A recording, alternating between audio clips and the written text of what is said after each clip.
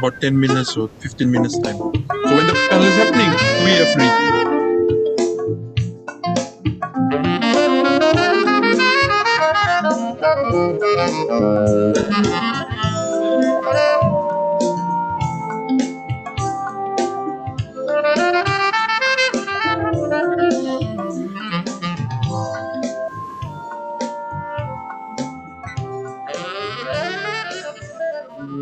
Okay, 30 seconds.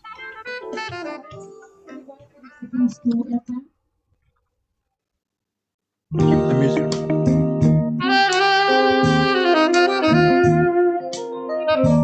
20 seconds. Yep.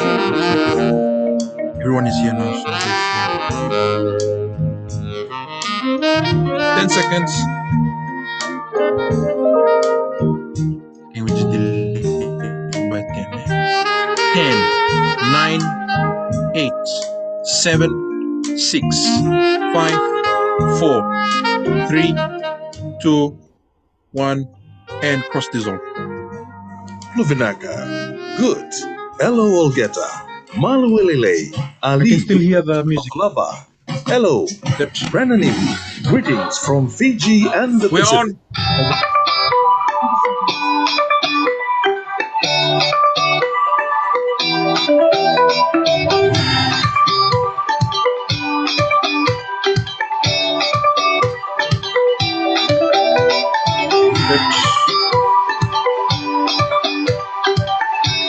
Hey, there's a loop somewhere. They're saying there's a loop somewhere. No?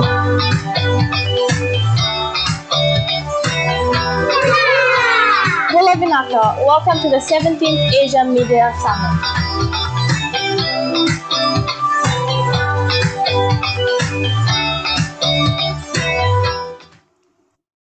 Nisam Bulavanaka from the warm, beautiful islands of Fiji. The Prime Minister of the Republic of Fiji, Right Honorable Vorenge Bainimarama, Honorable Ministers of Information of Fiji, Cambodia, Laos, India, Thailand, and Samoa, members of the Diplomatic Corps, the AIBD GC Council President, Mr. Mayank Agrawal, AIBD Director, Ms. Philomena Gnana Pragazam, sponsors, invited guests, ladies and gentlemen, joining us from around the region and around the world. Bula. Now, over the next few days, you'll be hearing that fairly often. In Fiji, that's how we say hello. But when translated to English, the literal translation is life. So when you hear someone say Bula, they are wishing you life. My name is Amalia Rigsby, your MC for the next 2 days, and on behalf of AIBD and the organizing committee, I'd like to warmly welcome you to the 17th Virtual Asia Media Summit 2022. Future Forward Reimagining Media Pacific Extravaganza. In the lead to this event, it was those 4 words, Future Forward Reimagining Media, that really caught my attention. As someone who began a career in media as a 19-year-old part-time radio personality and now works in television, I sincerely believe that media is a key player in changing the world. As we begin our discussions with Future Forward Reimagining Media at the forefront of our minds, I'd like to encourage all of you to actively take part in our sessions. But please note that just as a reminder to our attendees that your mics have been switched off and that only our panelists will have their microphones switched on.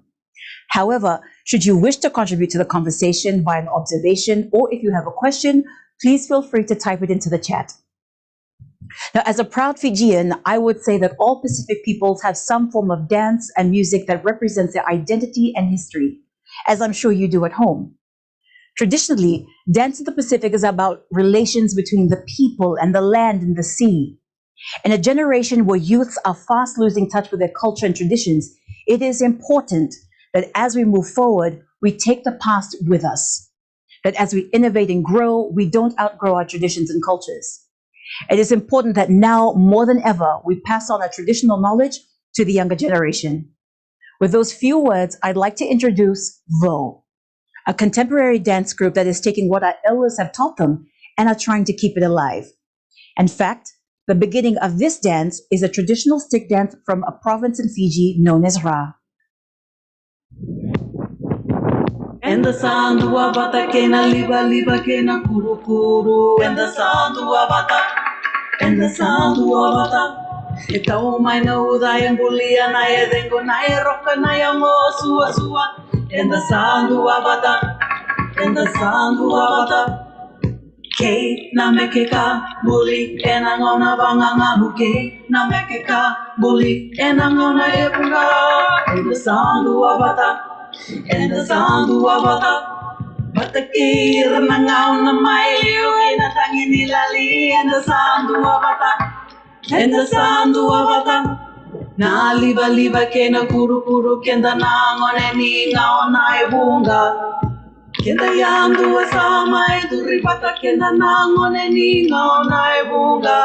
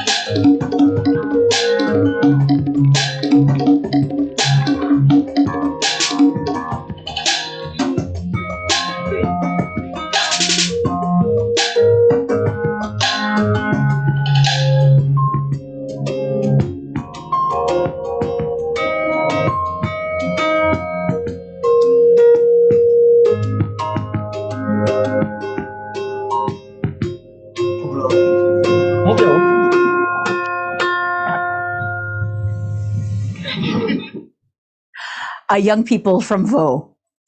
Ladies and gentlemen, an event of this size with over 500 attendees from more than 47 countries always involves many people. Even more so when done virtually. From many people, you have many people in different time zones. But as long as you have a dedicated few, anything is possible. Now, I'd like to invite one of the key people who has been instrumental in conceptualizing and making the Pacific Extravaganza a reality. The director of the Asia Pacific Institute for Broadcasting Development, AIBD, Ms. Philomena Gnanapragasam, to give her opening remarks. Thank you. Thank you, Amelia.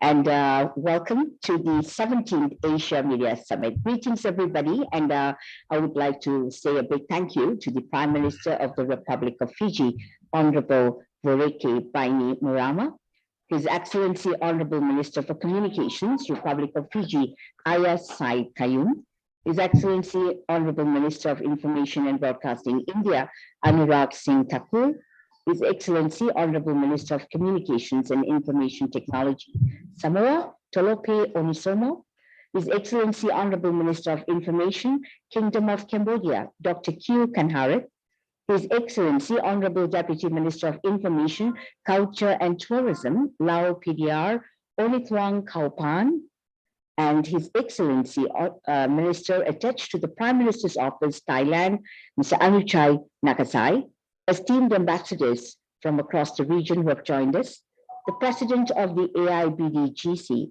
Mr. Mayank Agrawal, delegates from the global media and technology industry and academia, and Your Excellencies and esteemed delegates who have joined us from all across the world. Welcome to the 17th Asia Media Summit. The past 2 years have tested us. A small, invisible, unalive particle had brought everything in the world to a standstill. COVID-19 pandemic swept the world into uncertainty, creating chaos in its way, the chaos that was both physical as well as mental. While COVID-19 was playing havoc with our health, misinformation and miscommunication were sowing discord. Indeed, media is at the threshold. And at this precipice, we, the media practitioners, are asked over and over again, what is the next step? Do we step down or do we jump back into the unknown? And as I talk to you virtually, this is what the media today is looking at to understand the best path forward. Therefore, Excellencies and esteemed delegates, we had formulated the Asia Media Summit 2022 to be an exploration of ideas. And after consulting with many media bodies, we have curated the AMS sessions to hold the most pertinent information on the relevant topics that are needed today. We have an incredible lineup of sessions for these 2 days. And for the first session, of course, we're going to look at the esteemed panel of honorable ministers, the top people who are actually going to look at what media should do and what media will do. And we are also looking at special programs, cultural productions, and programs that have been curated especially by the Pacific nations. And we're really grateful to have them in the content showcase as well. And this content showcase is, of course, an inaugural thing in the AIBD in this particular Asia Media Summit. You and I know that content has become both a boon and a bane for our industry. And the media industry has seen a shortage of content this last few years. So while everyone on social media was quick to churn out, share, and repost unauthenticated information, governments, along with traditional media, had to deal with both the pandemic and the unprecedented infodemics that followed, infodemics that followed. Sorting out the real from fake while struggling to get material for quality productions had become the norm for many media organizations. So traditional media, ladies and gentlemen, are accountable for the information that we produce. And we take this responsibility very seriously. As government media, as any media, I think you say what you mean and mean what you say. So Your Excellencies and delegates, as media practitioners, we must be united in the face of our challenge. However big or small a broadcaster, we belong to the same community. We are a tribe, and our training, ethics, and the practices are the same. I'm proud to say that I've personally witnessed many instances of cooperation within this media community. Broadcasters have come forward to help each other with content, equipment, and human resources. And we saw this during the pandemic. And I'm glad to say that the Asia Pacific Institute for Broadcasting Development has facilitated many such cooperation amongst our members. So I invite you, Your Excellencies, esteemed delegates from the Asia Pacific region and beyond, to partake in these 2-day deliberations and discussions. We hope that it will be fruitful and successful and a great time for you to mingle with the media fraternity. And that, ladies and gentlemen, is what the Asia Media Summit is all about. It's the only platform that allows media practitioners, media policymakers, and those who are passionate about the change in technology to sit together and deliberate and come up with a greater outcome. Thank you and welcome to the 17th Asia Media Summit. And without much ado, Our next speaker, of course, with great thanks to the President of the IBDGC, Mr. Mayank Agrawal. Thank you, Mr. Mayank. It's over to you now. Thank you, Philomena. His Excellency, Honorable Minister for Communications, Republic of Fiji, Aya Said Khayu, His Excellency, Honorable Minister of Communications and Information Technology, Samoa, Tulip Wansemo, His Excellency, Honorable Minister of Information, Kingdom of Cambodia, Dr. Q Kanaret, His Excellency, Honorable Deputy Minister of Information, Culture and Tourism, Lau PTR, Onyoteng Kaufen, and with us, the honorable ministers who will be joining through video messages. First, I'm really thankful, His Excellency, Honorable Prime Minister of Fiji, Warwick Bainimarama. Fiji is the host country. His Excellency, Honorable Minister of Information and Broadcasting, Youth Affairs and Sports, Mr. Anurag Singh Thakur. He is also coming through his video message. His Excellency, Honorable Anusha Nakasai, Minister attached to Prime Minister's Office, Kingdom of Thailand. Esteemed ambassadors, AIBD Director Ms. Philomena Nana Pragasam, AIBD family, and delegates from the global media and technology industry and academia who have joined us on virtual mode. Namaste, good morning, good afternoon, and good evening to everyone. A hearty welcome to all our valued speakers and participants of the 17th Asia Media Summit, organized by the Asia Pacific Institute for Broadcasting Development and hosted by the Republic of Fiji. First and foremost, I would like to thank the Republic of Fiji for hosting the summit. Even though it is virtual, it will be no less impactful and important an event for the development of media.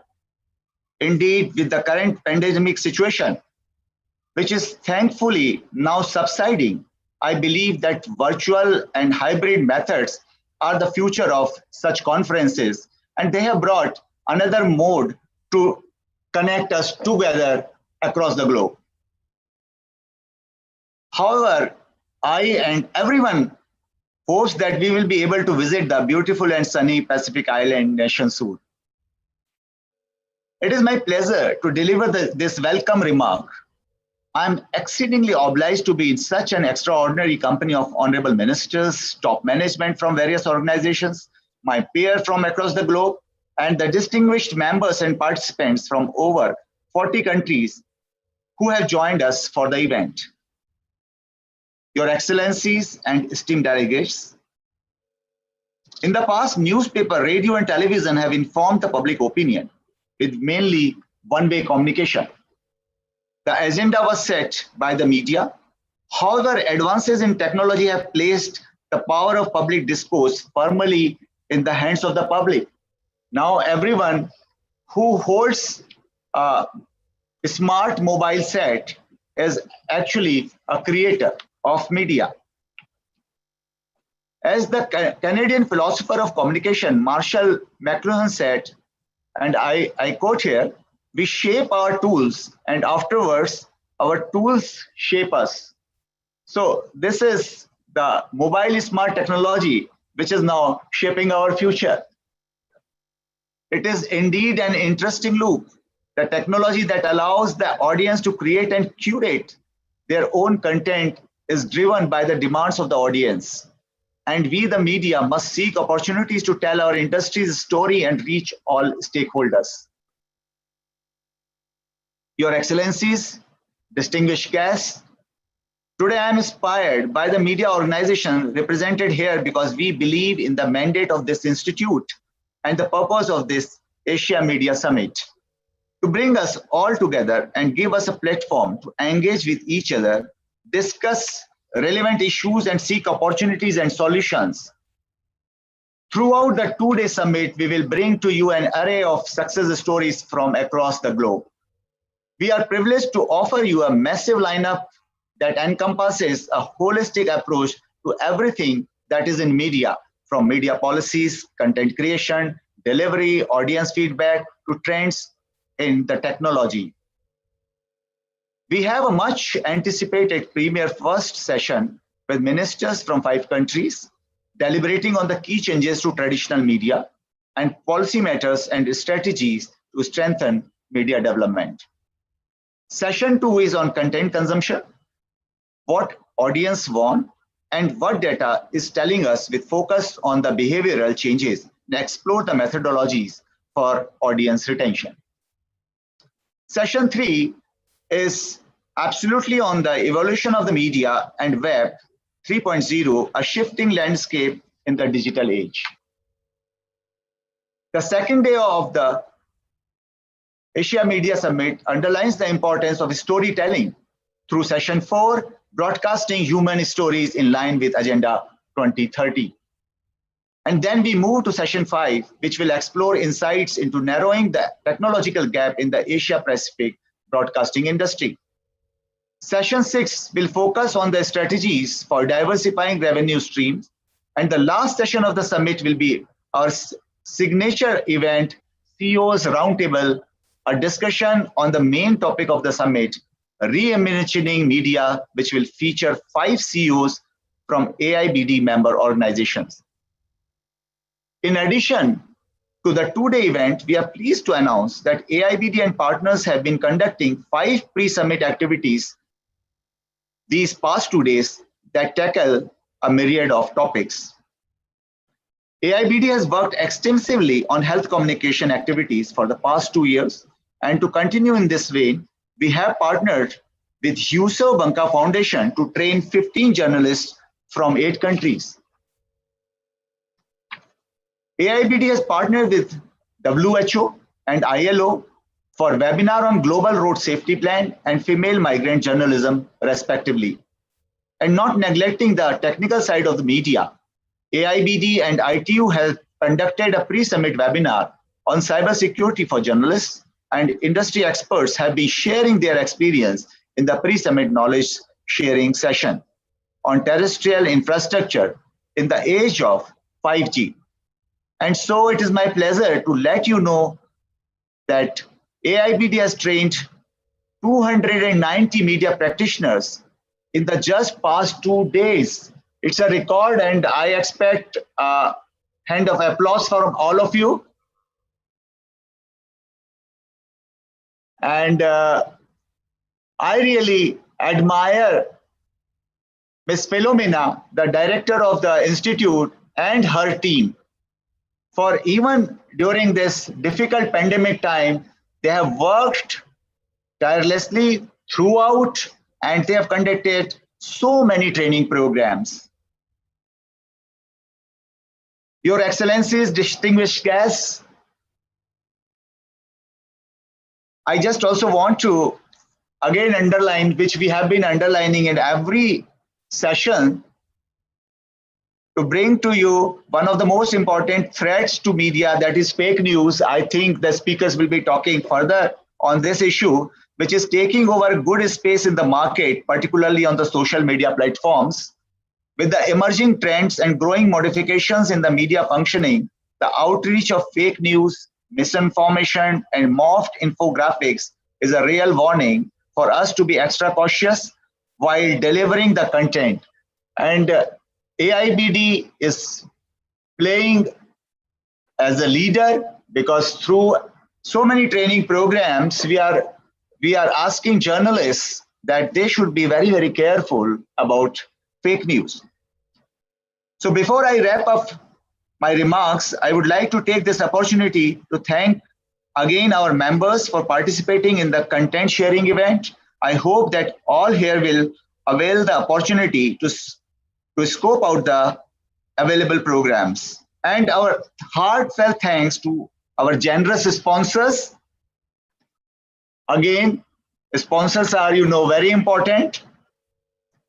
I will just read out the names.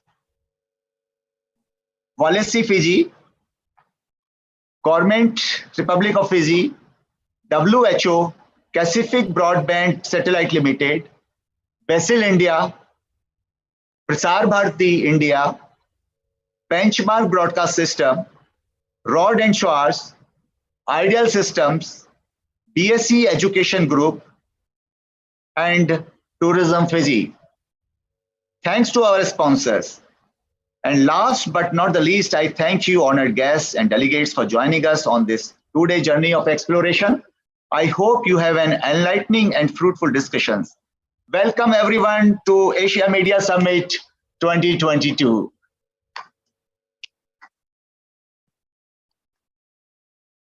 Thank you, Ms. Philomena, over to you. Thank you very much, sir. And thank you for the work that you and the AIBD team continue to do to innovate and inspire media growth in the Asia Pacific region. As the virtual host of the Asia Media Summit, Fiji is both humbled and honored to have so many people from around the world present today, from Papua New Guinea, New Zealand, Iran, Bangladesh, Rare Television Malaysia, just to name a few. To welcome you all to the 17th Virtual Asia Media Summit, it is my pleasure to invite the Prime Minister of the Republic of Fiji, the Honorable Voreqe Bainimarama, to give his keynote address.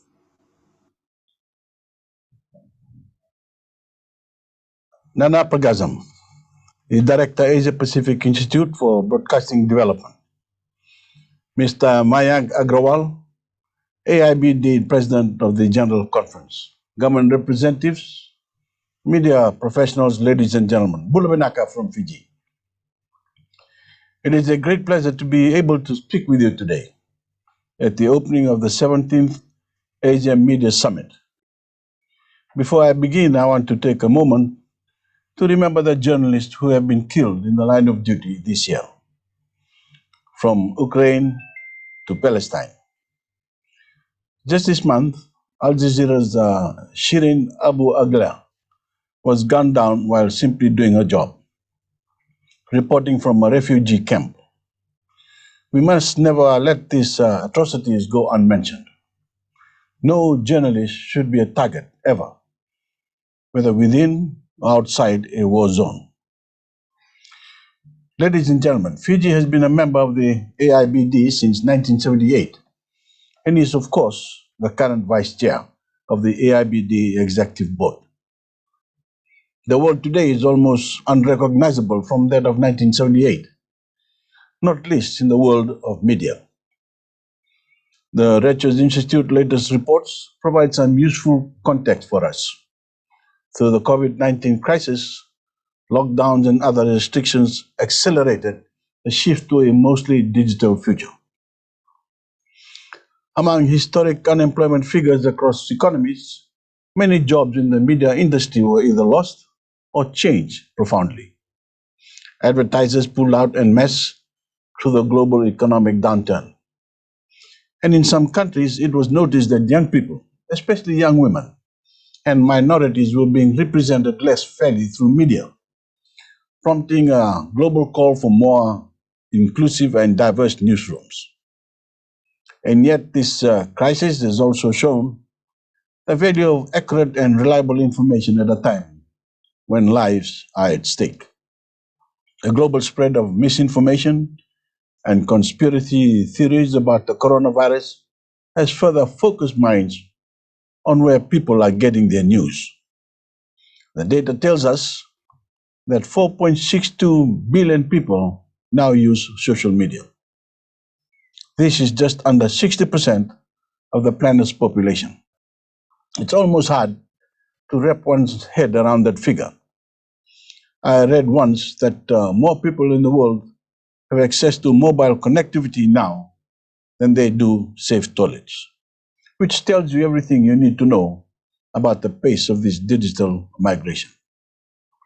I think it's a powerful fact to illustrate just how much value the human species places on communicating and on wanting to know what is happening around them.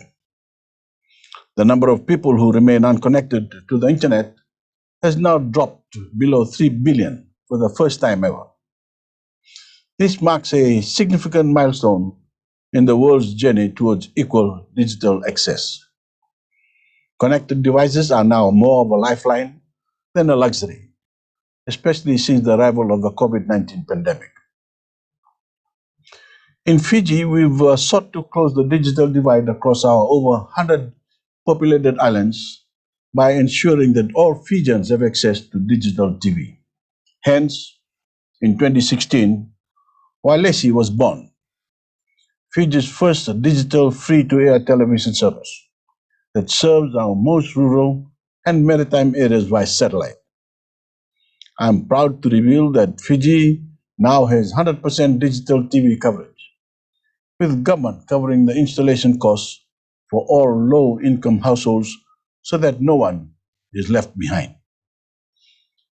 There have also been over 700,000 downloads of the Walesi OTT app to date, and one of our 8 national channels is completely dedicated to educational and public service broadcasting in order to give all Fijians, especially youth, the same access to learning opportunities as those living in urban areas.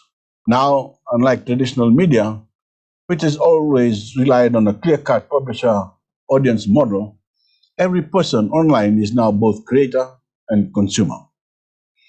The barriers to information sharing have never been so low for most of the world's population as they are today, for better and for worse. Nowhere is this more evident than in the rise of the digital influencer. Mainstream news brands and journalists are completely eclipsed by influencers and alternative sources on platforms such as TikTok, Snapchat, and Instagram. The explosion of access to news, media content, and content creation has led to significantly positive developments for humankind, like a widening of the debate in politics, in economics, and social sciences.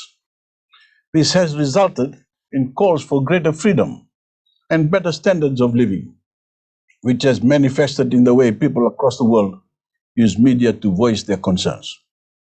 At the same time, though, we're living through a tumultuous moment in history. All of us have been horrified by Russia's invasion of Ukraine. Climate scientists have warned that it's now a 50-50 chance that the world will warm by more than 1.5 degrees Celsius over the next 5 years.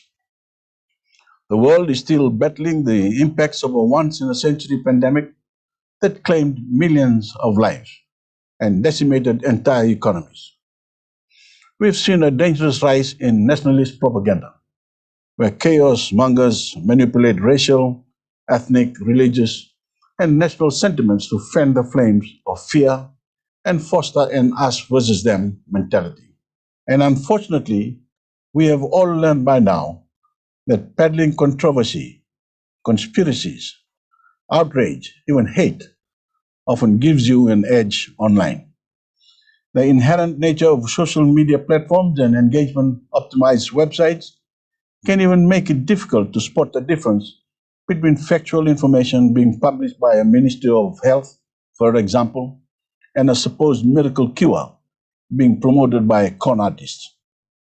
Factual information, selfies, cat videos, and games fill our content feeds, intermingled with lies, conspiracy theories, and junk science. And with the sheer proliferation of content and the splintering of information and audiences, we lose our ability to differentiate between fact, opinion, and mass fiction. The danger here is that when we no longer know what to believe, people can end up dead. When we no longer know what to believe, entire democracies can be weakened. When we don't know what to believe, wars can break out.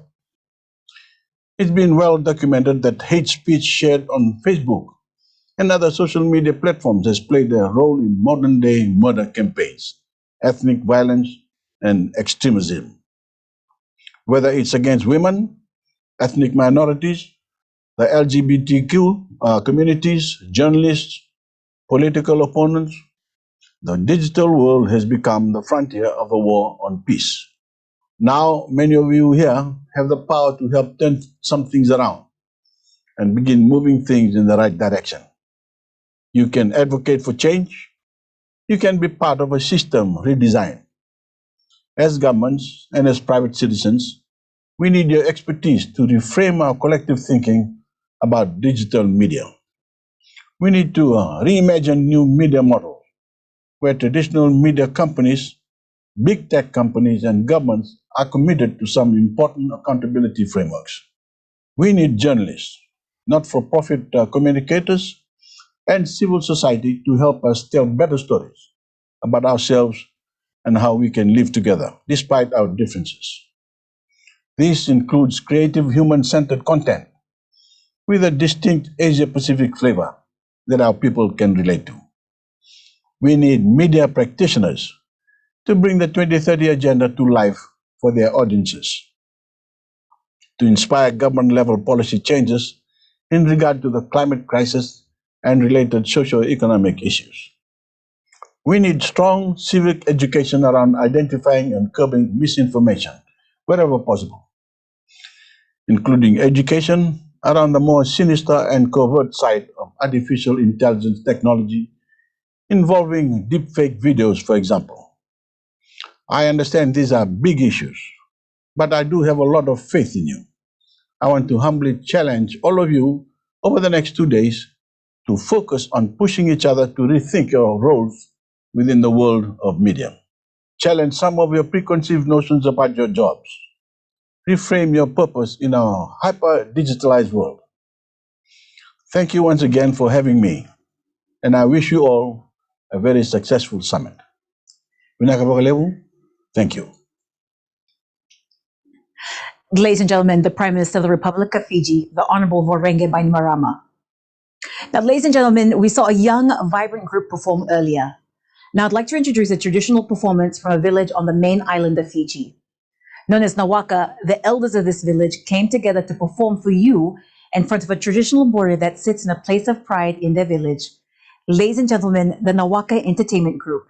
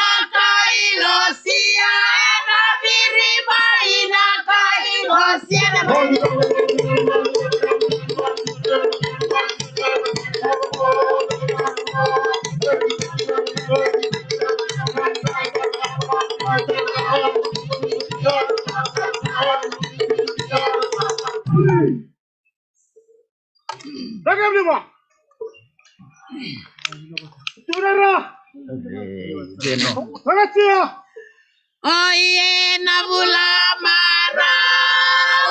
oye, Nabulama, oye, Nabulama, Oye, Nabulama, oye, Nabulama,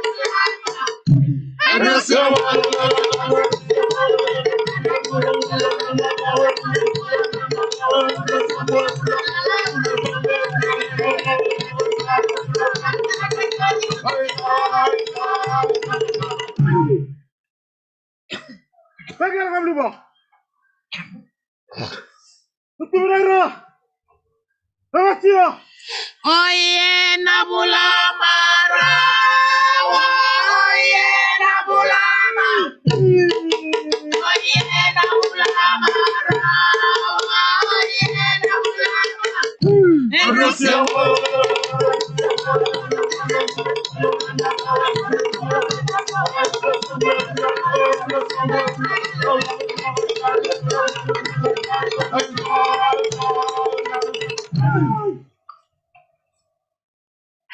Ladies and gentlemen, the Nawaka Entertainment Group. Now, when people think of Fiji, they think of white sandy beaches and crystal clear blue water. And they're not wrong. But we are so much more. We are beautiful hills and rainforests. We are temples and mosques. We are many cultures and traditions living as one. So please, join me on a virtual excursion of beautiful Fiji, courtesy of Tourism Fiji.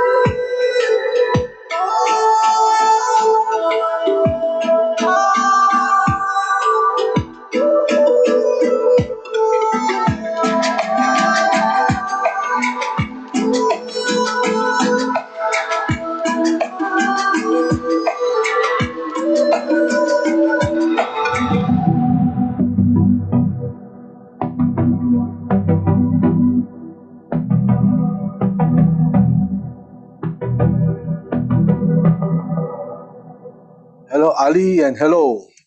My name is Gustav N. I. Taro. I'm the Minister of State of the Ministry of State of the Republic of Palau. Well, the future of the media in the Pacific, particularly Palau, will look like it's an exciting moment for media. Accessibility, the increase of our bandwidths, and our new cable that's coming on board. It's an exciting time for the media, particularly for Palau. You'll have either ready access for the community in Palau, as well as partnerships and connectivity outside of Palau with other media partners. So that's how I see media, particularly for Palau in the Pacific. So the challenge for Palau, I look at it, is where can we have the media in the context of Palau, is where we can get a modem to, or a system where we can have a filtering system of information and news. And that requires the collaboration between the media service in the government and also the established institutions in the Republic of Palau. We have local news outlets here that have been here for years and have gained the trust of their own constituents and customers. So collaboration between the private and the public sector will be a challenge in itself.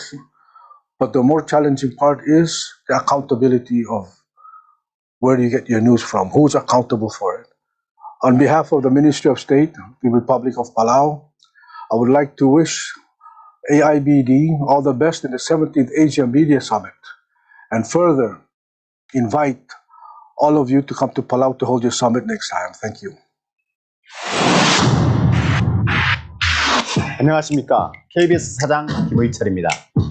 바양크 아그라왈 AIBD 회장님, 필로미나 AIBD 사무총장님, 그리고 귀빈 여러분, 제17회 아시아 미디어 서밋의 개막을 진심으로 축하드립니다. 이번 회의는 코로나 팬데믹으로 2년 만에 개최돼 그 의미가 더욱 각별한 것 같습니다. 아시아 태평양 지역 미디어 전문가, 정책 결정자들이 모여 현안을 검토하고 미래 전략을 구상하는 아시아 미디어 서밋의 이번 주제는 미래를 창조하는 미디어입니다. 디지털 기술의 진화와 함께 시청자의 소비 행태, 나아가 미디어 산업의 지형이 급격히 변화하는 가운데 다가올 미래의 미디어에 대한 논의는 우리 모두의 과제입니다. 이번 회의를 통해 혁신적이며 창의적인 전략에 대한 활발한 토론이 있기를 기대합니다. KBS는 한국을 대표하는 공영 미디어입니다. 선정적인 콘텐츠, 허위 정보가 넘쳐나는 시대에도 공영성, 신뢰성, 독립성이라는 세 가지 원칙을 기반으로 신뢰받는 미디어, 압도적인 콘텐츠를 제작하는 회사로 자리매김하고 있습니다. 한국의 공영 미디어 KBS는 제17회 아시아 미디어 서밋의 성공 개최를 기원하며 개막을 다시 한번 진심으로 축하드립니다.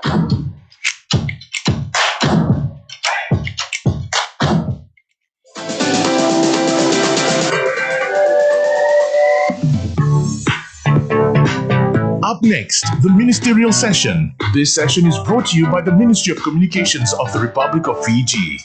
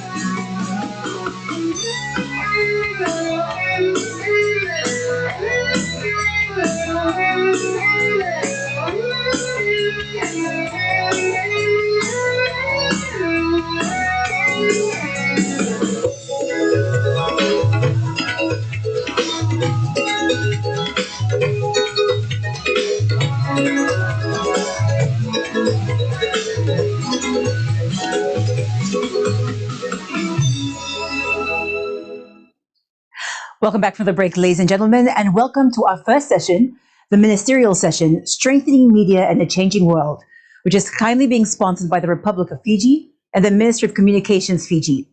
It is because of the generous support of our sponsors that we're able to bring you an event of this magnitude, Vinaka. Now, to introduce our 6 panelists and to moderate this session, please welcome Mr. Thomas Lamanauskas, our partner of Envision Associates, a public policy, regulatory, and strategy advisory firm.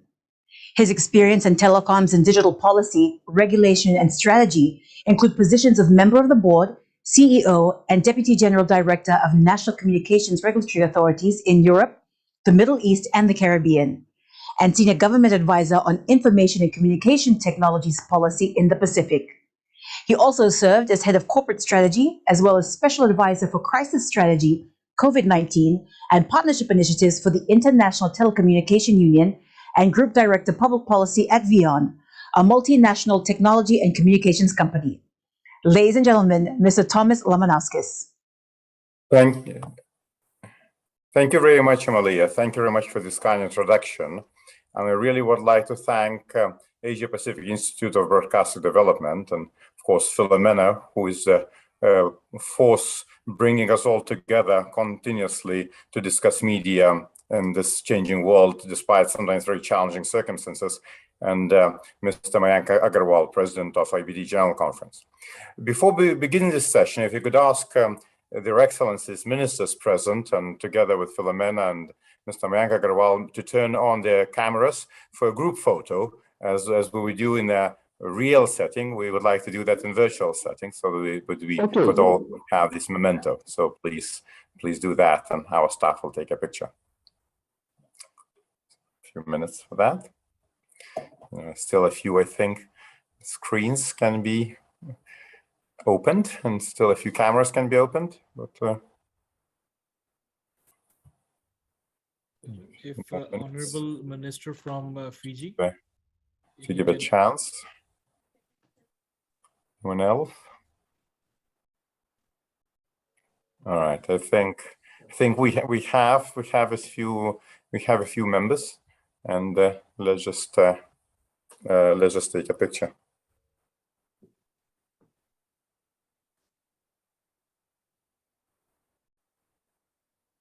Okay, so thank you very much. Just as always, thank you very much. Mr. Thomas, so with that, and really thankful very much for the photos and the staff for taking it, I would like to start this session. And indeed, the session is a setting of the scene session, and we already heard some of the very important words about the scene, from Philomena, from Mr. Agarwal, from His Excellency Prime Minister of Fiji, about the situation facing the world, and about media's role in it. And of course, we see different challenges that the world is facing, from the pandemic to geopolitical tensions to even wars. We see the technologies that changing media landscape, and then and the change how we both consume media, or how can media reach us. But we also see still the role of traditional media there, which is changing, but still is very relevant. So today we have a great lineup of ministers who will help us explore those both opportunities and challenges and explain what is happening specifically in their respective countries in that regard. And we'll start with our sponsor and the host, His Excellency Ayaz Said Khayoum, so Attorney General and Minister of Communications, Ministry of Communications, Republic of Fiji. So Honorable Ayaz Said Khayoum is Fiji's Attorney General and Minister for Economy, Civil Service, Communications, Housing and Community Development. He also serves as the minister responsible for climate change. And, he has on his record a number of great achievements in this industry. So as the Minister for Communications, Mr. Said Khayoum has overseen a massive expansion in access for mobile services, extending coverage to 95% of the country. And also Fiji has also experienced a boom in access to high-speed internet services and free-to-air digital television, which is now available all throughout the geographically remote nation. Chief among the Attorney General's reforms of the communications sector is also establishment of the community telecenters, an initiative that has already exceeded expectations, providing free internet access to more than 800,000 Fijians, including 8,000 school children.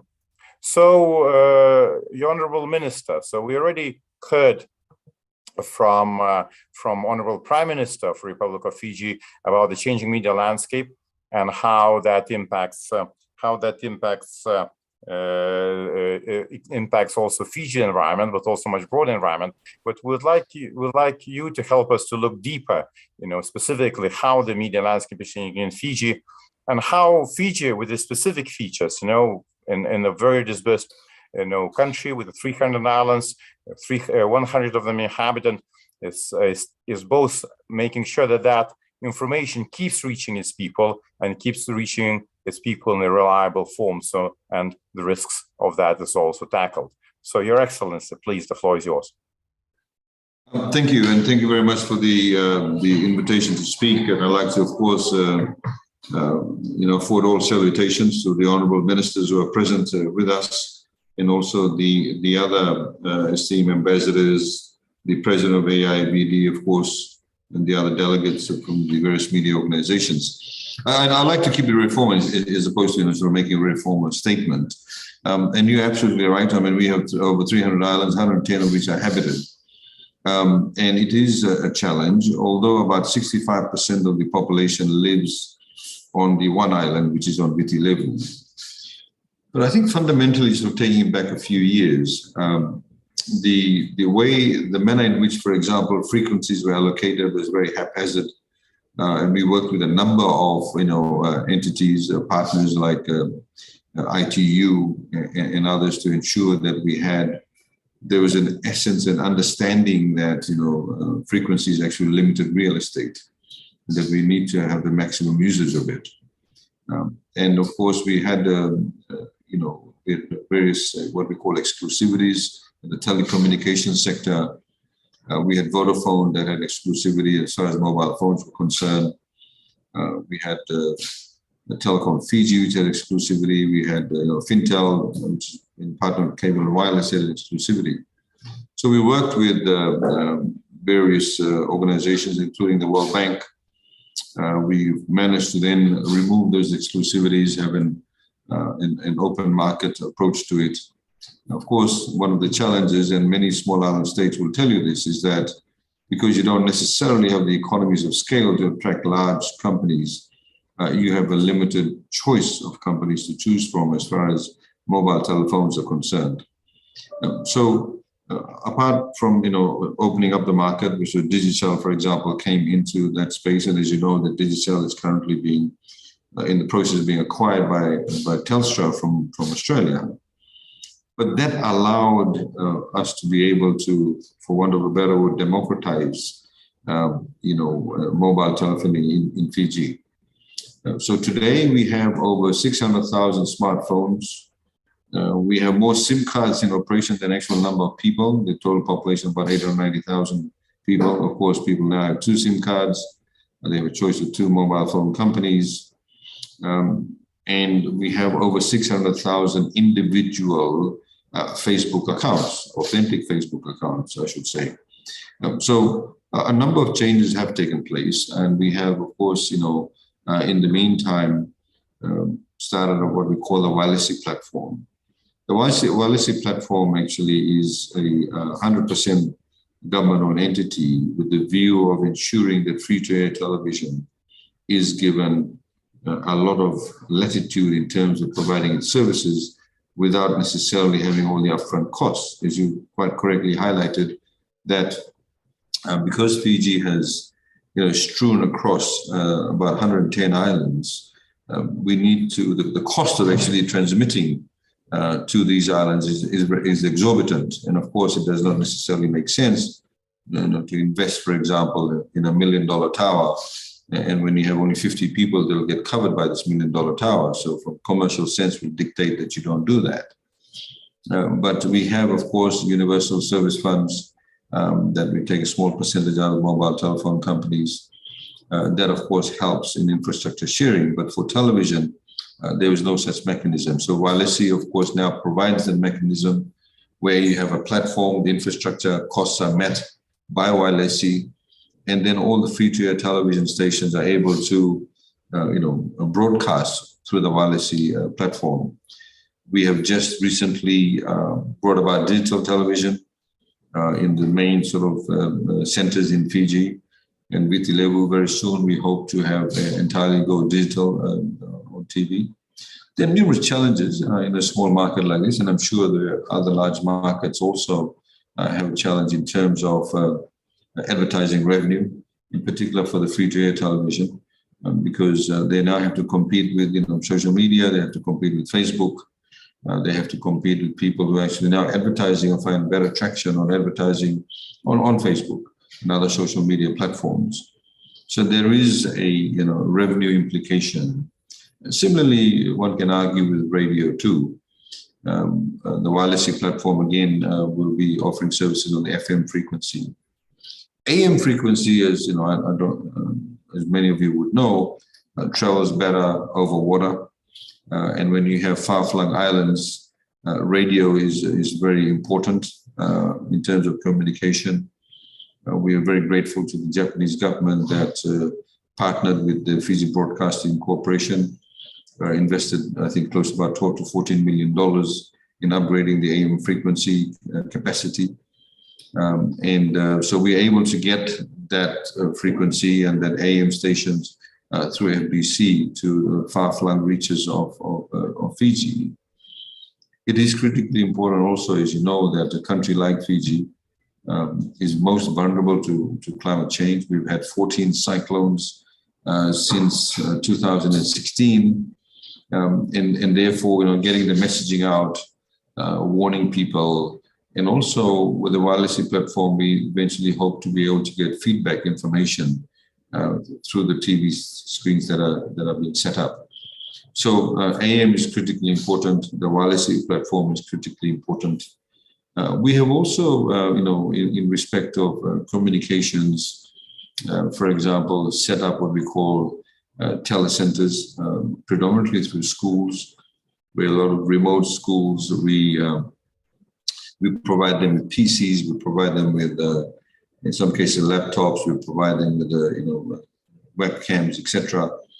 And free of charge. We actually pay for the telecommunications cost, the internet costs, on the condition, of course, the students use it during the day, and then in the evening and the afternoons, members living in that community around that school can actually come and access those facilities.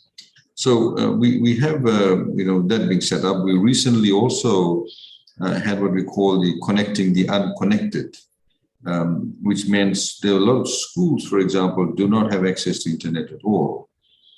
We've identified a number of places.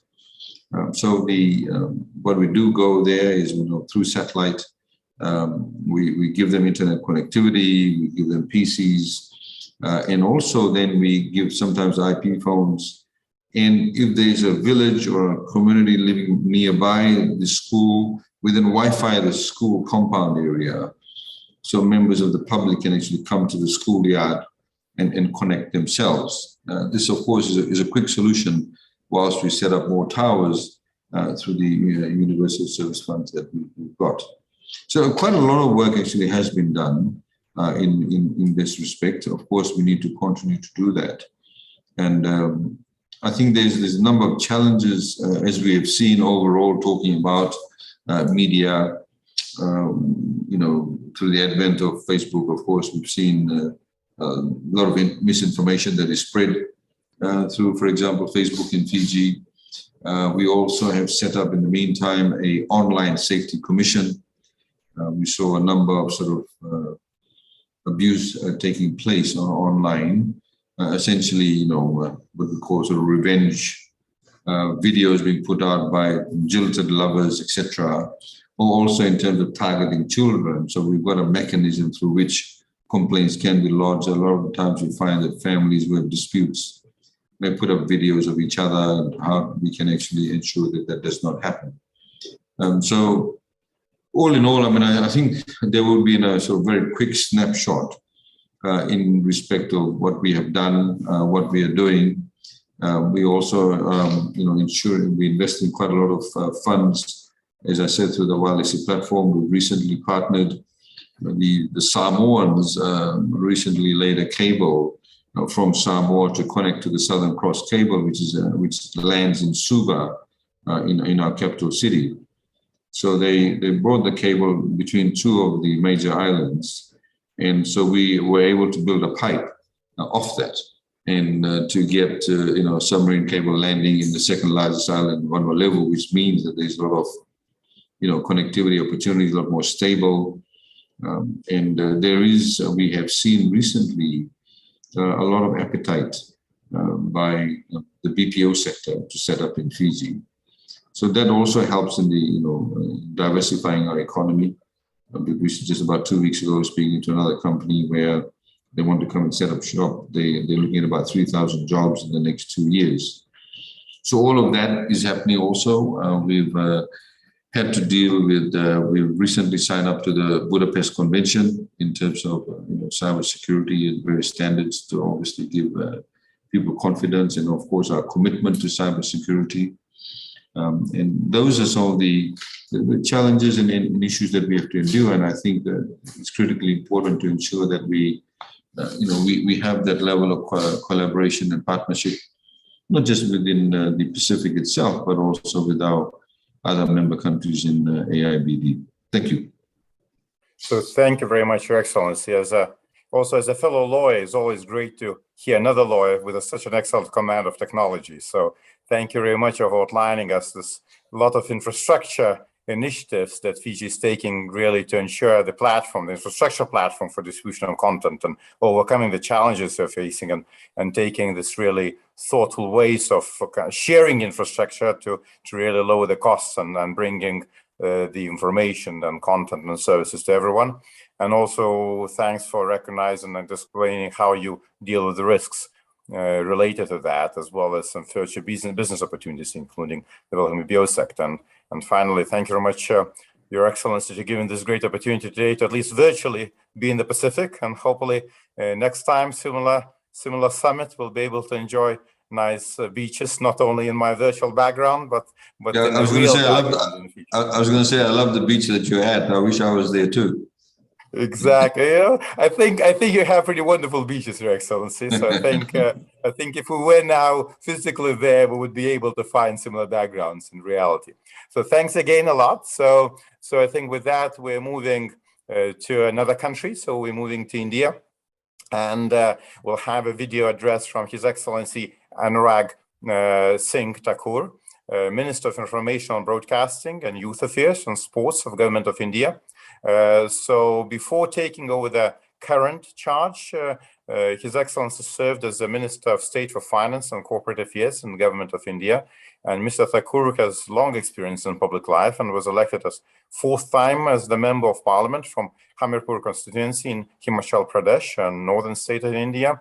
He has represented India at the Parliamentary Committee on WTO and the Steering Committee. He is also former national president of Bharatiya Janata Yuva Morcha, which is the youth wing of Bharatiya Janata Party.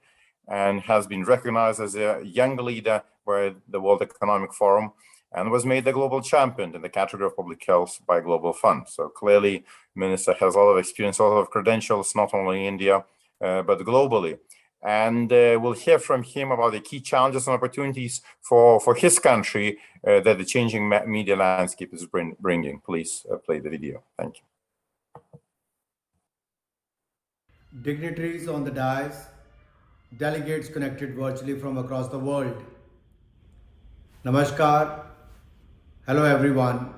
I am delighted to speak to you on behalf of my fellow citizens at the 17th Asia Media Summit 2022.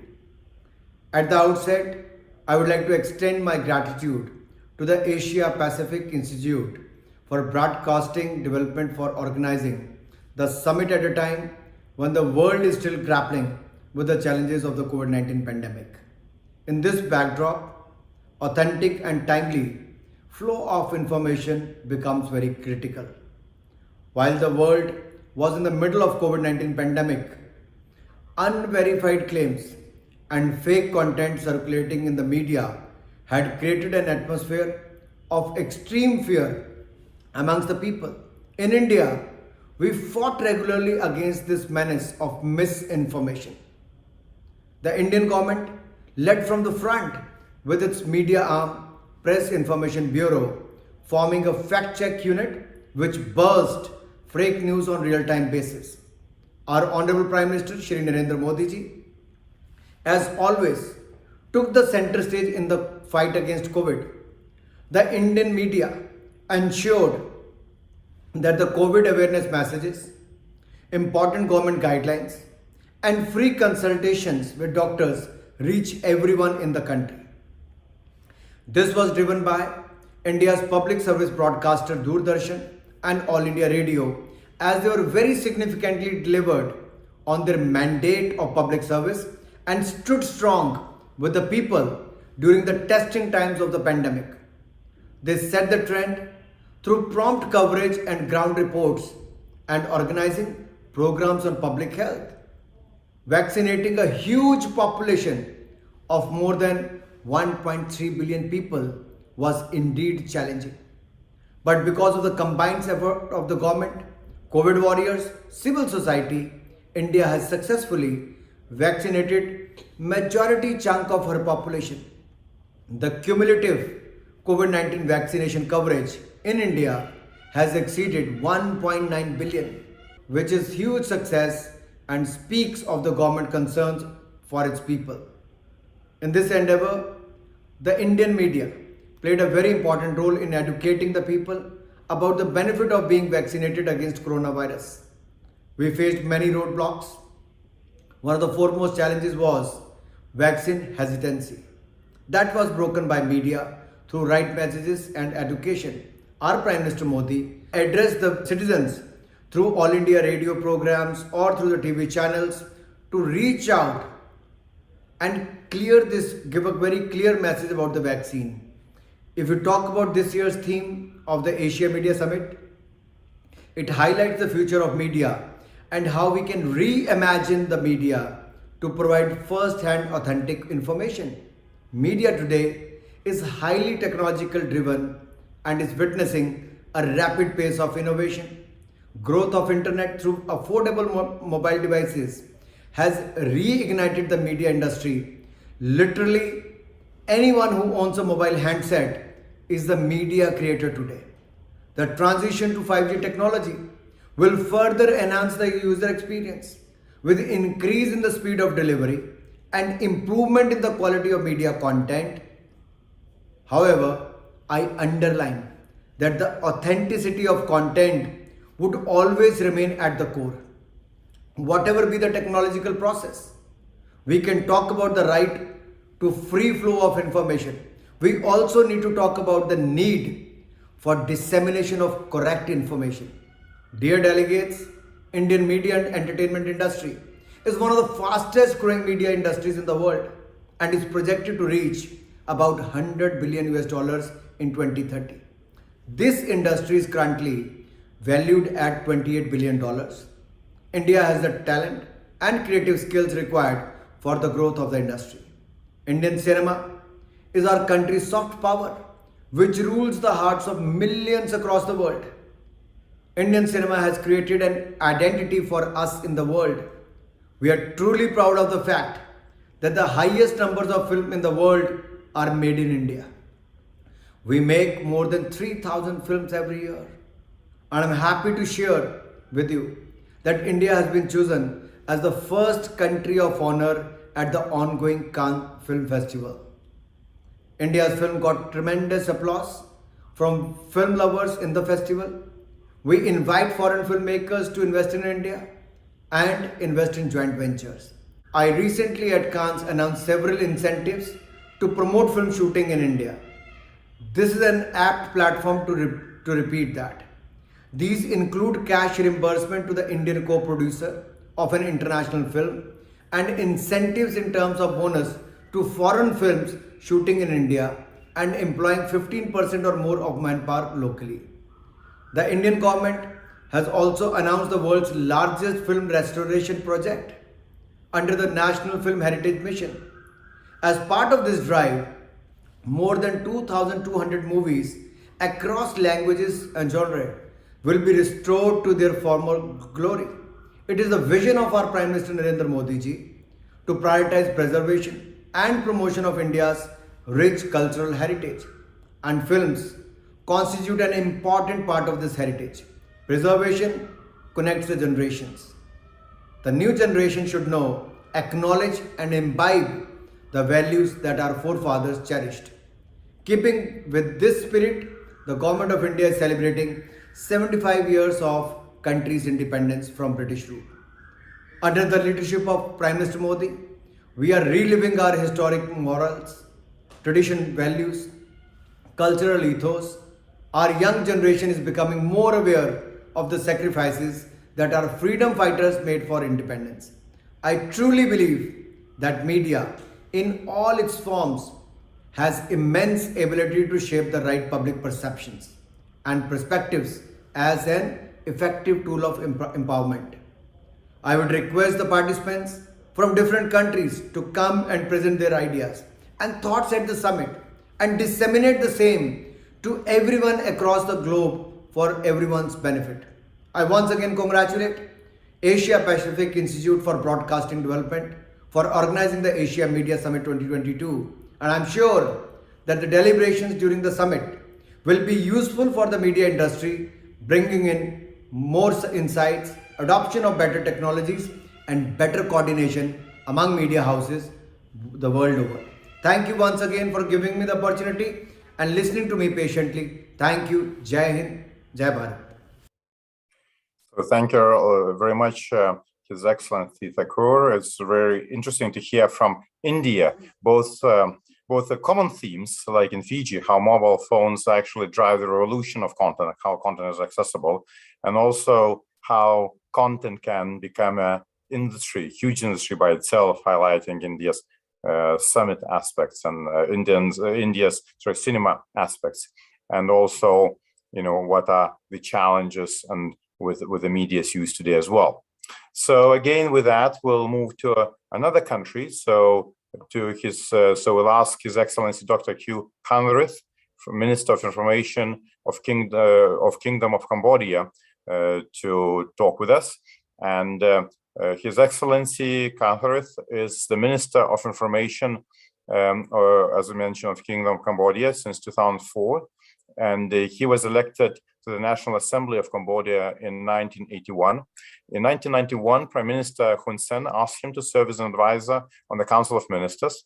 And during the period of the United Nations Transitional Authority in Cambodia, he became an official spokesman for the state of Cambodia.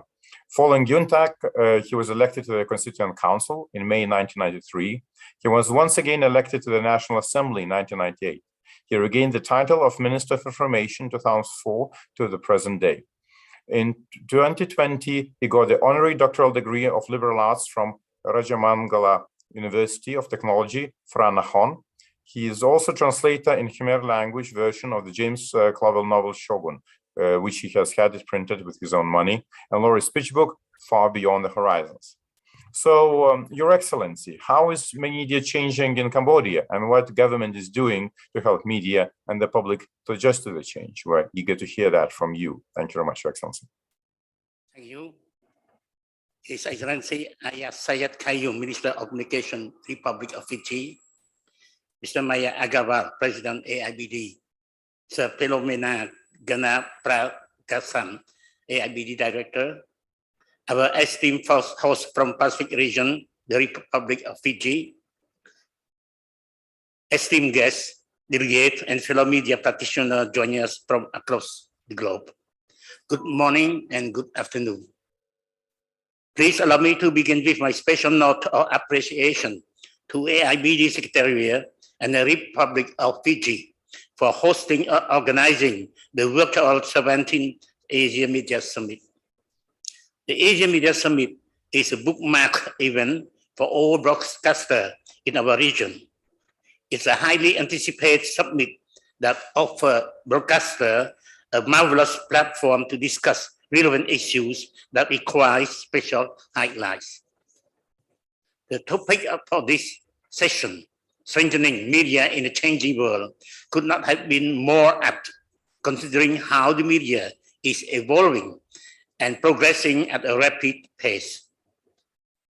Given that this transformation is also driven by the change in media consumer behavior, where new technology are allowing consumers to produce and curate their own content. This is also company media and provider to seek methods on how to retain the audience. Indeed, all cases are relative to the country and individual organization. There are no one-size-fits-all situation. We must work together to remain in this landscape. It's up to all media practitioners to find out ways on how each and every one of us can survive. And not only survive, we need to thrive. There is also a dire need of highlight the critical role played by the broadcaster media. All across the globe, particularly in the more developed nations, we are seeing a massive shift of audience from traditional to online media. This is also true for underdeveloped nations. However, we cannot forget the part of the population that is dependent on the traditional media. In Cambodia, we have 220 radio stations in the city and provinces, 19 analog television channels, and 8 digital TV, 447 newspapers, 706 homepage, 81 online TV, 7 OTT systems, 210 cable TV, and 2 satellite stations. As you can see, many Cambodian families are still dependent on traditional media for not only their news, but also for education, awareness, and entertainment. However, many young Cambodians are using the internet as their primary source of information.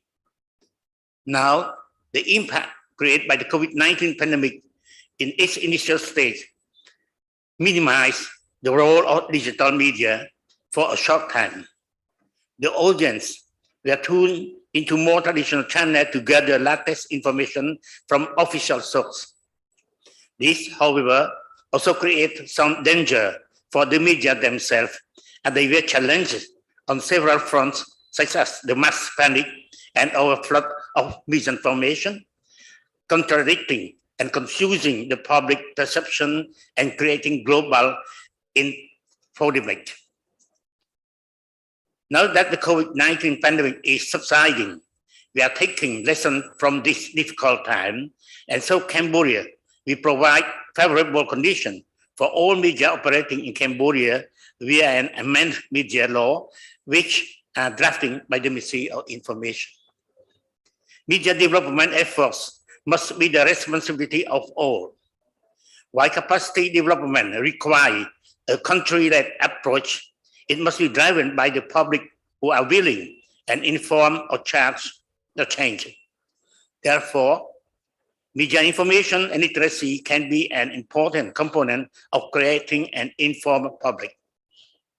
For instance, as an effort to further enhance the public literacy on misinformation and fake news, the Ministry of Information of Cambodia had conducted seminars and workshops, as well as media talk to promote their critical skills on fake news from media people and the public.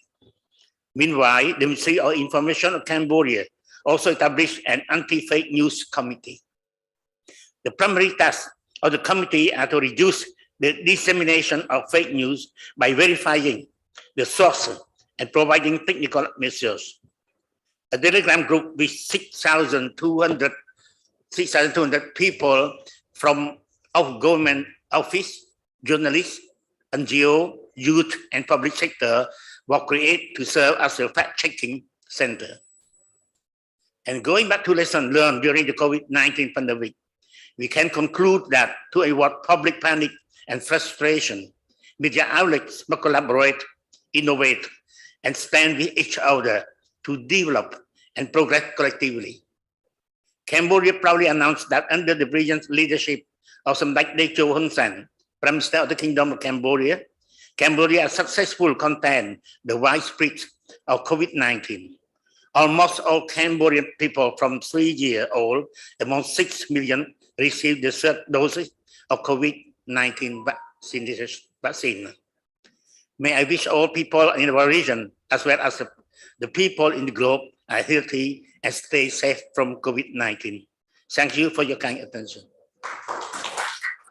Thank you very much, Your Excellency, Kanruth, and really thank you for outlining us the rich experience of Cambodia and also showing how traditional media and new media is blending to deliver the content to your people, and also highlighting some of the risks that you're facing, especially on fake news, but also how to make this information more accessible to everyone. So really appreciate your insights on that.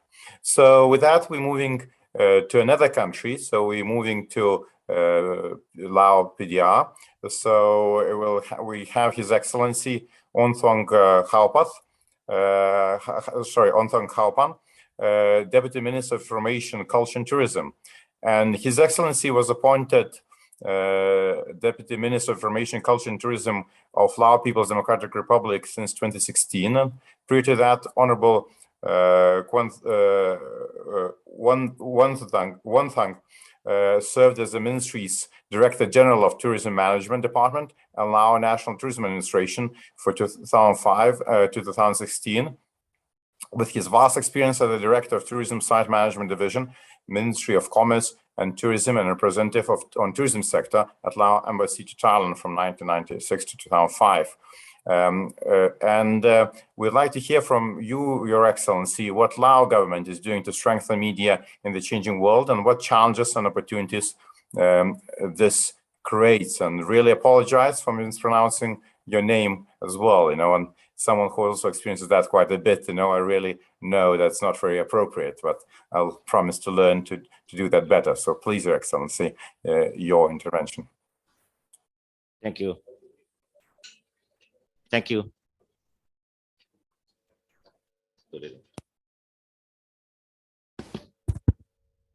Thank you.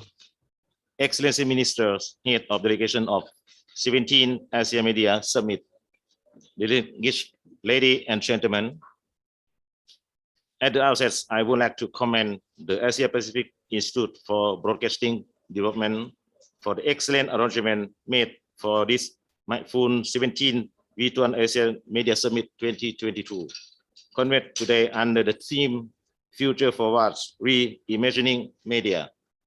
Excellencies, as we are all aware that Region X in our world today case impact to all aspects of society, including politics, economics, and social cultural development of all countries.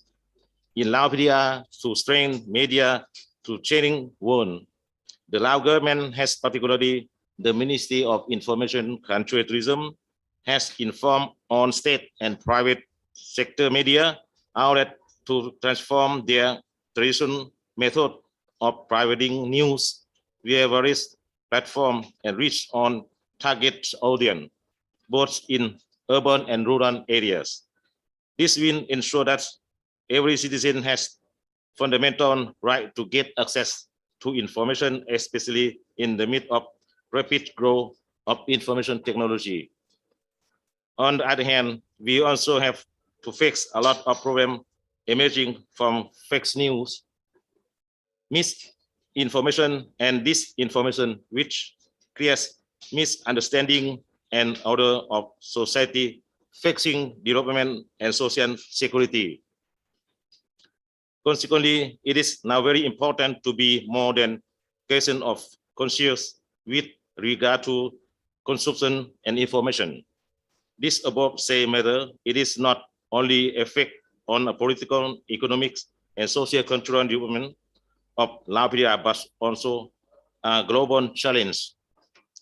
As for the Lao-PDR, we have announced the Laos law on anti-cyber crimes and media law, and the Prime Minister decree on the management of information security on the internet, as well as establishment of Lao Computer Emergency Team to address these issues.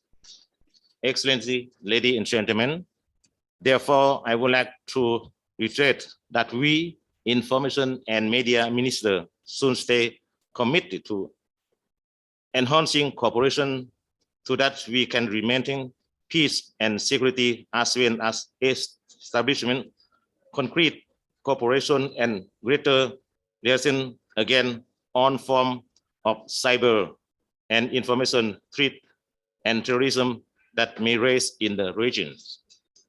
To conclude, I firmly believe that through constructive and social discussion during this significant meeting, any future possible direction and cooperation framework, including expanding cooperation with new media development and actively carrying out training for professional life, shall be progressively implemented. This is to narrow the gap among nations on our region to the area of media development. Lastly, may I wish the 17th Virtual Asia Media Summit to be crowned with great success, and may wish our esteemed minister and all distinguished delegates to good health, happiness, and success in your noble task. Thank you. Thank you very much, Your Excellency Thong Khao Pan. And really thank you for these great insights, and especially also outlining this importance of collaboration, both in the region and with different stakeholders in solving those new issues. So with that, I would like to move to our last ministerial participant. So we'll hear now from a video recorded by His Excellency Anucha Nakasai, Minister attached to the Prime Minister's Office, Kingdom of Thailand. And His Excellency Anucha Nakasai served the Royal Thai government as a minister since 2020, and his responsibilities include the government's media and public relations tasks. Before assuming this position, he was elected as a member of parliament 3 times and earned the position of a secretary in several ministries, such as transport and industry. And this current year, 2002, His Excellency Anucha is the chairman of the National Subcommittee on Public Relations for APEC economic meetings, in charge of Thailand's communications during its year as a host of APEC. And indeed, in this context of Thailand being APEC 2022 host, we'll also see a short video after His Excellency's intervention outlining Thailand's priorities and perspectives as a host of APEC in 2022. So please, if we could play both videos, please.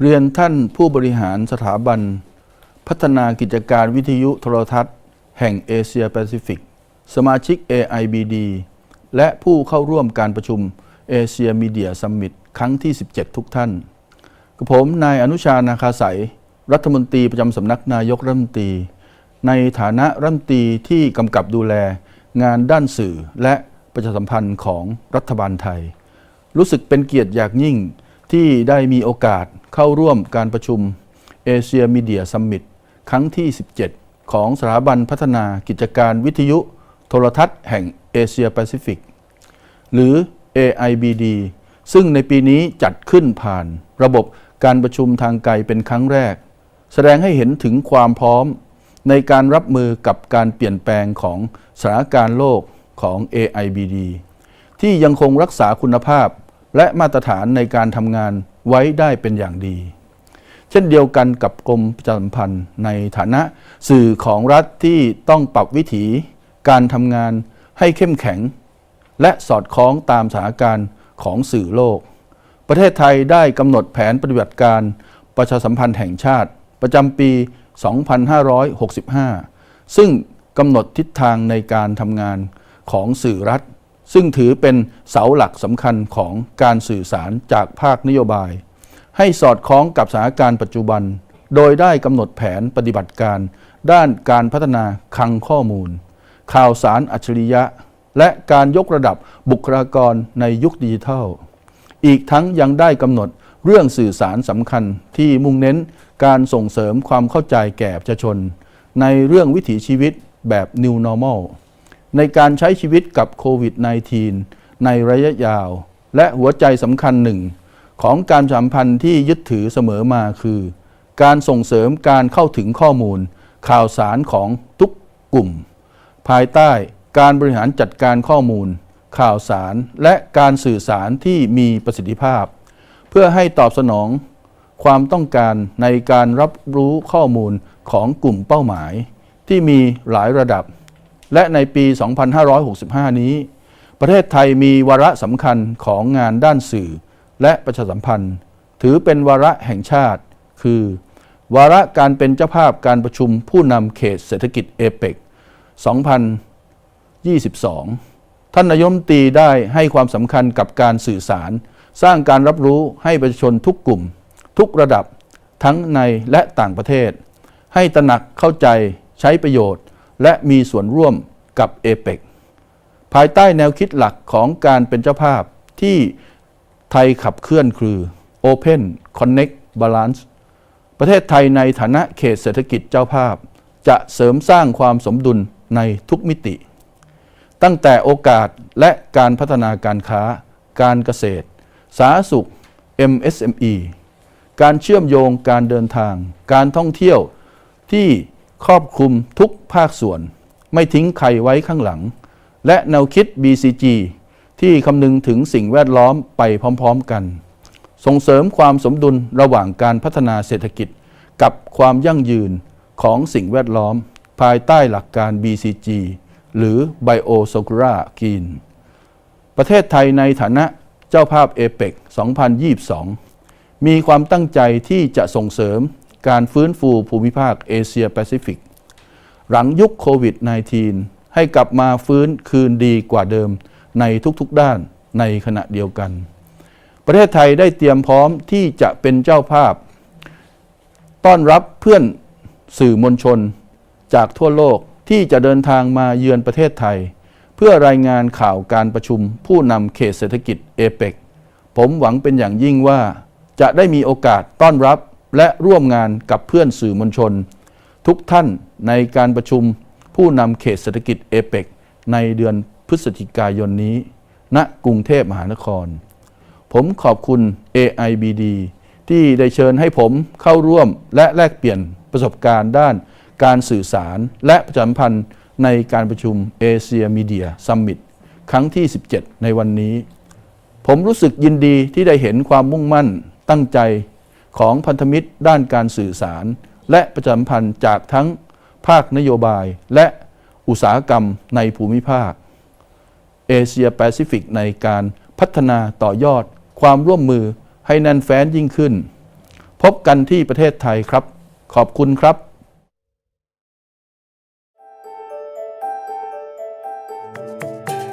สวัสดีค่ะ As we move on and return to normalcy, we look forward to welcoming you to Thailand.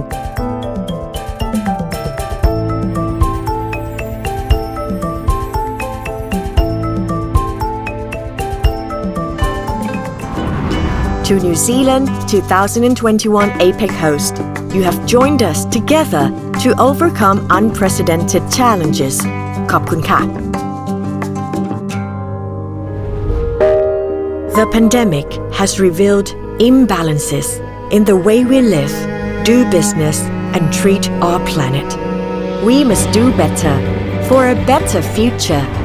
Together, we can increase regional economic integration and shape the world's future to build a more open, connected, and balanced world for future generations. We are an inclusive economy open to trade and investment, open for business, open to new ideas, always evolving and ready for what's next. As one, we open. We are advancing digital economy, creating new platforms for growth, unlocking limitless potential. We are building an economy of trust and bringing people together across the Asia-Pacific region and beyond. As one, we connect. We are striving for balanced prosperity for everyone and businesses of all sizes, working to live in harmony with nature and optimize resources. Thailand is focusing on synergizing bio, circular, and green economy, shifting to renewable energy and innovations for sustainable food systems, cutting emissions and efficiently managing our waste. As one, we balance. On the road ahead, many challenges await. We must do it together to build a balanced and sustainable ecosystem for future generations that leaves no one behind. APEC has proven resilient and overcome enormous challenges. We have a Thai saying which captures the spirit of our cooperation. น้ำหนึ่งใจเดียวกัน Across the ocean, united as one. As one, we can create a brighter future.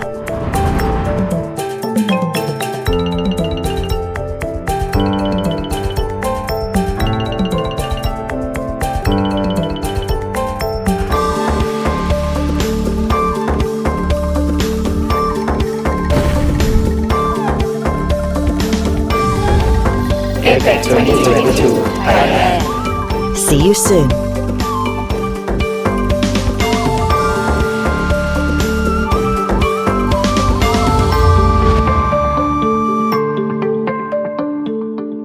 So great to hear these messages from Thailand and seeing that different forums in the region that are working on media development and these new media issues. We now have a little bit of time for the questions. And I think one thread that really we can see coming in the use of the new technologies, and especially as social media becoming much more pervasive, is fake news. So I would like to ask maybe to start again with His Excellency Said Hayum from Fiji. Your Excellency, how do you deal in Fiji with this issue of fake news and ensuring that citizens have access to reliable and trusted information? If you can comment on that, thank you very much. Sure. It's actually a very interesting situation, in particular when we have elections this year. So, sorry, can you hear me? Yes, we can. At least I can hear very well. Yeah. I mean, it's an interesting question, in particular when you have elections this year. So obviously there's a lot of, political ramifications and of course political inclinations to produce a lot of fake information regarding various aspects. I think one of the ministers from India spoke about how during the COVID, in India, they had a lot of misinformation, etc.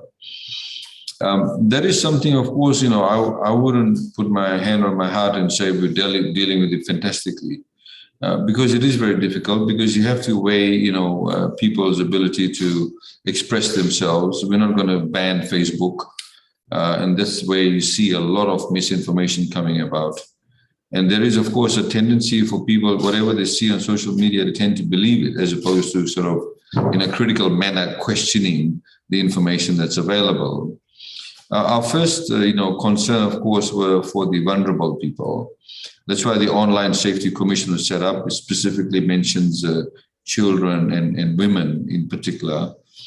We've had people, in fact, there was recently a case which is not very well known by the public here, but there was a couple and they had a relationship, and then they moved along in their lives, and one of them sort of got married and had children. The other one, who also had moved on in his life, had an old PC in which he kept their intimate photographs, consensual intimate photographs. And then what the person who fixed up or was fixing up his PC extracted those photos and actually demanded money from this lady who had moved on in her life. So, we have that sort of extreme. So Online Safety Commission tries to deal with that. And then, of course, on the other hand, it's just basic information that's misinformation about whether it's to do with what's happening personally about people, whether it's a meeting, whether it's about the economy, whether it's about debt, whether it's the rate of infection, etc. There are certain laws. We've seen a couple of cases where people have, for example, taken civil action in terms of sort of defamation or in terms of some misinformation. But it is not an easy thing to deal with, I have to say that, because there is a very fine line, because you can put in place laws. I know some countries specifically, even in Europe, have put in place fairly stringent requirements in terms of what information you can put. I understand Germany, for example, has particular offenses if you put in misinformation about the economy. So there are those kind of provisions that's there. And I think that will become far more sort of, acute going into a very unstable period, globally speaking, of course. So we are dealing with various mechanisms, but we don't have sort of specific laws regarding social media. We have, for example, a Media Industry Development Act that provides recourse. You can complain about mainstream media organizations. There has not been, people have not sort of used that mechanism much at all. And in fact, the Media Industry Development Board is in the process of being reappointed. So I think the way to sort of deal with it is to try and spread the correct information. So, we have, for example, our Ministry of Information or Ministry of Communications, I should say, is now going and getting the blue ticks for authentic Facebook accounts for government ministries, etc. So people know it's an authentic source.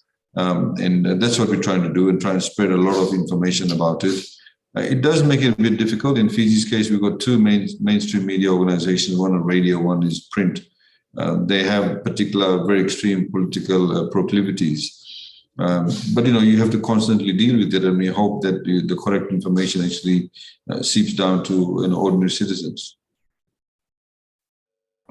Thank you very, very much, Your Excellency. And indeed, highlighting this very vast array of issues is about fake information. It's also about not fake information that we don't want legitimately to be out there, and protection of privacy as well. And as you say, probably the solutions are still being evolved and discussed around the world. Partly of that probably, as you mentioned, the citizens knowing themselves how to behave. Part of that, trying to have some sort of rules. Part of that, bringing back the traditional media aspects. So we had this explosion, and we really were happy of having this multiplicity of creators information, but now we try to again distinguish what are the trusted sources that as we used to have national broadcasters and others, we knew them as a trusted sources. So we try to recreate that world in a social, let's say, media world. It's not easy, but great to hear that your government is really making attempts to, let's say, to insert some sort of pragmatism and rationality with some sort of consumer protection in this world, and then trying to find the balance and right solutions. So thank you again.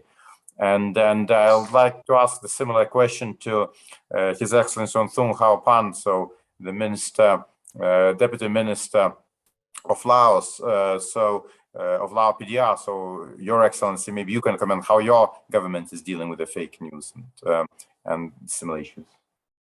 If we could have His Excellency.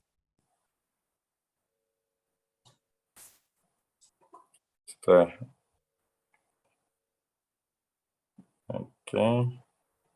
I think no, I think we may not have Mr. Onthung Haopan already here. So thanks a lot. So with that, so really have a great insights from the excellencies here today. Learned a lot. Learned a lot again. How are the challenges from from especially pandemic and then this disinformation. And then some people were saying that pandemic also came with a pandemic of misinformation. So also some of the new issues that we're dealing with. So also how we both expanding the access to media learned, and then especially the role of tools like mobile phones and bringing the contacts closer to people and other infrastructure ways, creative ways the governments are using, how to build the content in a viable additional industry, bringing the value to the country, but also how to fight risks. And we discussed, especially in the last bit, about misinformation, about cyber risks and others. So we see there's a vast array of issues, and clearly they will be explored in other parts of this great summit as well. So thanks a lot again, everyone. And with that, we would like to have another piece of wonderful cultural experience from the islands of Fiji, and enjoy and feel ourselves at least virtual this time in the Pacific. So please play the video now.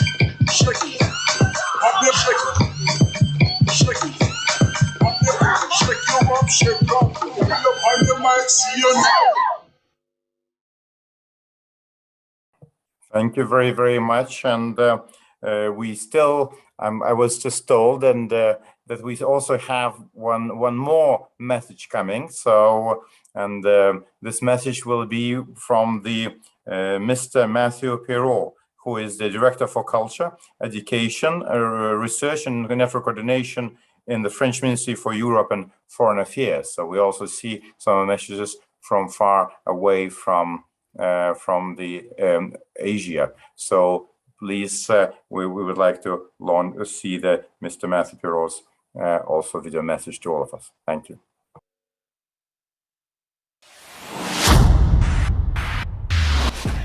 Your Excellencies, Prime Minister of the Republic of Fiji, Ministers, President of the AIBD General Conference, Director of the AIBD, ladies and gentlemen. I am very pleased and honored to participate in this opening ceremony of the Asia Media Summit. As you know, the Asia Pacific Institute for Broadcasting Development has been supported by France since its creation in 1977. My country is the only founding European member state. France has been a member of the advisory board since 2021. Its constant involvement in the Institute overall shows the importance it attaches to the media as vehicles of stability and development. Free, pluralist and quality media outlets are powerful drivers of progress. They contribute to social cohesion and provide spaces for debate. On the contrary, we have seen the danger of media outlets which are under the power of certain states. In this case, it becomes a weapon against democracy in a global news war. These issues are at the very heart of France and the European Union's engagement in the Indo-Pacific region. We defend a multidimensional and non-confrontational approach for the Indo-Pacific. This is based on respect for sovereignty of each state, multilateralism, the refusal of any form of hegemony. France is a fully fledged Indo-Pacific nation in terms of its presence, as nearly 1.6 million of my citizens live in French overseas territories. But especially in terms of its ability to meet our partners' expectation for initiating new cooperation. Through CFI, the French Media Development Agency, France has implemented the Mekong Info Durable Project to promote journalism that contributes of my citizens live in French overseas territories. But especially in terms of its ability to meet our partners' expectation for initiating new cooperation.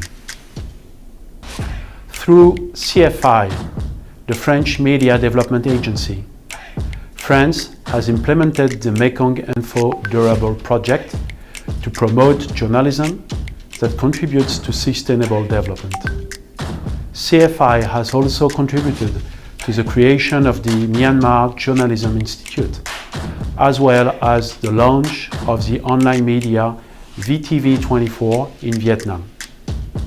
By helping to improve the professional skills of people working in the media, the Asia Pacific Institute for Broadcasting Development has helped to consolidate a qualitative space for media, a space in which fake news and misinformation have no place. I would like to commend the Institute's vitality. I hope your discussion and work will be productive and will help build a more open and creative civil society. Thank you very much.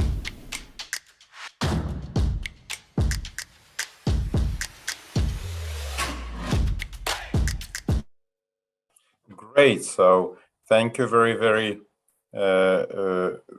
much for that and for this message from France. And and seeing again the reach of Asia Pacific Institute of Broadcasting Development and this great collaboration, across the world. So with that, my role here in this summit is over. So it is really a pleasure to moderate this session, to hear great views and insights from their excellencies. And my pleasure is now to pass this virtual mic back to Melia from Fiji to continue with the session. Thank you very much.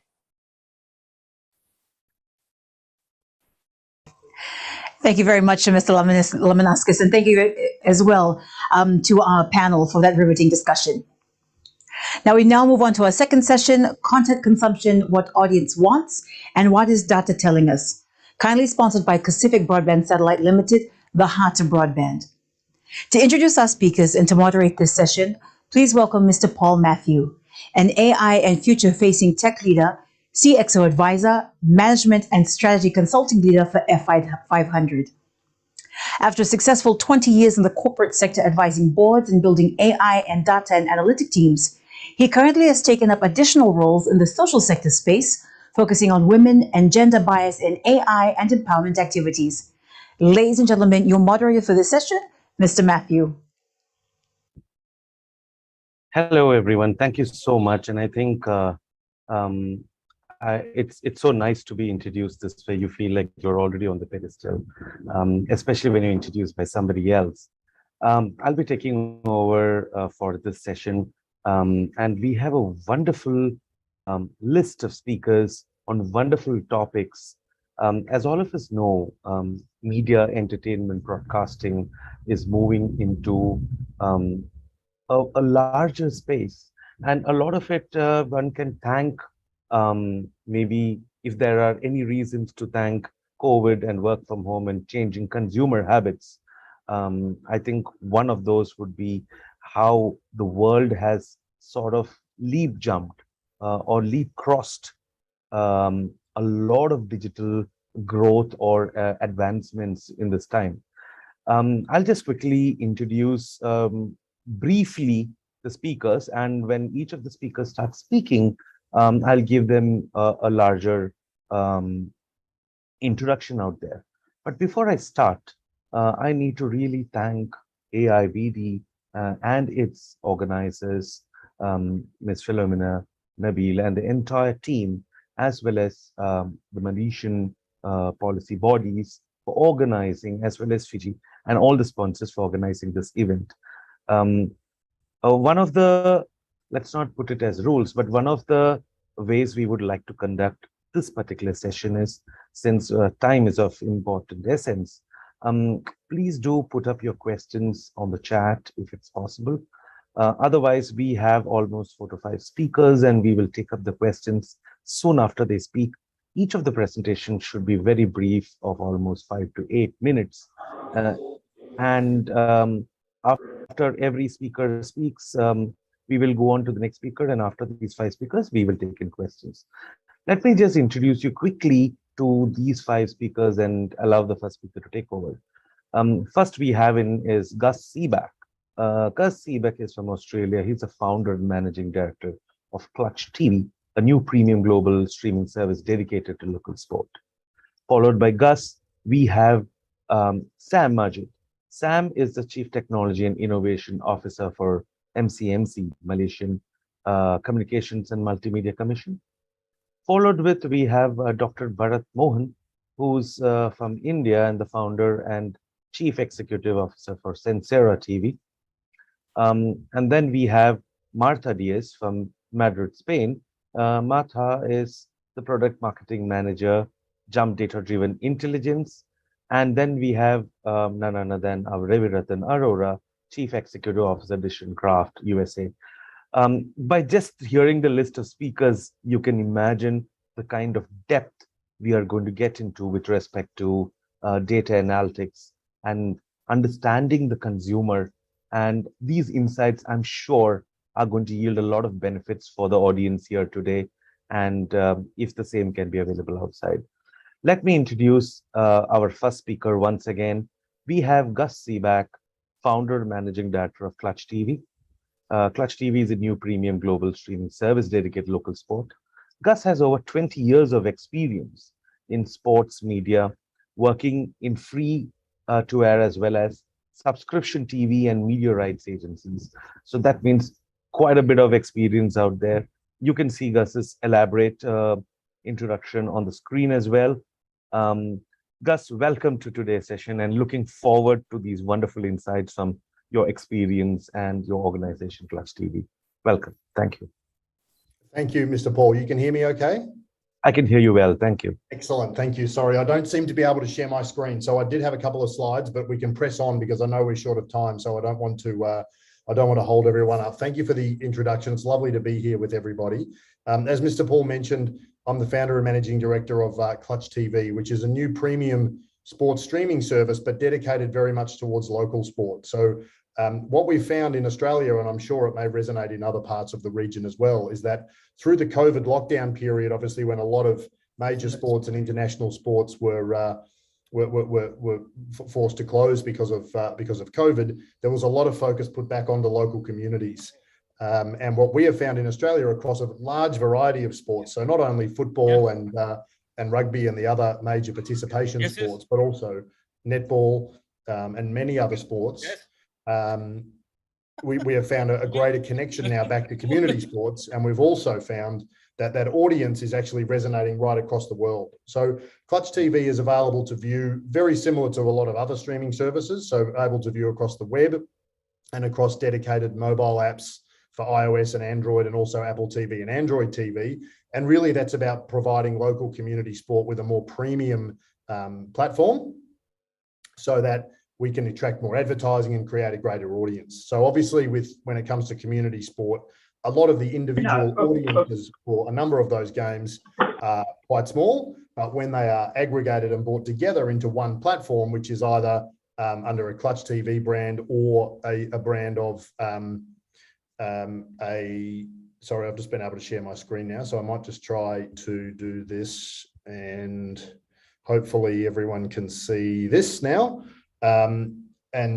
We can see here that we have a number of platforms across a number of different sports. So we have our aggregated platform, plus we own and operate a number of dedicated sports platforms for individual sports. So I want to spend a little bit of time quickly, I know we don't have long, but just focusing on NPL TV, which is our premium football platform for local football, Premier Leagues across a number of different 18 different competitions, and we have over 2,500 games. So men's NPL, women's NPL, and youth NPL, which is National Australian Premier Leagues, feeding into the A-League, which is obviously the national competition. So even though all of these games generate out of Australia, you can see here what the layout of the app looks like here and on tablet as well. So this is all about bringing a premium aggregated viewing experience to the next level down of sport, which perhaps hasn't had this opportunity and maybe has previously been limited to streaming only on YouTube or Facebook. So we now have a dedicated premium app experience. And you can see this global map here that even though obviously the largest dot representing the largest audience is obviously from Australia, which we would expect, you can see we have audiences across the course of this year from well over 100 different countries. Now, obviously football being the world game, there are a number of families and participants in Australia who have strong friendships and family ties back to different parts of Europe and throughout the rest of the world. But in a very short period, this service has only been operating since February this year. We've been able to generate audiences from, as you can see, almost certainly every continent, but a large number of countries centered around Europe, Asia, South America, and typical larger football markets. So what does that mean for us when we talk about the way that we work on our content? So we operate what we essentially call a participant and team-led audience growth model when it comes to community sport. So obviously there are people who have a very strong interest in the sport because they know someone who's playing. So it's either a family member or a friend, and we call them a first or second degree network. So they have a close connection to that person. They typically want to watch the live event. And what you can see from the data that we had in the previous slide is even if they're on the other side of the world and it's in the middle of the night, they will still take time out of their evening to watch the long form live content.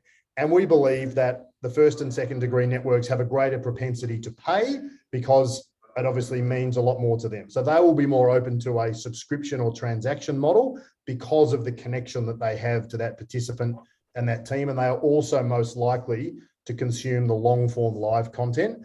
And then we move slightly out a little further. This might be extended family, it might be people who have played for the team before, general football fans, just people who are interested if there's live content served to them that they will watch. So we call these sort of third and fourth degree networks wider connections to the team or the players, probably less likely to watch long form 2-hour live content windows. But if they can be served highlights or mini matches or short form content, potentially through our platform or otherwise through social content, we know that they're interested and that they will engage with that content. And obviously there's more of them. So whilst there's not so many necessarily smaller in the blue circle in the side who have the direct connections to the team, as you go wider, more people, so more interest in non-live and highlights content, probably less likely to pay potentially to watch or subscribe, but they will be open to advertising. So a slightly different commercial model served more by AVOD or authenticated advertising VOD platforms, which we can generate. So I know I'm almost running out of time. The last thing I just wanted to talk about what's next for us in terms of a community sport level. We have a significant number of events that come through our platform, over 300 live events every week now. So well over 1,000 events every month. For us, it's very important that discoverability is easy. So people want to come on, they don't want to have to scroll through 1,000 events to find the one that they watch.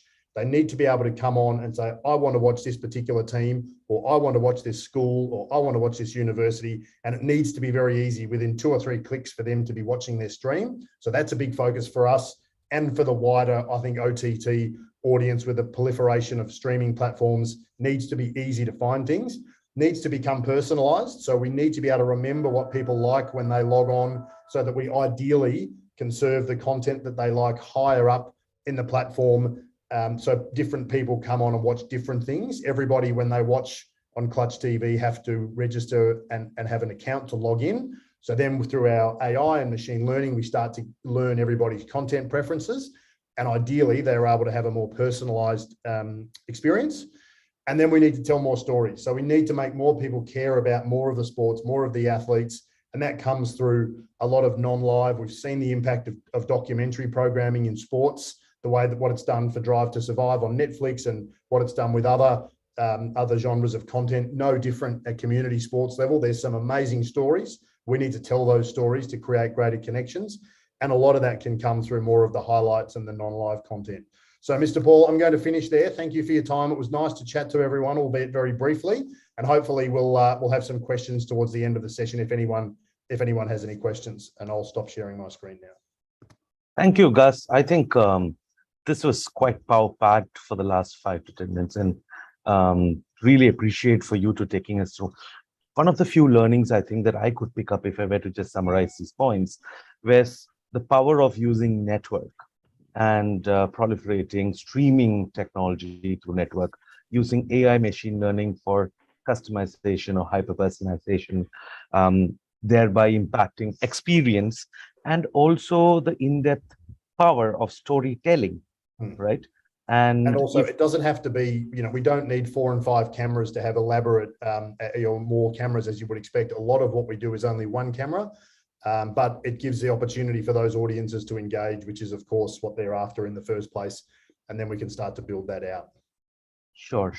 Thank you, Gus. I'm going to keep the questions for later, but really appreciate you for giving your time. Thank you. Next on list, we have somebody really amazing who's done quite a body of work in business transformation, especially in the technology space, who's worked across several sectors, from government to telecommunications and digital e-commerce, and a whole lot of content of him going to talk about content consumption and also his experience in this role. Let's welcome Sam Majid, Chief Technology and Innovation Officer, MCMC Malaysia. Sam, welcome to today's session. Let's just check if your voice is audible, and then it's on to you. Thank you so much. Yeah, hi Paul. Yes, thank you for the invitation. Yes, Sam, you're really audible. Thank you. Please go ahead. Yeah, so it's a pleasure to be here, and I had an opportunity to hear the previous presenter, and certainly data tells a lot of stories. And we here at MCMC, we are a regulator for the telecommunication, broadcasting, and postal courier industry, and we use data in so many different fashion. For example, we use data to understand where the industries are going, what stakeholders require from us to probably define new policies and new regulations so that we can upkeep and even improvise on way things are being done. Also, we interface with the public. Public come to us if they have any issues on quality or need for any better products coming from the industry.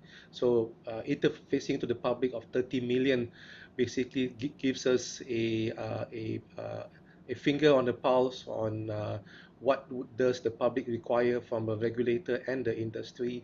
It shows things like preferences, it shows things like thoughts and patterns, and we can see that the society changes. Obviously we have things that are done before COVID, things that are done during COVID lockdown period, and now we are coming out of it into the endemic phase. We can see that patterns and preferences are changing continually. I would say there's no such thing as too much data as well. But one thing that we do need to do, especially here in Malaysia, is more about classifying what sort of data we have, so that we can understand that some data are pretty much can be made available to other people as well. Some data are pretty much top secret. Maybe it's for your eyes only. Some data for internal consumption for the benefit of more analytics and machine learning. So as we go into all these things, we find that there can never be enough data. There are always use cases because of demand from the public, demand from industry that we need to dive into, insights into what can happen rather than what has happened has been a lot more important these days. So therefore, investment into upskilling in areas of data science and machine learning has been a bit more on the table compared to the past.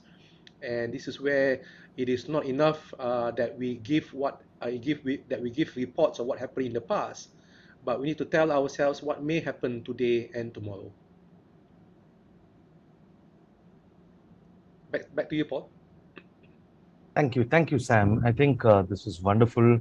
In a nutshell, if I were to just summarize what Sam was trying to tell, it is, first of all, let me just put my personal opinion out there.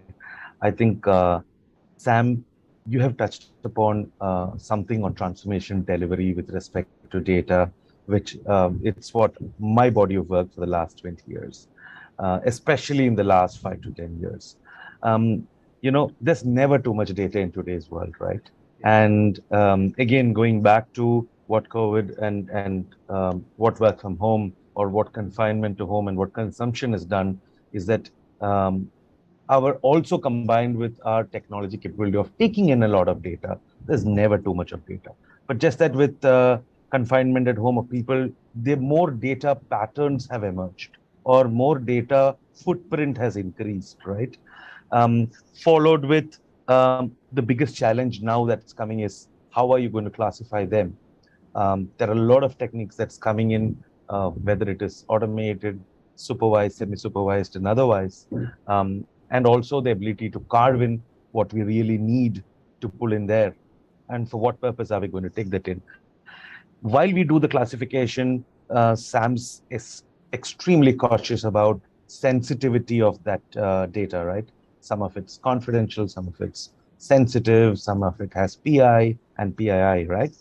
And finally, Sam also touches upon the resource part of actually making this transformation work, getting the right skill in, especially in today's world where, at least in today's technology world, where every third person is a data scientist.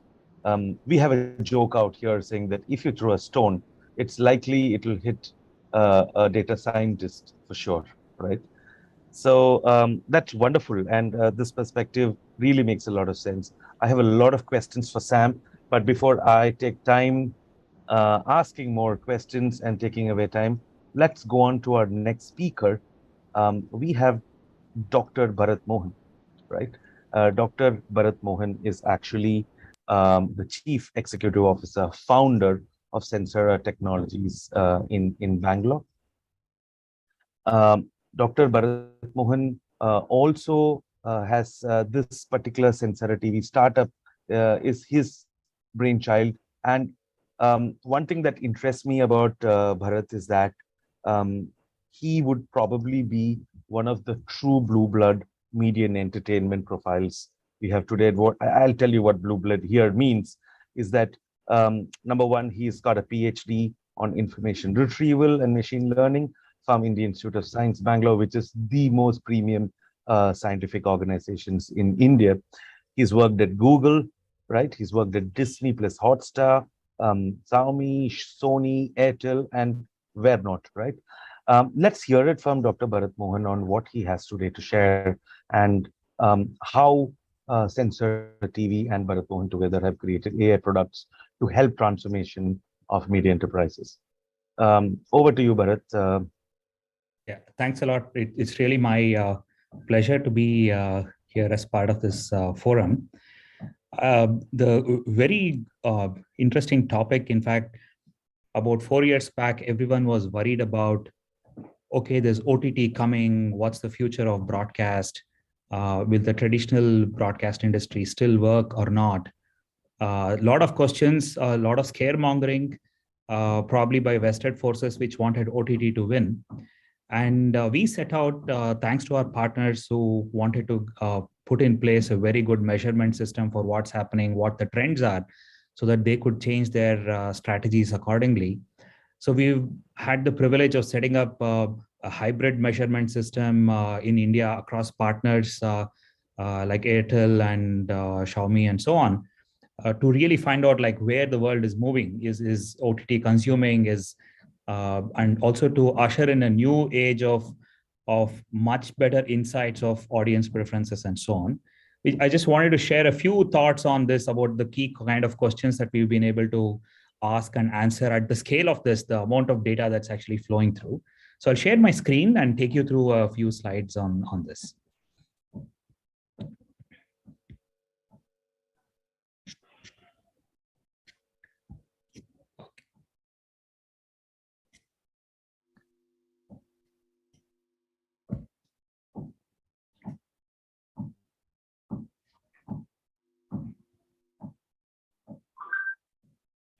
Okay. Your screen is visible, Bharat. You can go ahead.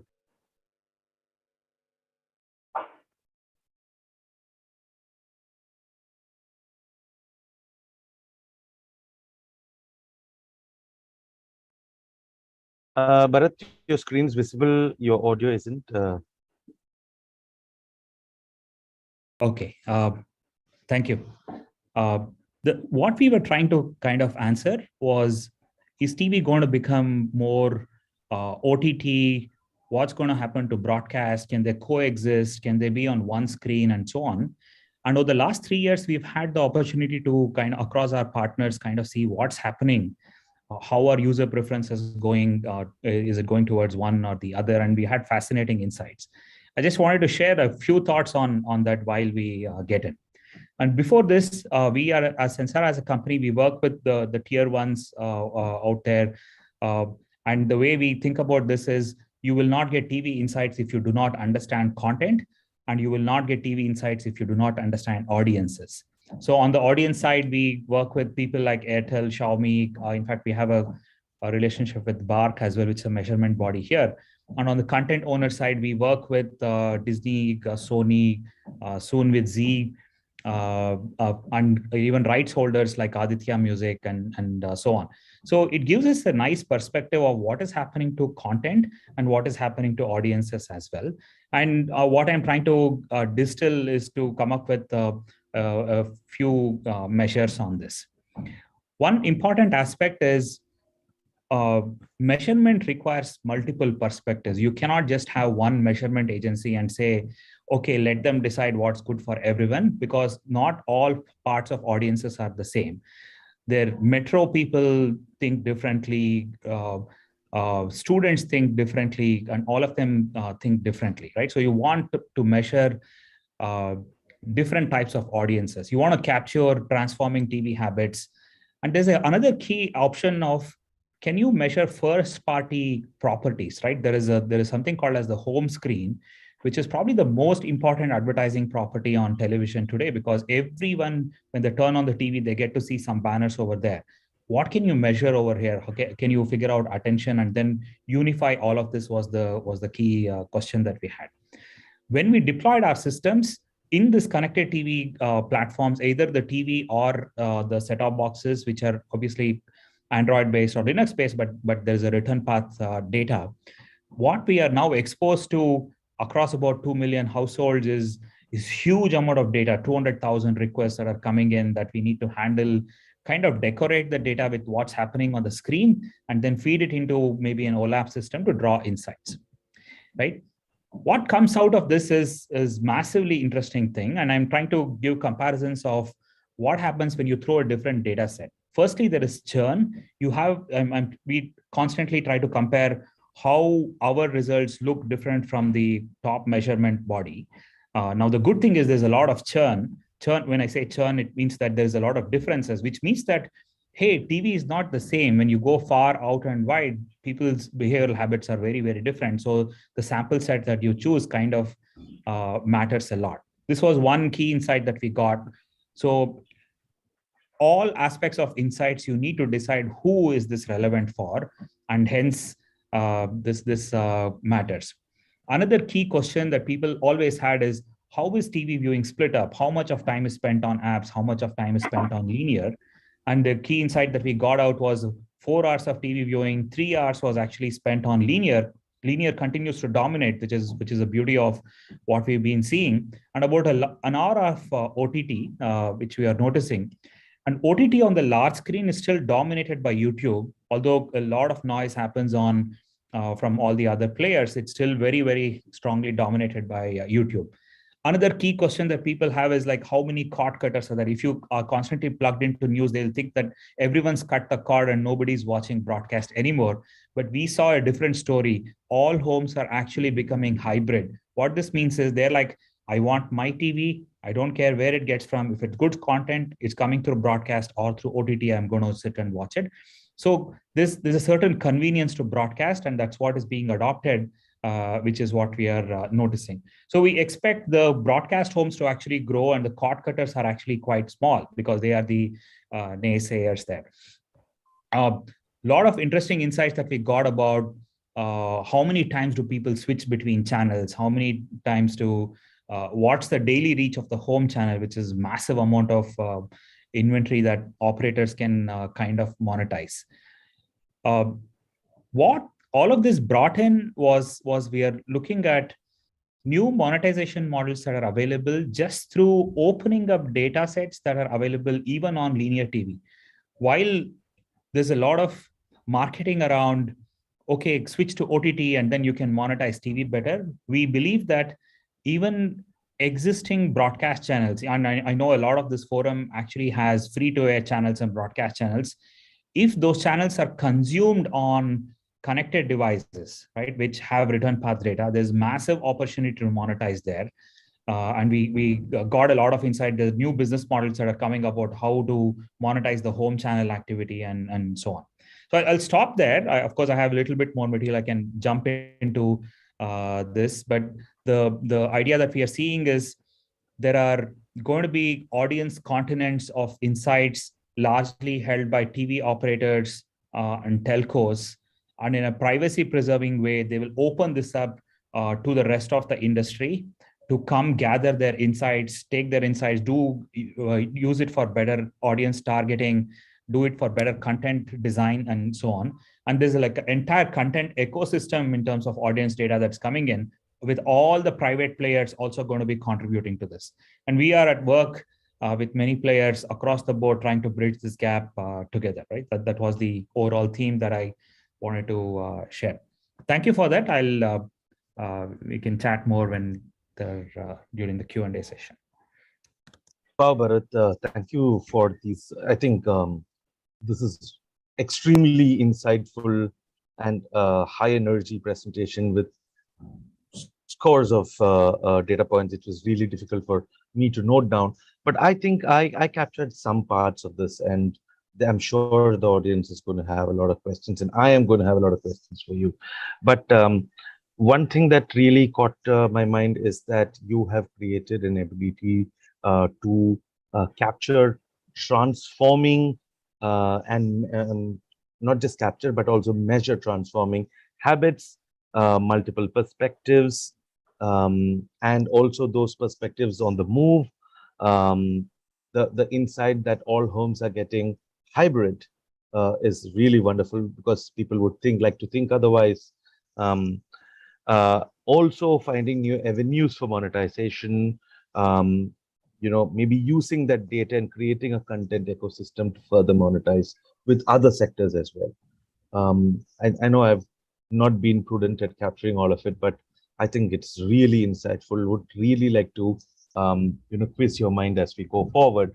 But thank you, Bharat, for your presentation. Please hold on for the next speaker, and then we can go deep dive into this thing. We have Marta Diaz from Madrid, Spain, who's coming in next. And this is going to be quite interesting, because we have covered Malaysia, we have covered Australia, we have covered the Indian perspective, although all of us are global citizens. But I'm sure with organizations coming from different parts of the world, there's a lot of insights in it.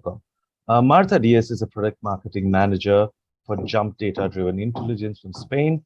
She comes with an extensive background in business administration and product management in the video streaming and data analysis sector. Among amazing insights, she's going to do a little bit of deep dive about the power of data and the importance of audience segmentation to grow business. Marta, let's just check if your audio is there, and then it's over to you. Hi, Marta. Yes, you're good. Yes, please go ahead. So thank you, Paul, for the introduction. Thank you so much. I'm going to start by sharing my screen. Shall I share my screen, Paul? I'm not sure. Please go ahead, Marta. Please go ahead. Okay.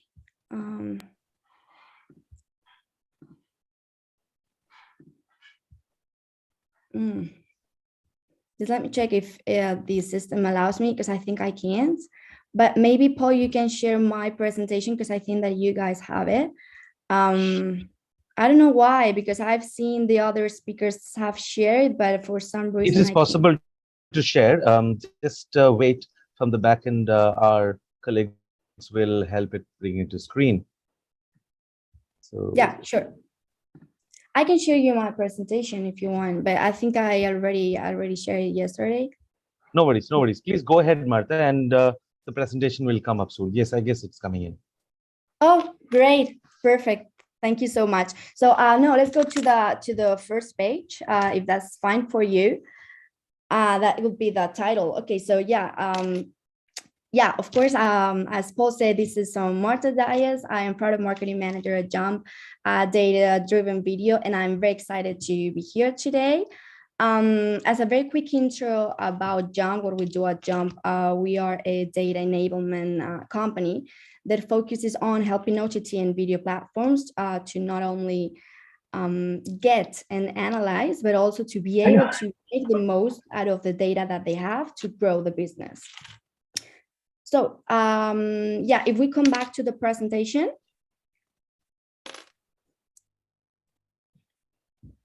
Shall we go back to the presentation? Yeah, to the very first page. I'm gonna talk about, the title, it would be, yeah, so here, yeah. So I'm gonna talk about what my audience wants and what the data is telling us about it, and more specifically about the importance of the audience segmentation. So if we move to the next page. So first, it is very important to know that you don't have just one audience, but many individuals that behave very differently. I think you can go, because it's running alone, you just stop it. Stop the, once you pass the slides, you have to just stop the recording, because I don't know why it's like a video. Yeah, exactly. So let's stay here. So it is important to know that we do not have just one audience. We have different individuals, and they behave very differently.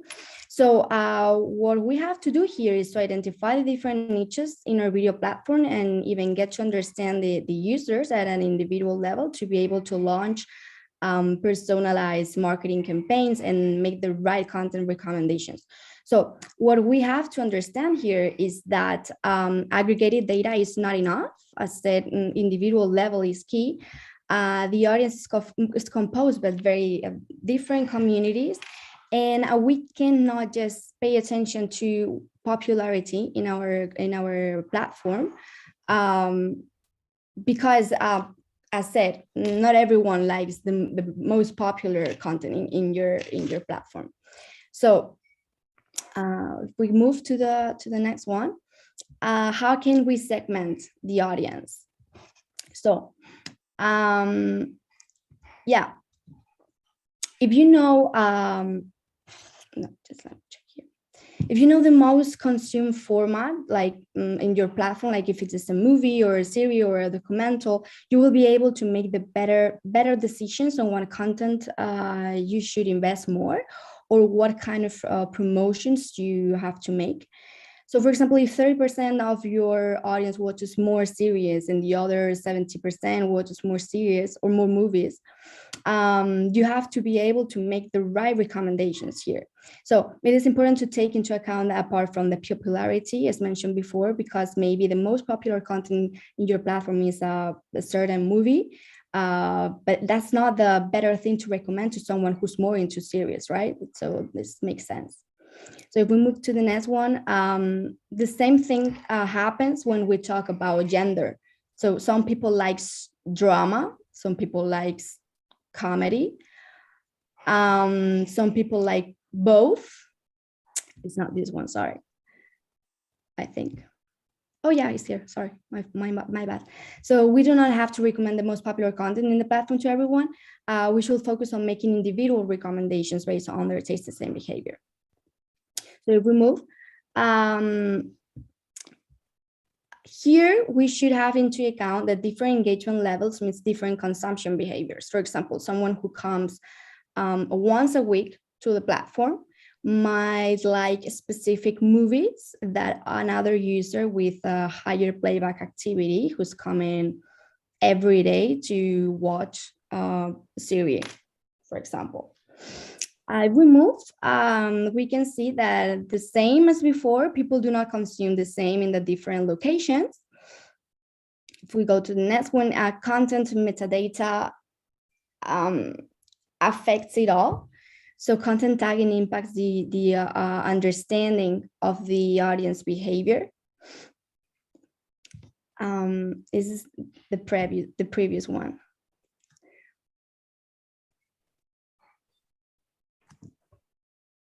Yeah, there's one in between, but it's okay. Yeah, it is only one frame longer, so that's why I'm unable to pause at that very moment. So it's a video. I know. Yeah, I'm so sorry. I'm so sorry. I don't know why this has this format. You can just try to wind up your thing, summarize, and then move. We can move ahead. So. Yeah, sure. I mean, if you just stop the video whenever you pass the slides, it's fine. But yeah, that was fast. So what I wanted to say is that content metadata is also content tagging impacts the understanding of the audience behavior, right? So this is because if all of our content is tagged as something too generic like drama, like I had an example there, we won't be able to segment the audience properly, and therefore won't be able to make the right recommendations and the effective promotions. Because there are drama, comedy, drama for teenagers, drama with some action, right? So we all know in this industry the content is king, but if content is king, audience is queen, and we have to learn how to understand this marriage. So a data-driven approach to content management is key to increase consumption, as individuals will have an easier search and discovery experience.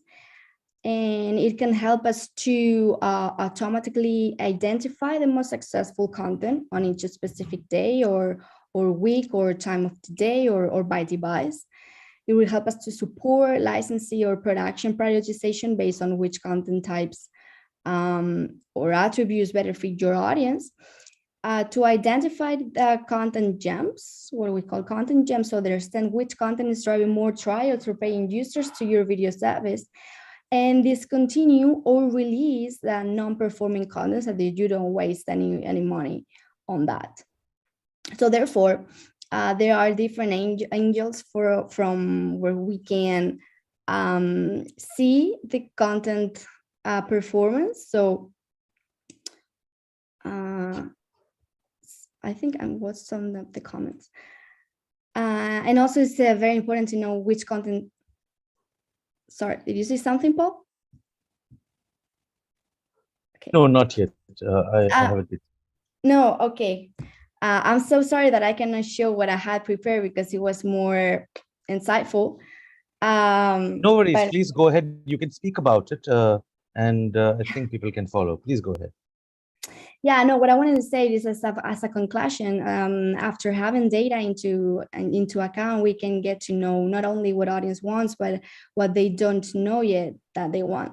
So the goal here will be to get the audience, to get to know the audience better than the audience themselves, so that we're gonna predict what they want next. And that was basically that. I'm sorry that I had some technical issues. I would like to have shown some recommendations that we do at Jump, some specific recommendations that are, for example, recommendations based on user similarity. So using our knowledge about the users or the content and the communities to recommend and promote what users want to watch and they don't even know yet. And that was pretty much it, Paul. Wonderful, Martha. I know that there has been some technical glitches out here, but Martha, I think one thing that I'm really going to remember from your presentation, from your talk, is that, and I'm going to use this with your permission, is content is king and audience is queen. Well, Philomena has weighed in with her decades of experience in saying it's more like audience is king and content is queen. Either ways, you know, it's the marketeer's language and it's practical language. Both has its own weightage, but the most important part is how do you marry the both, okay? And how do you get more transferable controls in managing this? So I would basically, you know, weigh in and say that it is the context, right? When you bring both the audience and the content together, it is in what context are you going to apply what kind of promotions, and how do you actually capture individual behavior? These are some of the questions I'm going to come to you with. Until then, Martha, let's go on to our next speaker and then open the forum for questions. Thank you very much, Martha. Excuse me. So we have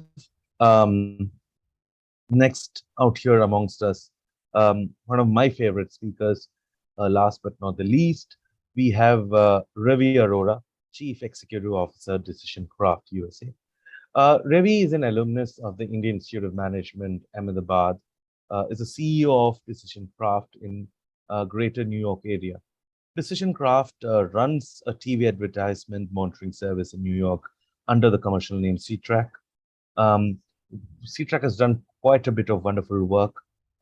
Namely, Ravi had set up and run a 7,000 households TV audience measurement panel in India.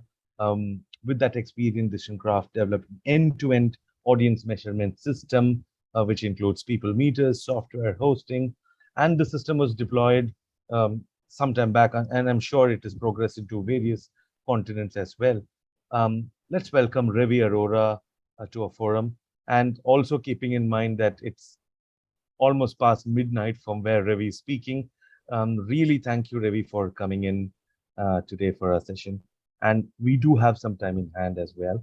Ravi, over to you. Let's just check your audio and Let's go forward from here. Thank you, Paul. Thank you so much. Okay.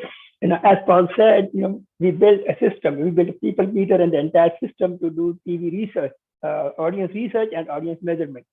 But the purpose of this talk is not to present the system that we have. What I want to share with you is my experiences in this business. So my entire experience has been with TV audience measurement. And I've been to Mexico, to Malaysia, to Bulgaria, Switzerland, Brazil.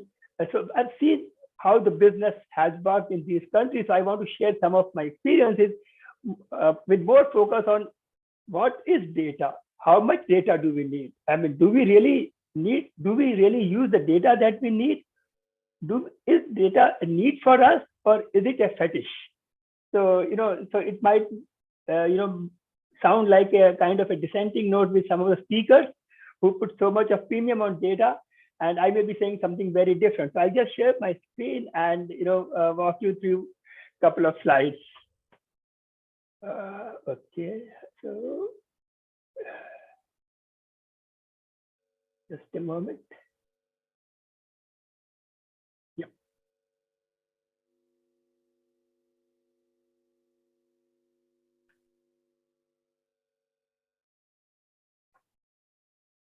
There's a kind of data has become a kind of fetish. I've been in this business for almost 20 years. There was a time everybody said data analytics because this industry needs new buzzwords every 2-3 years. A couple of years later, everybody changes CV and they say, oh, we are into big data. Now, all those people who used to write their CV with big data, write their CVs saying we are into machine learning, AI, same stuff, things happen. What has created this, fetish for data? I think in case of data, the supply has created its own demand. The cost of computing has gone down, the cost of storage has gone down. Therefore, anything that even if you don't need it, everything is stored. So you have immense amount of data. And then, once there is so much of data, then you say, well, you try to make sense out of it. I mean, even if you, no matter how much data you have, Paul just said, you just cannot have enough data, right? Earlier he said, but I'm saying you don't need to test each grain of rice to see if it's cooked. So very often we have too much data, a deluge of data scientists. Today, anyone who can use Excel calls himself data scientist. And you can check their CVs for last 5-10 years, where it goes. So what's happening is with so much of data, I'll share my experiences about this data. In the age of artificial intelligence, we are creating artificial stupidity. That's what. So my experience with rating business is, just a moment, I'm trying to move the slide.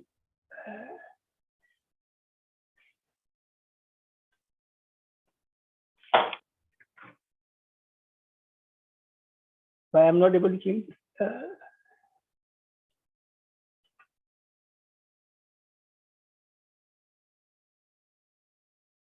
Okay. Yeah. Okay. So when it comes to TV audience measurement, it's a case of the tail wagging the dog. The rating company invests a couple of $1 million in the business, and then it decides the fate of trillions of dollars. What happens to you? So Nielsen would put in some money, or GfK would put in the amount of money they put in is nothing compared to the amount of money that industry has put in. So tail is wagging the dog. No rating company will ever tell you that all panels deteriorate. They will not tell you that the numbers go wrong. They will not tell you that they cannot defend the numbers they produce. And they also will not tell you that the incentive to fix the game is too high. My experience is, when I travel to a lot of countries, that nobody wants the right numbers. Everybody wants high numbers. In one country, when they asked my advice, I said, well, if you are starting rating service, from the day one, if your numbers are higher than the number given by the competition, you possibly have a chance. So if you are going to, if the competition is saying that on an average people watch TV for 5 hours a day, and if your system says they watch for 7 hours a day, then the media buyer doesn't care. He just wants to go and tell his client, I bought you more GRP for the same amount of money. That's about it. This is a business in which The advertiser doesn't watch TV because he's spending all the time in his office. The media planner is working till 11 at night, so he's spending all the time there. But and the agency. So I mean, but everything is important told on numbers. So my experience is that nobody wants the right number. Everybody wants high numbers. Number one. Number two, even if you come and tell me something, I mean, you come and tell me that 15 minutes from now I'm going to die. That information has zero value unless I can do something with it. If I can tell my wife this is my password for the my email account, it has some value. But if I can do nothing about it, it has zero value. So a lot of insight that we talk about these days, actually, the organizations do not have the system to act on them, and therefore it sounds sexy, it sounds nice to talk about data, but nothing much happens. I'll give you my experience. You know, when we used to run a rating service, there were 20 reports that the users could make. 99% of the users made only one report. They just did not want to know anything else. They just wanted to know what are the TRPs for this show so that they can go to the advertiser or the agency and say, these are the TRPs, this is my price, that's it. So they use data only for selling the ad time. And therefore, no matter how many reports you give, they don't care. Even in the system that we sell today, there are 20 reports, but the data shows that people run only 2 reports. So very often, you know, we talk about data, we say all the right things, but we do all the wrong things. My other experience was that the industry had very inadequate expertise about the rating business. So, you know, industry in the sense, the broadcasters themselves or the media professionals, a lot of media professionals can talk of market share and a lot of metrics, but give them some raw numbers and ask them to calculate some metrics and you will find them they know nothing. They can ask you what's the margin of error, but you give them some numbers and say, can you please calculate margin of error? They don't know what is margin of error. So there's very little expertise on this with people. And and other thing I saw with the rating services was that their entire focus was on the private channel. So the amount of attention that they gave to public broadcasters was always very, very limited. As I said before, the media professionals are more like media automatons. They know the jargon, but beyond that, they don't know much. So my experience in almost 7-8 countries is that TV rating business is a business in which the blind lead the blind. I said before, you know, this industry needs a new buzzword every few years. It was data mining, it was data analytics, it was big data, now it's machine learning. And you know, to quote a Nobel Prize winner, British economist, if you torture the data long enough, it will confess to anything. You can prove anything with data. You can take 2 very contradictory positions and prove them. Okay. So when we talk of, I'll give you a simple example of, which everybody knows about Netflix. Netflix gave $1 million prize to anyone to people who will build the best model to predict what the viewers would like to see. All the mathematicians, the best minds in the world jumped in. They formed teams. They competed. At the end of it, one team won. They allowed the teams to merge at some point in time, and the model was given. So actually, you had to give all the models to a Netflix, which they used to, so that they wanted to collect as much intelligence as possible, as much knowledge as possible.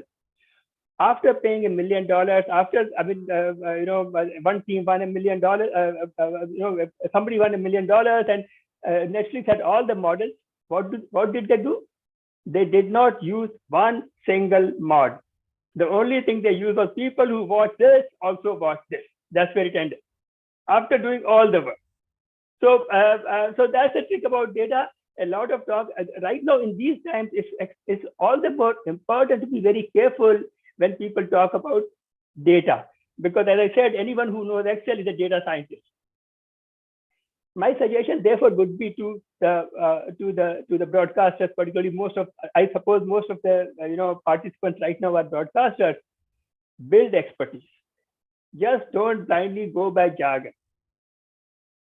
With the rating service, insist on active participation. When I went to Mexico, I went to a broadcaster. The broadcaster said, "Can you leave people meters with us, connect to the TV set. On the TV set, we would keep changing channels and we'll keep writing in a diary at what time what did we do. And the next day you come and tell us what did we do. So if you can really tell us what did we do, then your technology is fine. Otherwise, we don't trust it. I mean, that is the kind of involvement that you need. But whereas you can speak to a lot of broadcasters, they've never seen a people meter. They don't even have the courage. They don't even think that they are, much bigger than the rating company. They don't even have the courage to tell the rating company, give me 3 meters, put 2 meters in my office, or if not in my office, in the Broadcasting Association's office somewhere, so that, and we'll keep changing channels and you come and tell us that it's working. So I would say, be active, participate with your rating company. Insist on a lot of transparency. Amongst the user, I mean, I'm not getting into specific, it sounds like very abstract advice, but because if I start going into details, it will take much longer time. But I would say, what happened? Did something happen? My screen got lost, right? You can reshare your screen, sir. And if you can just wind up, because our next session is about to start, sir. Okay, sure, no problem. Yeah. So my suggestion is that build expertise, participate actively, insist on transparency, and remember that all that glitters is not gold. I think again my slide is not moving, but I think that's all that. I mean, I think this is good enough. What I finished. Wonderful, Ravi. I think this is wonderful. And if I were to just say something, and the stand that you have taken as a contrarian view to the most populist things that people would love to talk about, it actually gives us a lot of insight. It reminds me of something called survivorship bias, where people tend not to look at the data that's not available and try to find results, like the British economist Ronald Coase that you quoted. If you torture data enough, it will confess, right? So apart from the fact that you also mentioned people are actually moving from artificial intelligence to artificial stupidity. I think that's a wonderful point that in perspective that you brought. Now, as names change every 18 months, maybe something like the Moore's law, maybe some other law has to be proposed very soon for the name changing thing that's happening. So I have a few questions. We are pressed for time. I think we're having to wrap pretty soon. Excuse me. Paul, if we can kindly wind up the session, because there are some announcements to be made by the Fiji Broadcasting Corporation. But nevertheless, we really need to click you all. And I think Mr. Gus Seebeck is not in the grid now, but anyways, we can have a group photo and then we can wind up this session. But anyways, the audience can definitely ask any questions, and AIBD will be happy to be the bridge for all the speakers and the moderator. So thank you very much. So can we have a group photo, please? So on the count of 3, 2, 1.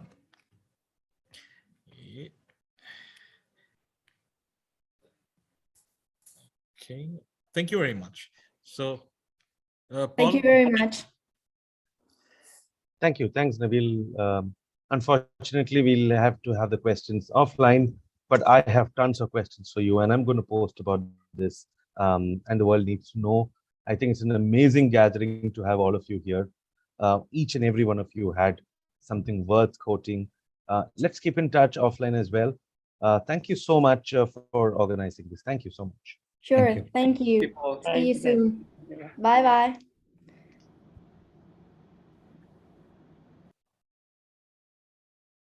Thank you very much, Mr. Matthew, and thank you as well to all of our panelists. But thank you as well to Pacific Broadband Satellite Limited for your kind sponsorship of our last session. Is Asia Pacific, a land of remote populations scattered across wide expanses and endless island chains. Yet here, connectivity is challenging to deliver and often unaffordable for everyday customers. One company is changing that. Asia Pacific satellite broadband operator Pacific has launched its Ka-band satellite Pacific One to provide high-speed, reliable broadband connectivity to rural and suburban communities at an affordable price. Now, Pacific is deploying innovative breakthroughs on the ground with a new line of high-performance and cost-effective broadband terminals. We connect the unconnected masses of Southeast Asia and Pacific at an affordable price. At Pacific, we are committed to enabling businesses, governments, and community.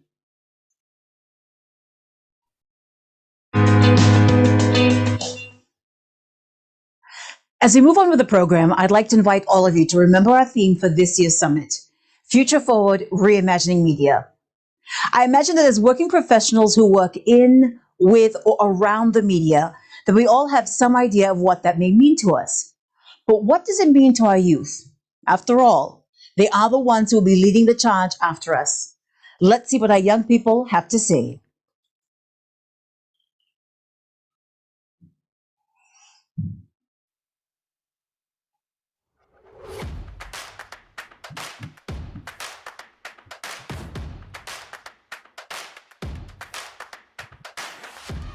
Hi, my name is Nirvana Asha from Degree of Public Relations and Marketing. Hi everyone, my name is Mariam Mudassir. I'm from North India, Kashmir. I go to Saiful International School and am 12 years old. Hi, my name is Baghdad. I am 14 years old and I am from Iran. Hello, my name is Chijoy sir and I'm 14 years old. Hello, I'm Zaina Jan Hawk and I'm 14 years old. Hello, this is Khalid from Taylor's University. Hello, my name is Ajay Chandra. Hello, my name is Muhammad Hayyan Hamzawain and I am from Pakistan. Hello everyone, I'm Vedant Shawal, I'm 14 and I'm from India. What I would like to see more of on social media or media in general is peace. In this climate of social media, people have become very hypersensitive to what has been posted, even though the post does not regard as offensive. In conclusion, what we really need right now in social media is a lot of peace and positivity, because one small act of kindness can change a bunch of lives. I personally want to see more truth being spread around, more awareness being spread, because I think that we could most definitely benefit everyone much more if we got rid of false news once and for all. And I think that real news is what I think we really deserve from media and what we should get from media. The contents that I personally would like to see more from the media that we use includes more informational content, which is not only filled with information to the brim, but is also entertaining to people our age. What I want from media is an accurate depiction of facts without influencing prejudices, as well as the removal of untrustworthy media. What I want from media is for it to be used as a force for good. Using media to spread awareness about an important topic is easy and efficient. By doing so, I believe that we can turn the world into a better place where more people are exposed to positive and transparent media and are able to have their voices heard. Media can become a tool to help those in need feel validated. I want the media to change how it capitalizes on and amplifies the audience's insecurities and fear to serve. I want this to change, and I want the media to be a bit more vigilant while being a bit more honest and respectful towards their audience. We all have encountered many fake information and infodemic could plague our society about this disease. This is when I recognize the need for true information. I feel it is necessary and needed for the media to rid themselves of such health misinformation and instead spread ways on how to avoid such dreadful and appalling advice. What I want to see, what I expect from media in the coming years, which is an incredibly large improvement in security. The next change I would like to see in the media is for them to stop overemphasizing on negative and controversial news. I would like them to focus on providing news in a more balanced and well-rounded way, all while maintaining an equilibrium of both positive and negative news. I would like to see the media report from more unbiased and diverse perspectives. I would like to see more coverage on toxic masculinity. I think a lot of men still feel pressured to be a certain standard of masculine or what it means to be a guy, to be a man. and that it's okay to cry, it's okay to talk about our feelings, about our emotions, to seek help, and to talk to each other as men, to support each other as men, and to not feel like it's girly or feminine.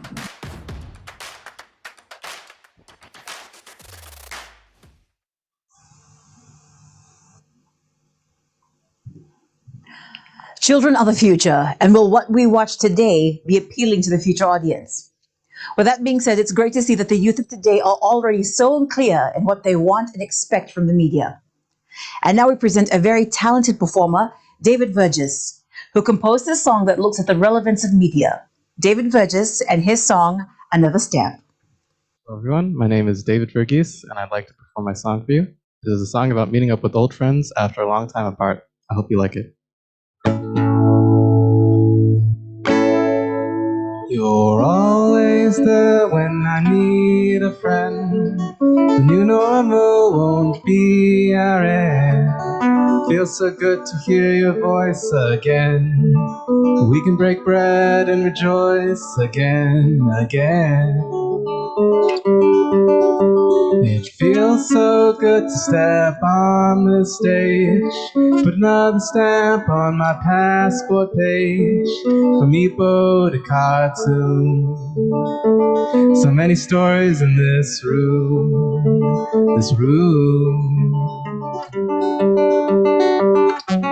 the speed of data flow. There's nowhere we can't go. There's nowhere we can't go. So lend me your ears. Let's vanquish our fears. Can't solve all the troubles of the world, but at least we can ensure that they're heard.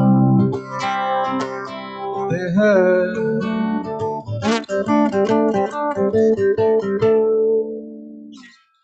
Firefighters lace up their boots. Teachers are informing the youth. Gardeners are nursing groves. Where butterflies may stroll and roam. Don't search the sky for hope. The answer is in everyday folks.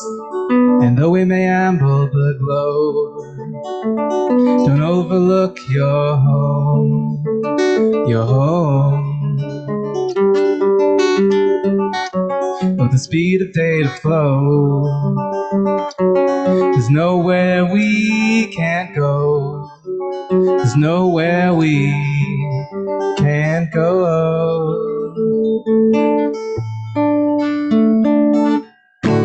So lend me your ears.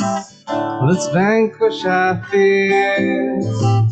Can't solve all the troubles of the world, but at least we can ensure that they're heard. They're heard.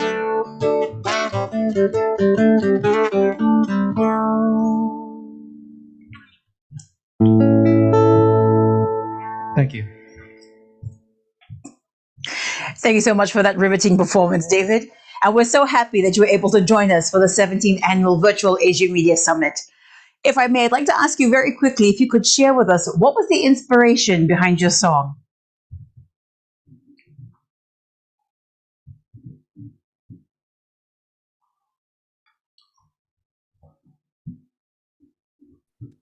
Hello, can you hear me right now?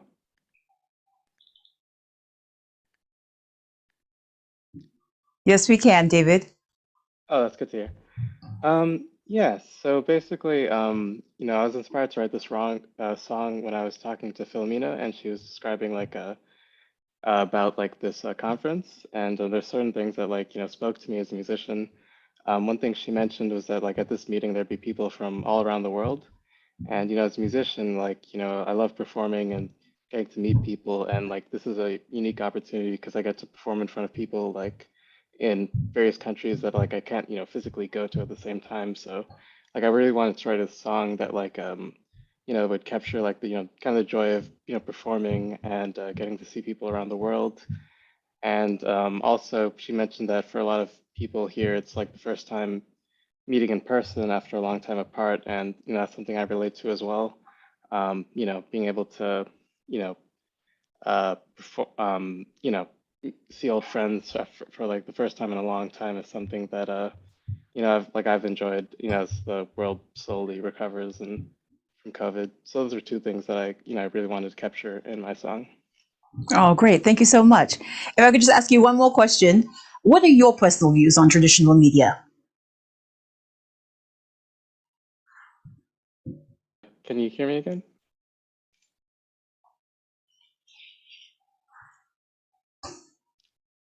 Hello, can you hear me? Yes, I can. Sorry about that. What was the other question? Sorry, I was just asking, what are your personal views on traditional media? Yeah, it's an interesting question.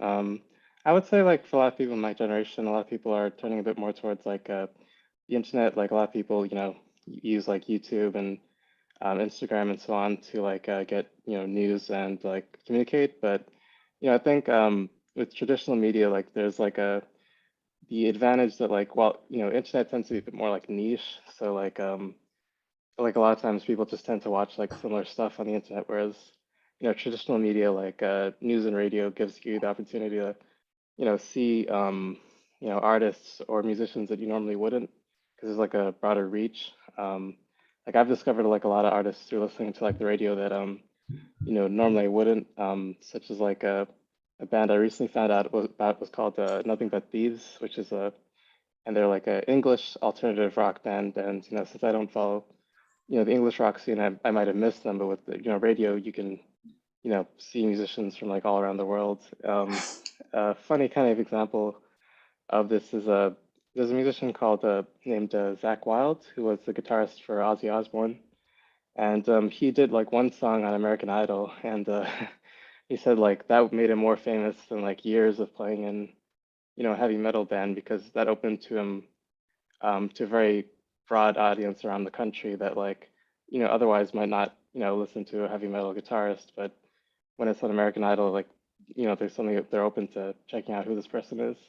So media, just traditional media like news and radio has that advantage. Like it always will have that advantage of like bringing music that it's like a broad audience, like not just people who are looking it up as you do on the internet.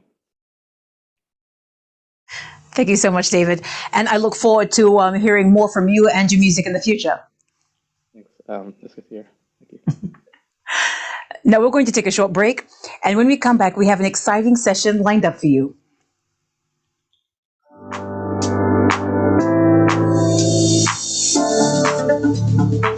Up next, Session 3, The Media of Web 3.0, a shifting landscape in the digital age. This session is brought to you by Broadcasting Engineering Consultants, India.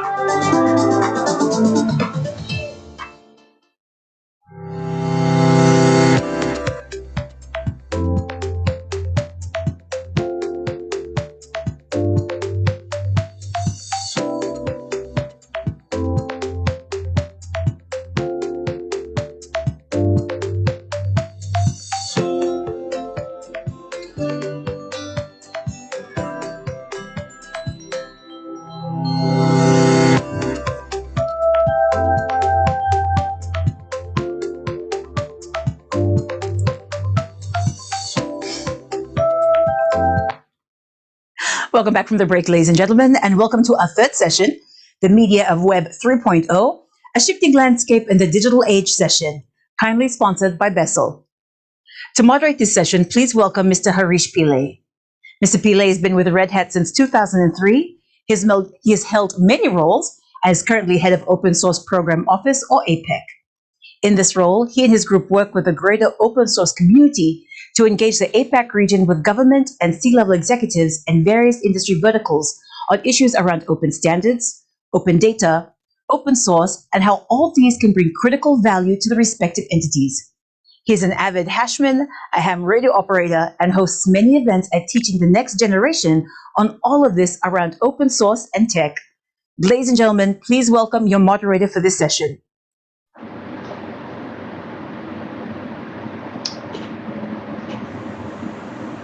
Hi, good day. Good day, everybody.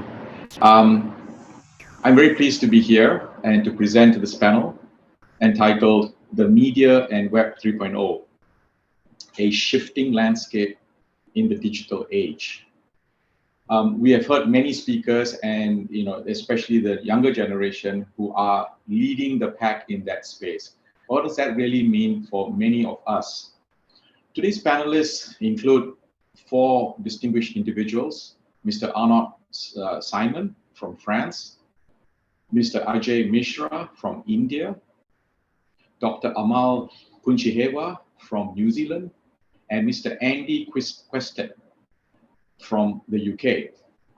So my name is Harish Pillay, and I am from Singapore. I have been in this internet space for a very long time. I first got onto the internet in 1986 when it was called ARPANET. So fast forwarding to today, the session has the phrase Web 3.0. I'm sure there will be many reactions to that phrase, Web 3.0. What does that mean? But more about it later. All of the usual forms of media, print, broadcast radio, broadcast TV, have been struggling to find a sense of relevance, trust, and viability with the rapid growth of the internet and the user-generated content. This is leading from the democratization of access to both broadband and high-speed internet, whatever you want to call it, 5G, satellite internet, doesn't matter what it is. It is getting to you in a very rapid pace. How should these institutions, print, media, and so on, which are essentially quintessential brick and mortar 20th century institutions, as we are very familiar with, how are they going to be responding to the shifting goalposts and economic models of what the internet brings?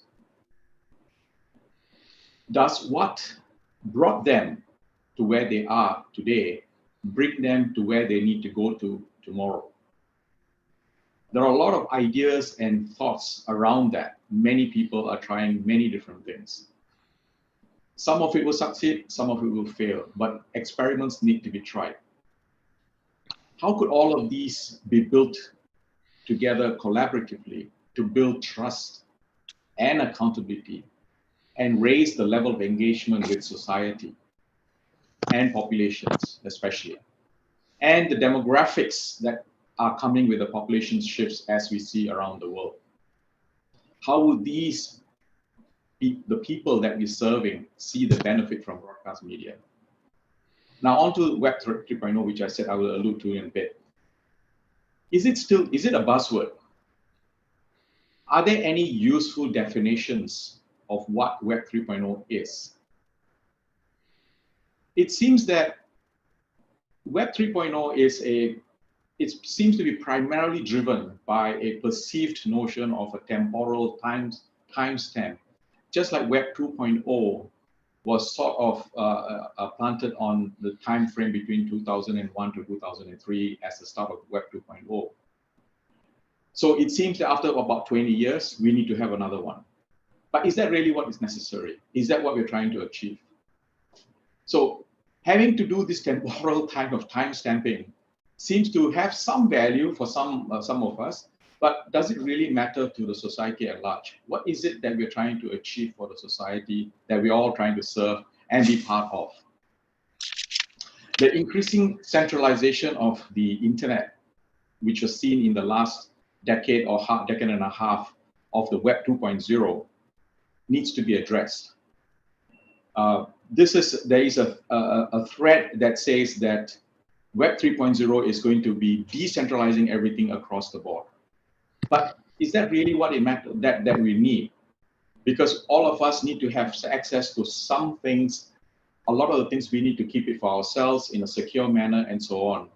So there are many challenges to all of these considerations, and we are learning together with everybody on the planet as we move forward. Does it make sense, therefore, to use a phrase, a hybrid model of the internet? Some parts of it is privately kept by you, your data, it resides with you, and some of it you use with services provided by somebody else.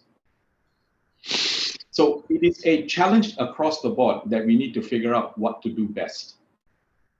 So with that in mind, I would like to invite our 4 panelists, and I'll introduce one by one. And when I introduce you, please, gentlemen, make your opening remark and introduce yourself as well.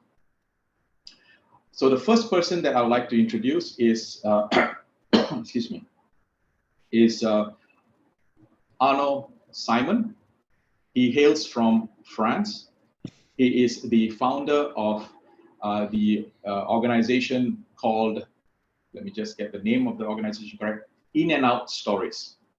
So Arnaud, over to you. Thanks very much, Harish, for this introduction. I hope you can hear me correctly. Yes. I'm very happy to be with you this morning for me because it's early morning here, and very happy to talk about this topic. Web 3.0. What does it mean exactly? I think it means freedom. Maybe wrap up in one word. It's the freedom to choose, the freedom to pay or not pay the content you want to watch. It's about personalization also of the content, and it's really about the fact that you don't want to be imposed anything anymore. You really want to have a kind of flexibility in what you're going to watch and how you're going to pay for it. And clearly, the shift that especially I can experience in my area, which is sports, is really that we are going from the cable era, I would say, like Sky or ESPN Plus or Canal in France, to the OTT era, to the platform era, where really in that new world, you can personalize what you want to watch.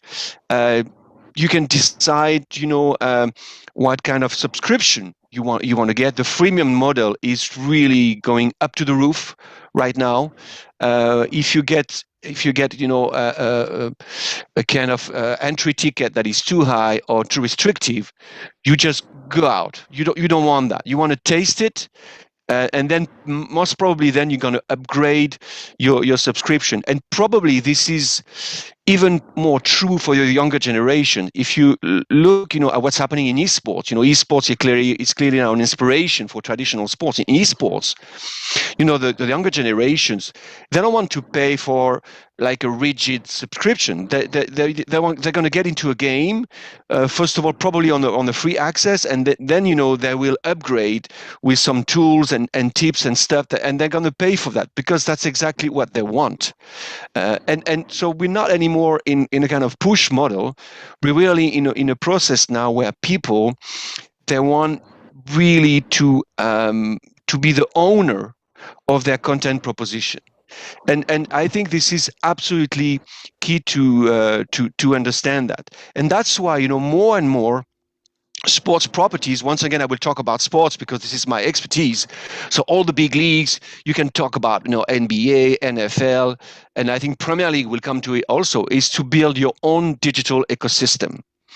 And you are going to build your own digital ecosystem, your own digital proposition. Like it can be an OTT platform where you're going to deliver your own content. It's not about replacing your existing deals with broadcasting partners. It's about complementing them. It's in some dark markets or with some additional content, and also because that's the way to be embedded also in their proposition. I always make this comparison, and sorry if it's a little bit weird, but if you still produce your music on vinyl, you're not going to be on Spotify.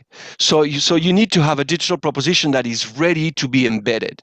And what we have experienced in the past, where you have some channels, integrated into a bouquet in the cable era, the next step will be, okay, I've got my Wimbledon app, I've got my NBA app, and this app is going to be embedded in the homepage of Amazon or Netflix. Someday, I'm pretty sure Netflix will get into sports that way, or Apple TV, or Sky, or whatever. So this is really the migration we can see. And if you look at the big networks, look at ESPN, for instance. You know, ESPN lost more than 20 million subscribers out of 100 in the last 5 years in the traditional cable subscription model. At the very same time, they have launched ESPN Plus, their digital proposition, and they managed to get back 15 million of subscribers. So you can really see the shift there. Another example, which is, I think, massive, is, you know, when NBC shut down NBC Sports, the linear channel, at the end of 2021. Why? Because they really want to push very hard Peacock, Peacock being, you know, their digital extension proposition, and because they really want to accelerate the migration of, you know, subscriptions and viewers into, you know, their digital proposition. So everything is going very fast. And to finish, I will have this. You know, I was lucky enough when I was at Discovery to work very closely with David Zaslav, which is now the big boss, you know, of Discovery and Warner Media. And he once told me, you know, Arno, what we are doing is really the journey we want to build is from, you know, viewers to subscribers to members. Is really to get the viewers into our clubs, you know, with their ownership card, with exactly what they want to watch, and we want them to feel comfortable. We don't want to impose them anything, and I think that's a great way to explain what's going on right now. So to finish, I would say more what I said at the beginning. Web 3.0, it's about freedom. All right, thank you, Arno. Let me now introduce Mr. Ajay Mishra. He's a global technology leader from India. Ajay, please introduce yourself and your opening remarks on this topic. Over to you. Fine, thank you, Harish. I hope you guys are able to hear my voice. You're a little low on your audio. Okay, yeah. Now I think it should be better. Yeah. So, you know, we had a drastic situation in last couple of years, and you know, Corona came and probably changed the world for you know, next 100 years or so. And I generally tell people that the way Corona had, if I may use the word, negative impact on the human race, the next 2 to 3 years would be equally you know, or almost having a more bigger impact positively on the human race because of the technology advancements. 5G is on the roll right now, and 5G is not just a technology, it's an ecosystem. So it comes along with artificial intelligences and the blockchains and the cryptos and the AR, VRs, and you name the technology, it's out there. Now, when we come, you know, specifically, so apart from 5G, we tend to hear Industry 4.0. We tend to hear, you know, Web 3.0, and all these terms that are now floating in the industry. You know, trying to summarize the change or the tsunami of change that is going to come in next 2 to 3 years in you know, single words. When we talk about you know, in principle Web 3.0, with all this machine learnings and the artificial intelligence that is coming in, the whole industry ecosystem, and specifically on the media side, is going to have a very big impact, not just from the perspective of the consumers, but also from industry within. And if we see, you know, if we just talk about you know, the impacts, you know, from a technology perspective, the blockchain or artificial intelligence or crypto will have the impact on the you know, on this whole industry per se.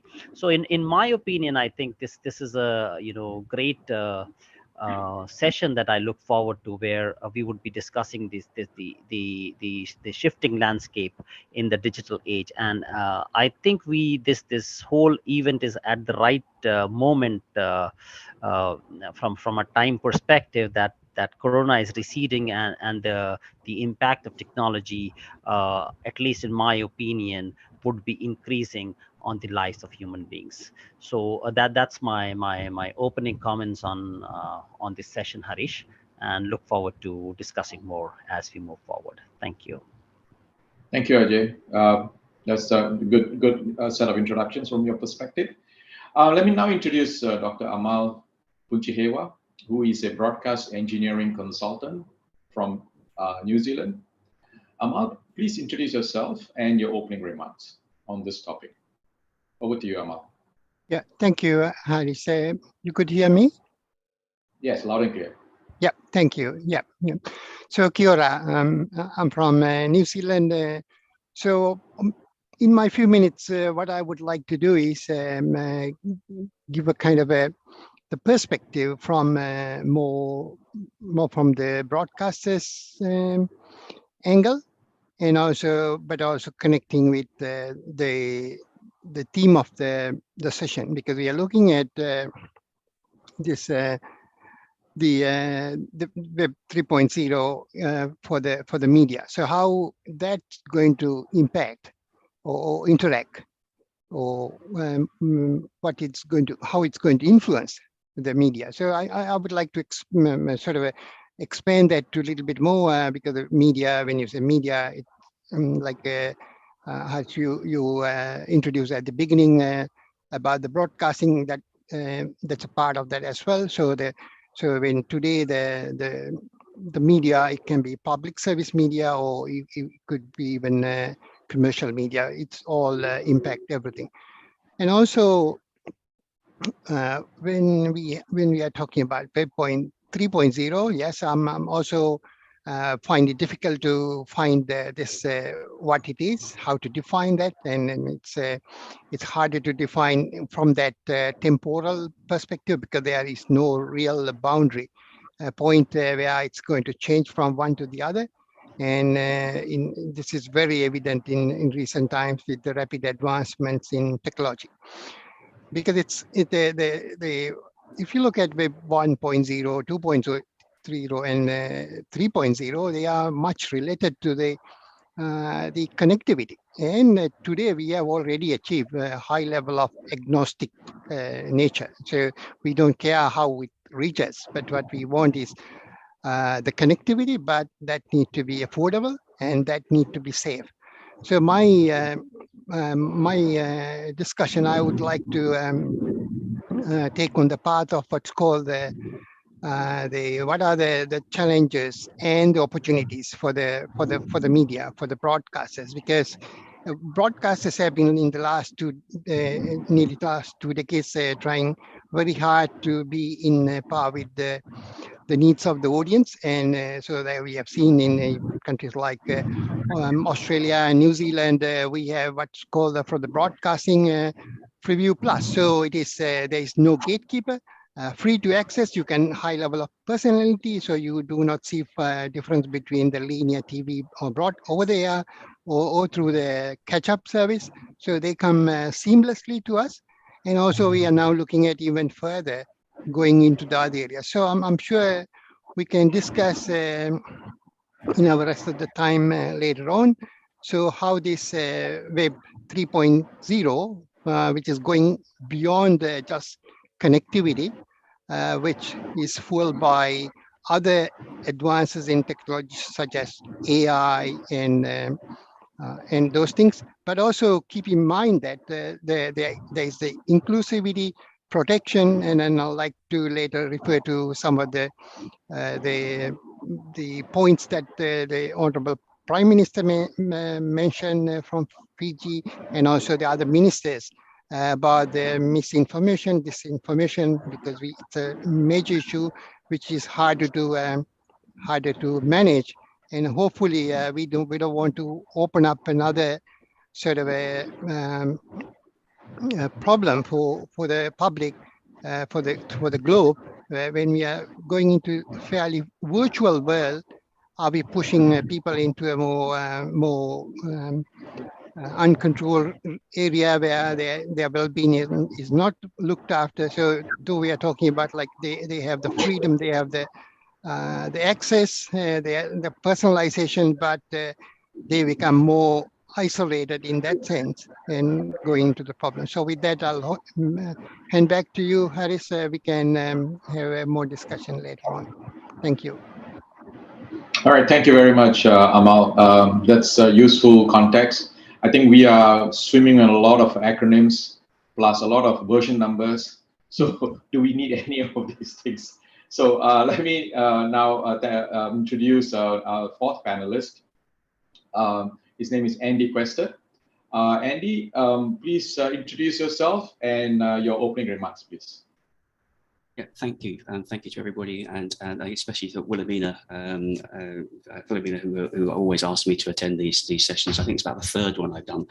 I'm going to break with tradition. I'm going to show a couple of slides, but a bit of video as well. So to put it in context, I'm a Caucasian male in my mid-60s, got fairly short hair, wearing a dark T-shirt. If it's possible, could you put the video up for me, please? The PowerPoint.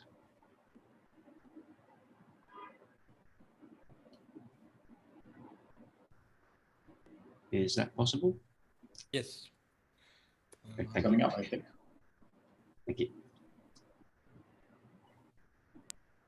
And just move on straight to the next slide. To the table, they were fixed to the floor.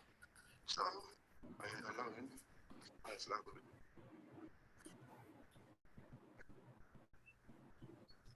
It should have audio on it, but it's got captions, so we'll just let the captions run. We won't stop it. That's what they could say, and you'd be right to ask, what's wrong with charity? I'll tell you what's wrong. It sees us as victims. It's society that's disabling. If the world were designed a little better, we wouldn't need help. We could support ourselves.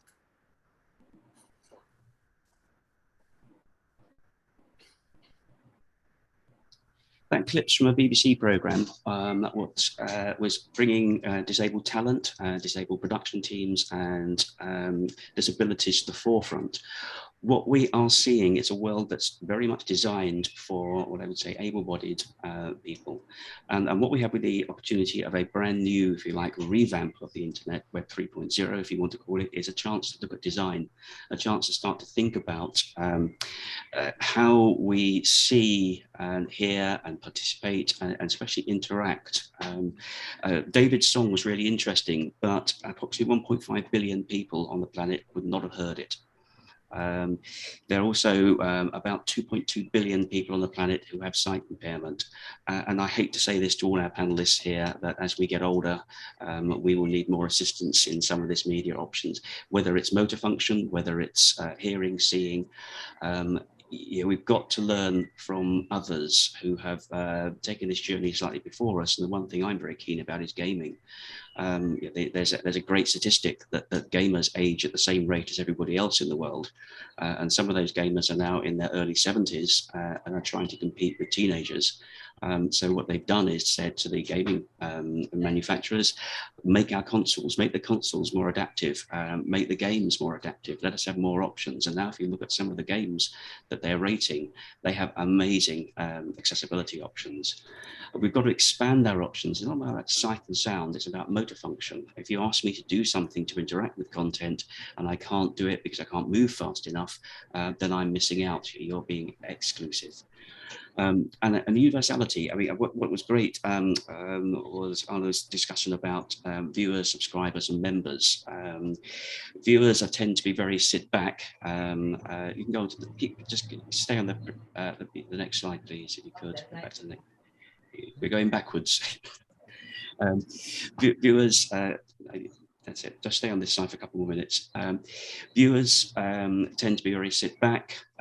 Subscribers start to demand more than a viewer, and members certainly want to be fully inclusive, and they want every option, no matter what their status is. And I always say media must be born accessible. It's not just an afterthought. So if you could move on just to my last slide, which is just a sum up of what I'm saying. What we've got here is let's call it XR, extended reality. We have opportunity to move into a very different space with a new paradigm of storytelling. And by storytelling, I don't just mean drama and fiction. I mean documentary, news. It's all about telling a story. It's all about narrative. It creates amazing opportunities for navigation, no matter what the genre is you're talking about. It opens up a far more immersive experience. But without design, approximately a third of the world's population could be excluded. And I just want to put the last one up. He said just to remind people that extended reality must not become excluded reality.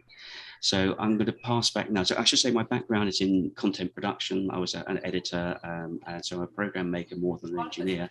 But of course, coming from the early days of television, they were very, very similar. So I'll hand back now to Hanish. Thank you. Well, thank you, Andy. I think that's a good set of initial comments from all of my fellow panelists. Let me pose this question to all of you and see how best you want to be able to answer this. Can we agree on what Web 1.0 was supposed to be? From your understanding, I mean, we have all lived through it, I'm sure all of us have. What do you think what Web 1.0 was? And from when to when, roughly? I mean, it is still continuing. It didn't end. But what is 1.0? So that everybody in this session here and whoever is watching this in the future is able to get, oh, this is what this group of people thought it was. So what do you think 1.0 actually meant?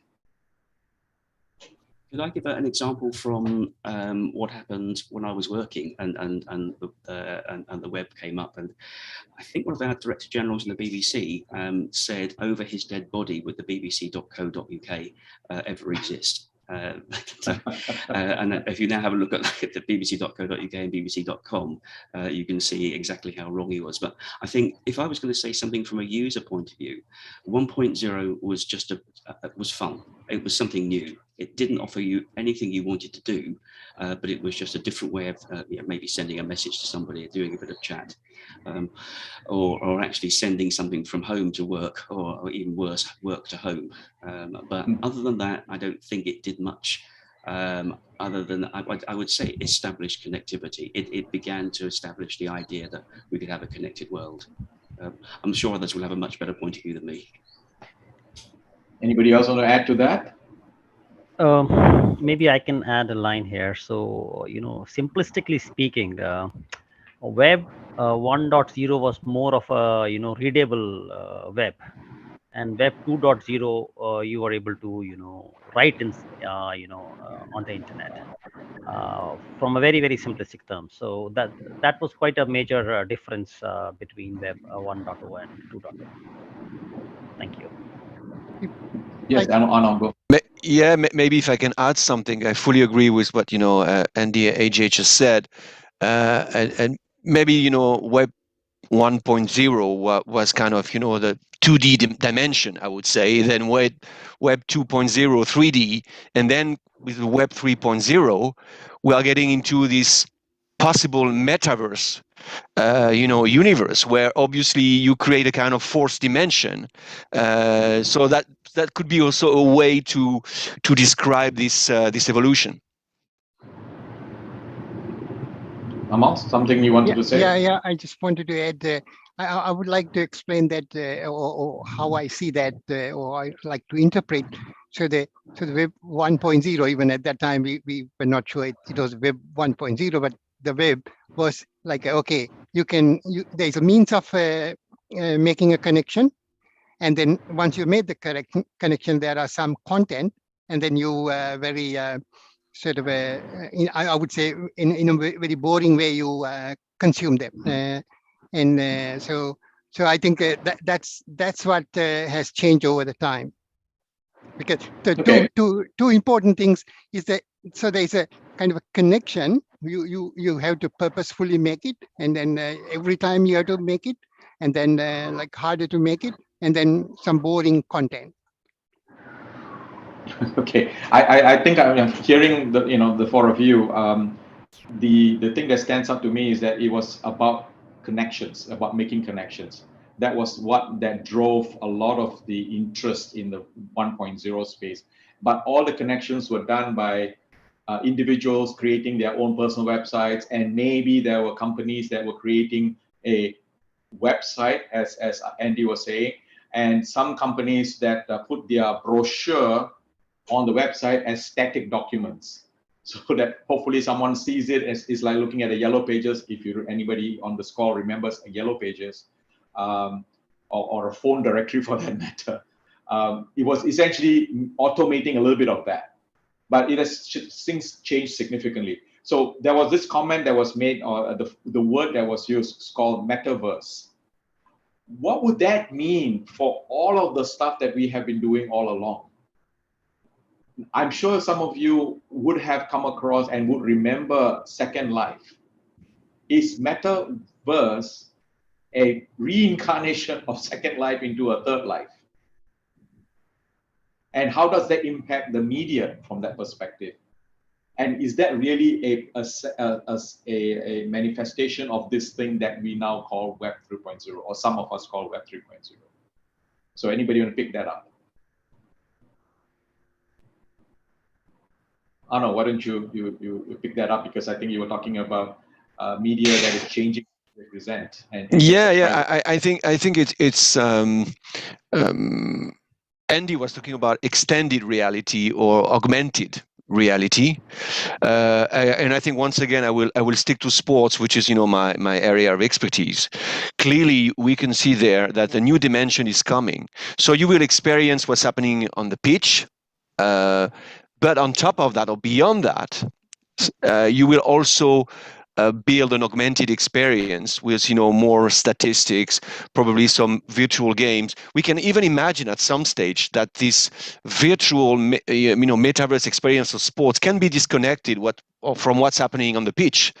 So that's super interesting, because once again it's a question of being for a sports proposition to be as immersive as possible, and we were talking about that, the fact that you just don't want, sometimes you want to sit back, okay, but most of the time you want to be part of the story. You want to have an influence on the story. We have seen some experience like in Formula E, where you can, if you are a fan, you can activate what they call the fan boost for a car. And make it faster. So that kind of stuff, and maybe at some stage some influence on the rules or on the players' changes.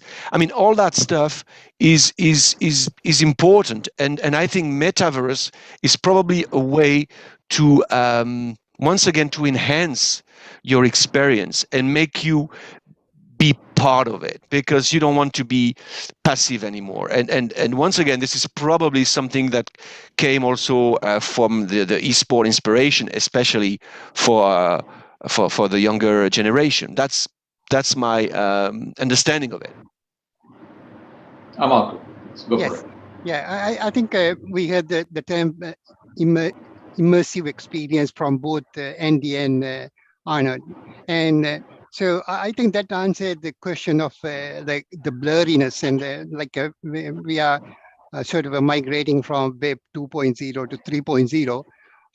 The media and the broadcasting has been working extensively and already offering what's called immersive experiences in both audio and video now. And so like like some of the other things that would happen with this metaverse would be like it can be used in education and in training. So there are so many other sort of use cases, applications for the metaverse, but yeah, definitely the media could benefit from that too. So I like to link to what Andy mentioned about the accessibility part of it, because again, we worked in the last few years globally, especially under the ITU, to not to forgetting the people with hard of hearing or visually impaired, how we can use exactly this Web 2.0, and then which is changing now to provide access to information. And so as a broadcaster, as a media, especially the broadcaster, we have been doing three major functions, which is the providing information, trusted information through a proper editorial, education, and the entertainment. So we do all that, especially when it's come to the media, the sports, which has very impactful implication. So we are providing that immersive experience already. Thank you. Let me take that statement and adjust it a little bit. So what Arnold was saying about games and playing games and so on, and what Amal was saying about immersive aspects. So would all of you think of or imagine a situation where you may be wearing a headset of some sort? You actually physically walk into a stadium, a football stadium, for example, maybe Qatar 2022. Maybe it's not going to happen in that form, but let's say a World Cup tournament is happening. You're wearing the headset with video in front of you. You're sitting in the stadium. Because one of the things that we have all experienced is when you watch football on TV, you get different angles, you get replays, you get all kinds of stuff. When you're physically sitting in a stadium, it's just one view in front of you. You don't get to zoom into the players. You don't get to see any of the other things. You just what you experience in person. Would a immersive scenario complement something like this? Would that be something that you can see happening in the future? That means when I go for a watch a game, I'm going to be having headset. I'm going to sitting there. I'm going to be able to hear everybody else while I can see replays and so on playing in front of me. Do you think something like that is a reasonable expectation of what the shifting landscape in the digital age could possibly mean? Since I said something earlier, I'll wait for others to comment, but I have a few things to add later on. All right, Andy. Yeah, I mean, can I just remind people of how well 3D TV worked? And the factor was people just didn't want to wear the glasses, and if you already wore glasses, people didn't want to wear two pairs of glasses. But having said that, we've all seen the stories now of people with contact lenses that are becoming heads-up displays. We're seeing much more smaller devices. Remind people that think about hearing aids over the last 10 years. They've gone from rather large, cumbersome battery-operated things to almost implants. But I think that, yes, the idea of being able to walk through a game, to be able to share that experience with your friends, whether they are remote or actually sitting next to you physically. And also, I mean, what Amal was saying, that one good thing about established broadcasters is they know their content, and Arno, you would say, and you can anticipate what's going to happen, so you can be there before it happens. Whereas if you're sitting in the stadium, you miss half the game because you can't see it, and you certainly can't anticipate because you can't see the other angles that director with 20 screens in front of him is already looking at. But that does take you to another level. As soon as you can do that, you're going to have some sort of guidance. Otherwise, sitting in a stadium or walking through with a virtual headset is going to give you exactly the same experience, only a partial experience. So they're my thoughts on that anyway. So. Just a quick input here. By the time this becomes, this headset thing, walking into a stadium and watching a match, a reality per se, where everybody is doing that, the headset itself would have transformed. It wouldn't be the same, like we see today. So it might end up in being a eyeglass, or maybe one part of the eyeglass. It will change tremendously. So in my opinion, I think I can see that future, but the devices would definitely be different. Yeah, it will be a very slow move. Sorry, Amal, you were saying it's a slow move? No. So what Ajay added to what Andy said, so we because he reminded that one time we thought, 3D TV is going to be the TV, and also, so there was a time actually even the goggles thought, okay, that's going to provide another. No, it won't. But slowly it might be like my normal glasses could produce that one. And also I think Andy gave one example. We have done quite a lot of trials on that in a venue. So you can do because Ajay mentioned about the 5G. So you can do a venue casting using the 5G, and to those who want to wear that, give that missing angle of that one. So these are very limited application, and but specialized application to extend that to give that further immerse their experience. And also the home, it will be funny everyone to wearing these goggles and watching that. So however, so that's why the current level of immersive experience that we provide is quite satisfactory for the broadcast industry. And the last point is when it's come to accessibility, that's what we do with audio description, which can provide onto a third, what's called the second screen, because let's say there is a person who cannot see, and then we could have the description of that visual audio description, and then so that we are not excluding, as Andy said, so many living with those disabilities. If I may, yeah, thank you. If I may add something, fully agree with what has been said. The thing is that technology in itself is not necessarily a good selling point.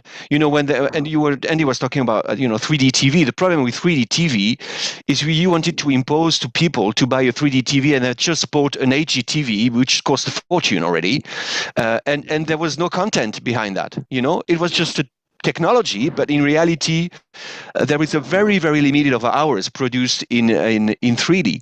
So I think it's we know that technology is going faster and drive the people habits, but I think we need to be very careful in our industry that technology should serve the story and serve a better experience, and if possible to realign the pace of the two. If you have and in sports, that's very true too. Clearly headsets and all that sort of stuff can be a hurdle, but anyway, if you can deliver an immersive experience thanks to technology, and if as a fan you feel like you can have an impact, or you can have a better experience on watching your favorite sport, then it's a different story. But just technology to watch differently the same thing without any impact, I don't really believe in it. And to finish on that, I think it means also that we talked about also the content and the narrative. It means that the narrative should also evolve at the same speed as technology. And in sports, sometimes the live format, even the rules, is not changing fast enough, to my opinion. And this is why sometimes they struggle to keep the younger generations engaged because of that. So it's really a combination between technology, experience, and narrative. And if you mix the two together, then I think you can have a super powerful experience. Thank you for that, Anna. I think the bottom line, what you're suggesting, is the narrative. What is the story we are trying to tell? What is the experience that we're trying to sell? How that is going to be delivered is going to be decided by a set of things: technologies, cost, and a whole bunch of things, including enabling and empowering those who have disabilities, visual and audio, right? So how would any of these in some ways change the media from a landscape perspective?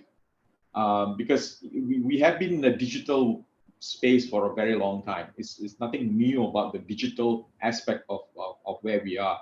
But how would all of these change media? Will there be a aha moment in media as it evolves moving forward? What do you see coming forward? Oh, you know what? That is a transitional moment. That is the milestone moment, or that's the key area, the key thing that changed media for digital, to stick to the topic that we have, right? The media of the Web 3.0. I don't like the Web 3.0, but the shifting landscape. So what is it that will shift, and what would it be that we can say, this is the marker, this is the stake in the ground, this is where it started, or this is how we can say it moved forward? Anyone? Yeah, can I just... Okay, sorry. Oh, yeah, yes, go ahead. go ahead. Yeah, I'm going to say, if we go back to the video that was just before us of the young people talking about what their experience of media was, the key thing there, they were coming up with trust. And I think Web 3.0 offers us the opportunity. We haven't talked about it, but I can see it buzzing in the background, especially after looking at the pre-chat we had about blockchain, NFTs, etc., beginning to be integrated into media production and media delivery, so that you can start to see trust. There's a huge amount of work going on in Europe, the US, and other areas, the ITU. Especially in the standards bodies, about how do we maintain trust, how do we actually verify content. If we can extend that and keep that message going, then I think what you're getting is a completely different view of media. Another one, it's reliable, the source is identifiable, the content is verifiable, and then you have the technology of 3.0 to actually deliver it and to make sure that whole system, that whole ecosystem is secure. So I think that could be a game changer, in we will see less influence of fake news. We've all seen with the pandemic how damaging fake news was, and how many trusted people got, as we call it in the UK, drawn down rabbit holes. That's basically the Alice in Wonderland scenario. We get drawn down rabbit holes of something that is totally unreal, but you're so immersed in it that you can't get back out again. So that's my comment. I'm sure others will have a better comment. Anybody else on that? Yeah, I agree with that, Andy. Actually, when I was listening to those youth speaking, it was fascinating because one of them spoke about fake news, and me coming from India, which is almost a subcontinent, 22 or so national languages, you name any religion in the world, it exists in India, and the languages and the people, the culture. And in India, I feel that fake news, for example, is one of the biggest factors which takes our society, backwards. And if we could, employ the right technologies, and I see blockchain really playing a very important role out there, we should be able to, track and trap the people or the agencies who are working to make the societies not move forward towards success. Apart from that, if I speak only from the business within the media industry and from the benefit perspective, then the piracy element might be wiped out as we move forward with technologies like AI, blockchain, and crypto. And of course, crypto is going to help in the payments, etc. That impacts negatively the media industry, especially in the developing world. So I think that you are dot on spot, Andy, that the technologies that are under the Web 3.0 would impact the media industry in a positive way, thereby bringing its best face forward towards the consumer, and especially people in India would start believing that yes, what is coming in media is correct, which we don't right now. Thank you.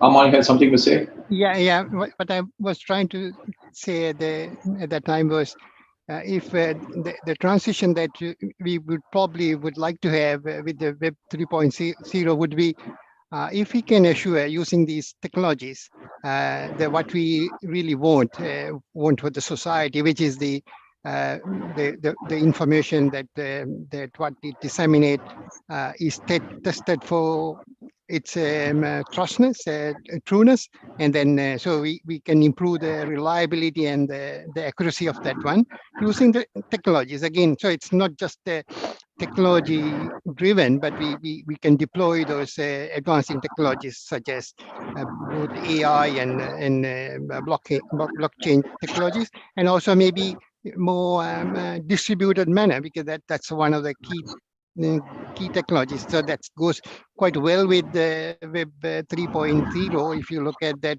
evolution of connectivity. So if I pick up some of the keywords that was mentioned earlier, things like crypto and blockchain and stuff like that, how do we ensure as a society and as practitioners in the different parts of the industry that we are coming from, and myself as an engineer and as a open source advocate, how do I trust any of these technologies that are supposed to help impose trust? How would I trust that something that is put on a blockchain, for example, NFT as an example, that really is what that is? How do I ensure all of those things? And especially for those who don't even understand what these things are. We are, if you look at a bell curve, these kinds of considerations are at a starting point. It hasn't reached mainstream at all. So how do we ensure as a group that we hit as many people in a useful fashion rather than a small playground for people to try things out and so on? So let me put this out there. How do you think any of these things will impact, especially when we talk about empowering and enabling the I think it's still half the world's population to get onto this thing called the internet to begin with. Not even talking about Web 3.0 and anything. Yeah, that's a very interesting and very difficult question at the same time. Let me tell you what I think about it. I think it's exactly like technology and experience and content. You're talking about NFTs and blockchain. Clearly, what we can see right now in the sports industry is that all the, I would say, the sport IP owners, they're rushing into NFTs. It's like a treasure hunt, just honestly because they want to make money out of it, because they feel, okay, it's super fashionable, I have to do it. But the results can be very different, and there was a kind of rush at the beginning. It looks like it's slowing down now because people are telling, okay, what's the point? And I just have this example. There is an American stakeholder who just bought a French basketball team named Orthez in southwest of France.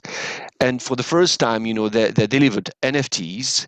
But thanks to these NFTs, not only you can have, some, I would say, what money can buy experience, close to the teams or stuff like that, or backstage. But on top of that, you can elect someone that as a board member. So you can also, so it's a kind of, how can I say that, equity 3.0, you're not obviously an equity owner, but you're not just only a kind of NFT superficial owner either. You're somewhere in the middle. And I think that's an interesting move. So fans can be, can have some unique experiences, but they can also be part of some of the decisions, of the board, and in a kind of participative democracy, in a way where you want to include people in the process of development of their clubs. That is something that I think it's interesting. So once again, it's what's the point if and you cannot, to finish on that, I would say you cannot cheat on people. If they feel like it's only a way to make money, okay, the hardcore fans will probably dive into at the beginning, but then that's going to be it. So you're going to be super constructive to make a durable and sustainable business with blockchain and NFTs, I think. Thank you, Arno. Anybody else, any comments to add to that? Yeah, I would like to add to that, Harry said, last week I heard on our public TV reporting the case around NFT, how actually he's a New Zealand sort of almost like a schoolboy who created these NFTs and then could not make the promise, what he promised he could not deliver. And now there's a case. And also at the same week, they reported about what's happening around the cryptocurrency, the drop around that. So the public media did not say, don't do that, but said, you need to take a precaution. I think people should not rush, and these are some of the technologies that need more scrutiny and improvements.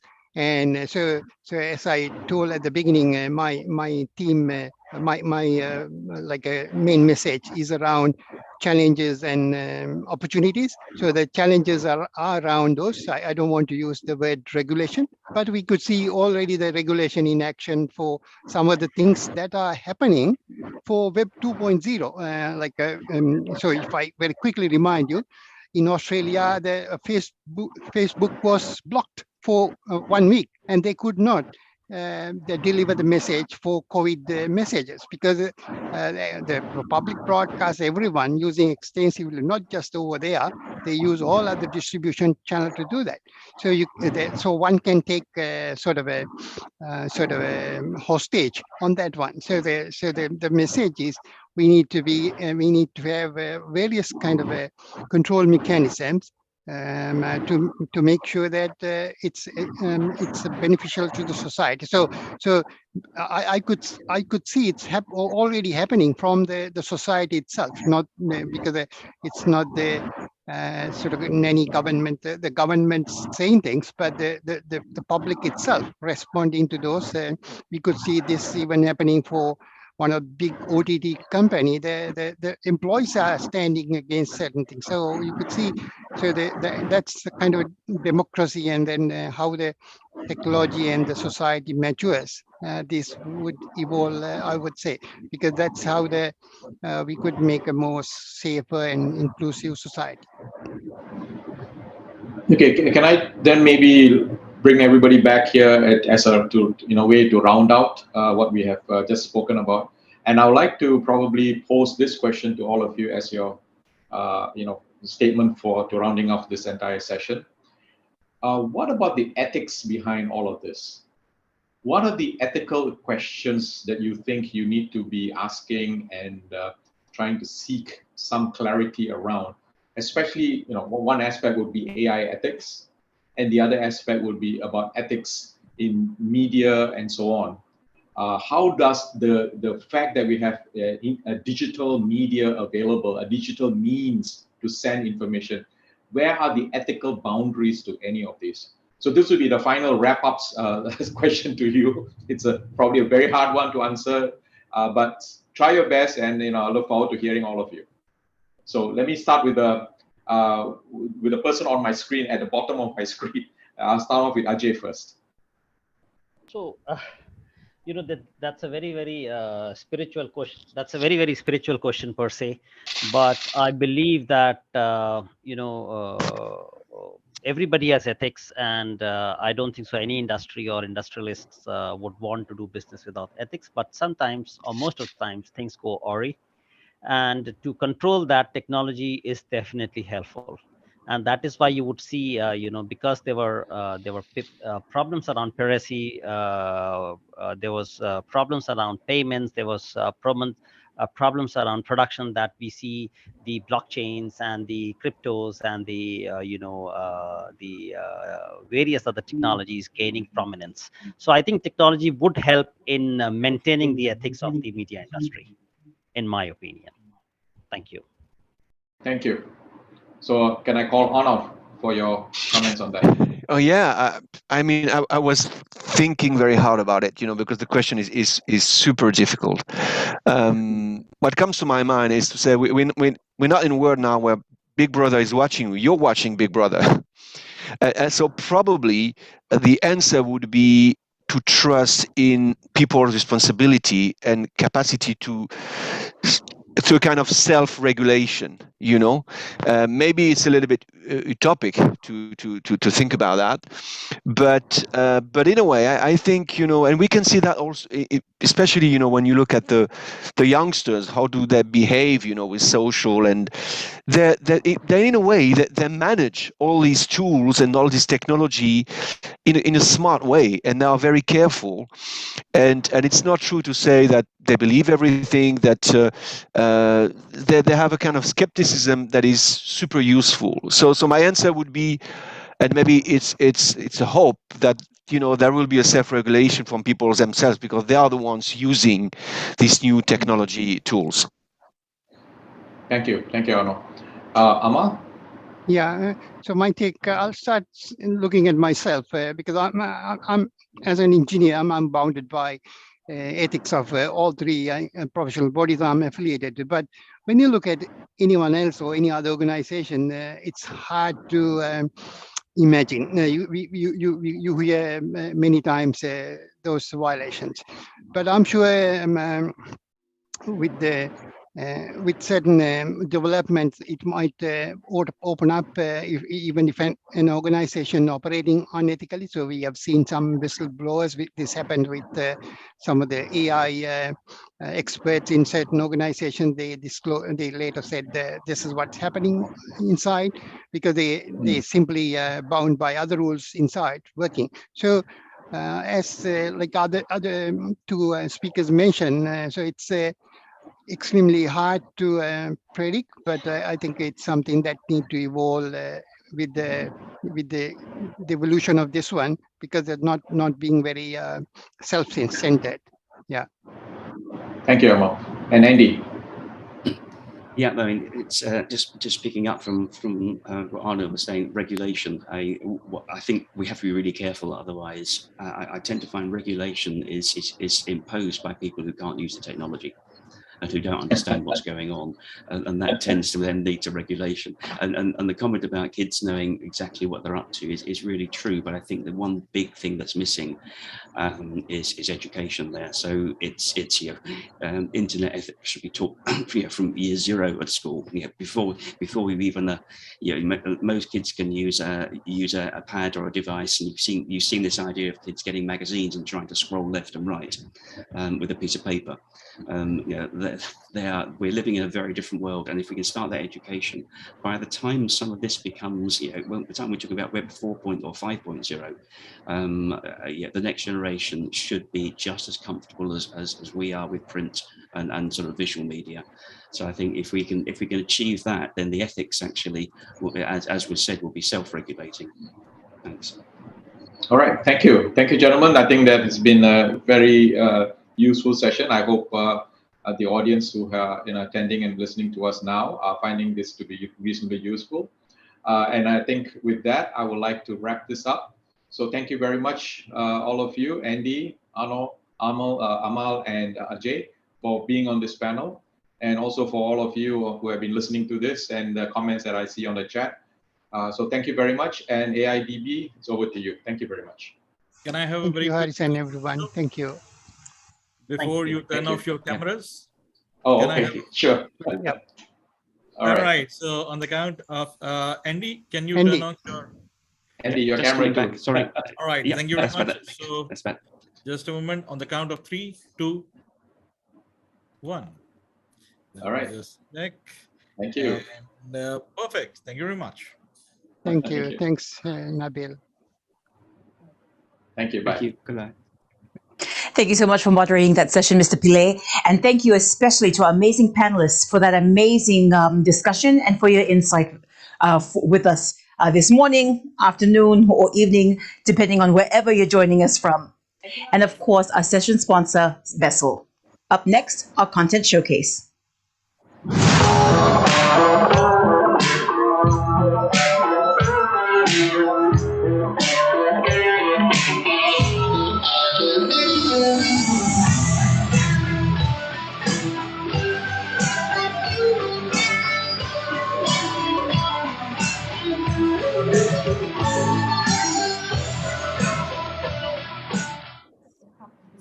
AIBD's content sharing initiative was first muted during the COVID response online sessions with the heads of organizations and commenced in May 2020.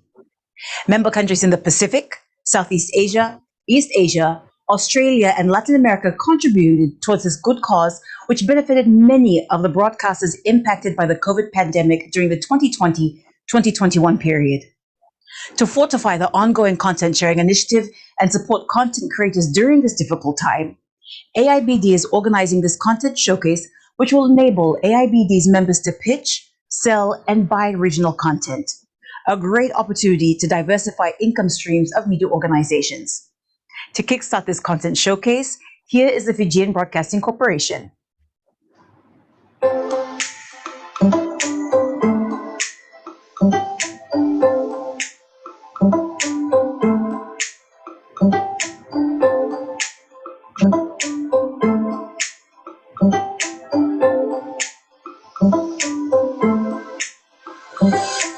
So we've got the watercress here.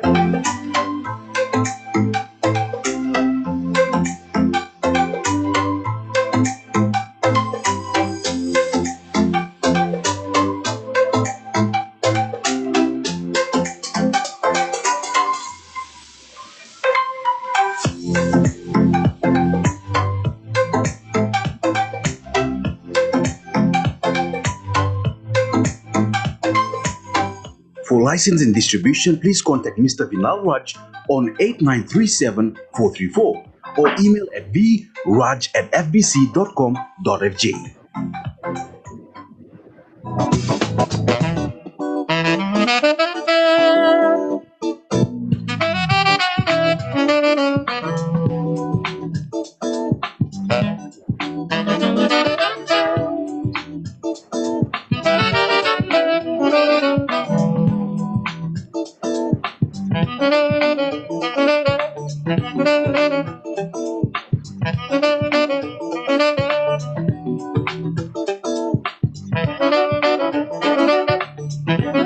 For license and distribution, please contact Mr. Vinal Raj on 8937-434 or email at vraj@fbc.com.fj.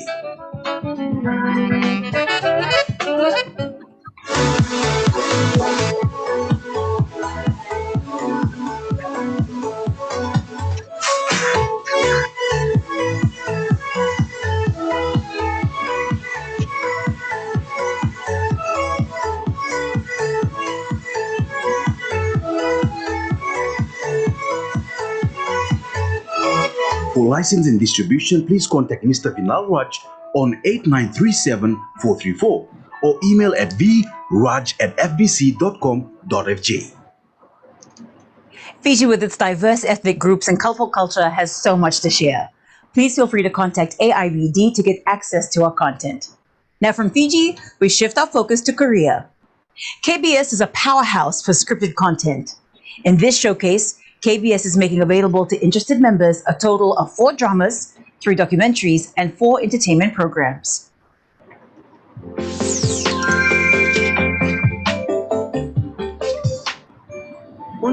Taeyol, a good-looking man who comes from a rich family, falls in love with a sincere and imposing single mom Dong-hee. Unfortunately, they get involved in a traffic accident, and this momentary traffic accident causes huge pain and chaos.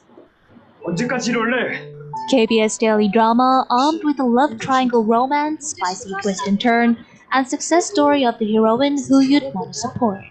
Bravo, my life. Looking at the 3 sons, Yoonjae, Hyunjae, and Sujae, who seem to have no idea of marriage, Minho and Kyunghee couple and grandfather Kyungchul can't stop worrying. Minho, who wanted to give a family to his father Kyungchul, who adopted and raised himself, decides to give an apartment to the kid who brings his marriage partner within 6 months. In the words of his father, the 3 sons set their eyes on fire and began looking for a marriage partner. High viewer ratings guaranteed. KBS weekend drama, It's Beautiful Now. What if there was a king who had to rise to the throne and be completely erased from history? The misfortuned king who had to live while hiding a secret, and a man who loved her. A secret imperial romance drama in which a child born as a twin and got abandoned because she is a girl disguises herself as her twin brother to hide the death of the crown prince, the king's affection. In 1388, Goryeo general Lee Seong-ge turned the military on Mihwa-do to cause a political change and seized power. Lee Bang-won, son of Lee Seong-ge, killed Chung Mong-ju and defended Lee Seong-ge as king in order to survive in this confrontation. In 1392, the Joseon dynasty began that way, and the struggle continued into the new dynasty. 8 years later, in a bloody fight with his brothers, Bangwon won the battle and finally became king. Can Bangwon be the king for the people as he dreams of? KBS luxury historical drama revived for the first time in 5 years. The King of Tears, Lee Bangwon.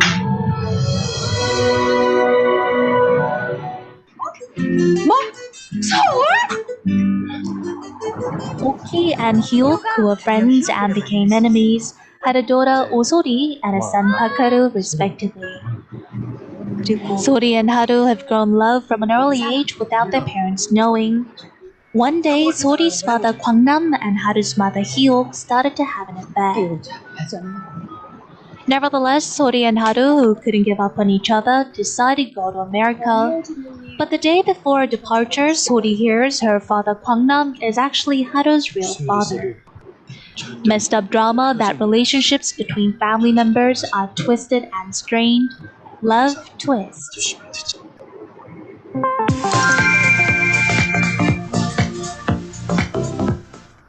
KBS 레전드 대기에 2021년엔 우주로 나갑니다. This time it's the universe. From the forefront of human civilization to the immersive scene where secrets of the universe are unraveled, the face-to-face with the people of the topic, and the CGI and VFX quality that maximizes the reality of the universe and dinosaurs. A documentary that explores the mysterious appearance of the universe in a romantic and fun way, Kiss the Universe.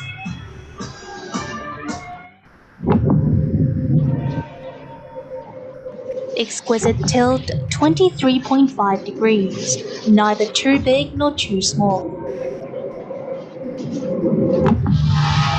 The tilt of the Earth gave us a miraculous rhythm. It taught us the frozen South Pole and North Pole, the heat on the equator that stretches all over the world, and the flow and direction of human civilization as if it had been cut out. A large-scale documentary that explores the rhythm created by the exquisite inclination. 23.5.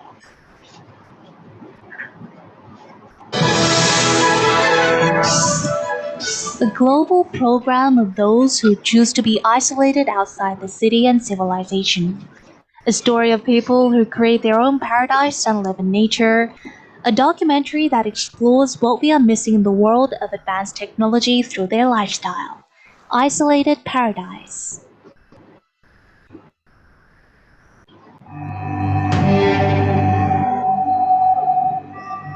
A documentary about the beautiful journey of 3 artists representing dance, music, and arts, exploring the essence of art and our identity as they walk together on a journey of fascination on the Silk Road from Iran to Gyeongju in Korea. The Enchanting Silk Road.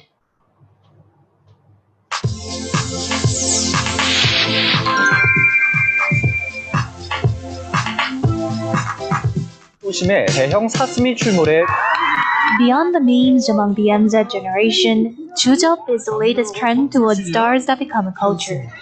There is no age limit on Chujeop, a new concept talk variety that invites the Chujeop group who lives a new life with fangirling and promotes understanding of fangirling with a hidden story.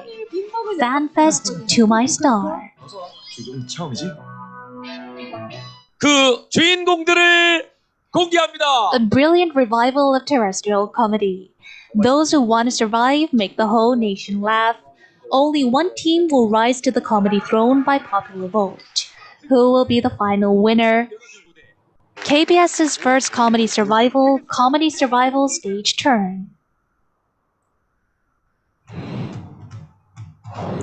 A fictional town where all economic values are determined based on carbon.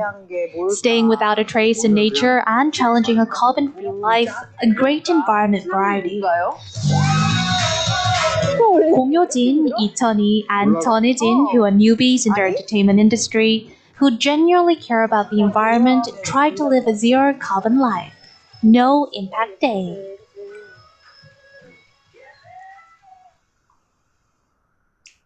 Also from Korea, EBS has a few programs that are on offer. Here they are.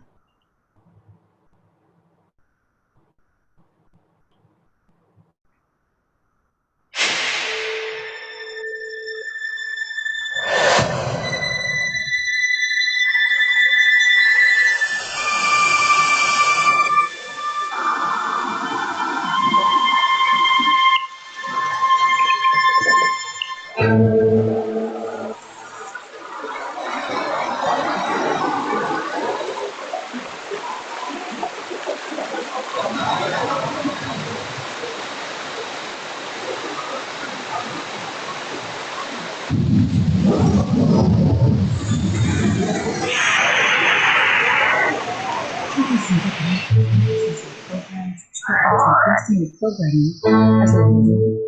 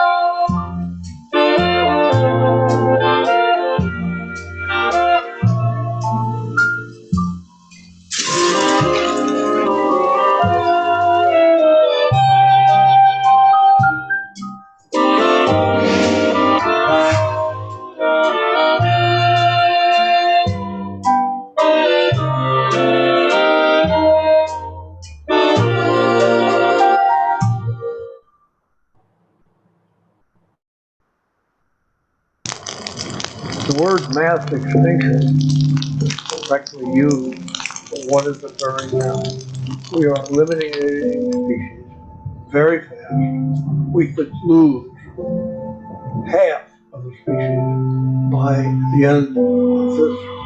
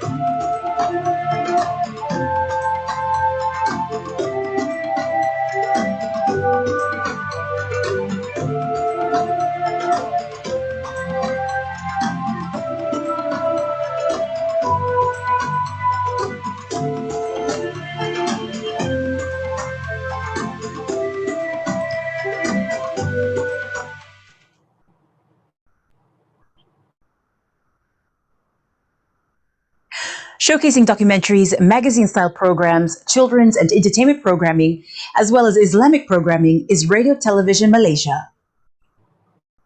Media remains as one of the best medium to promote our culture, heritage and food.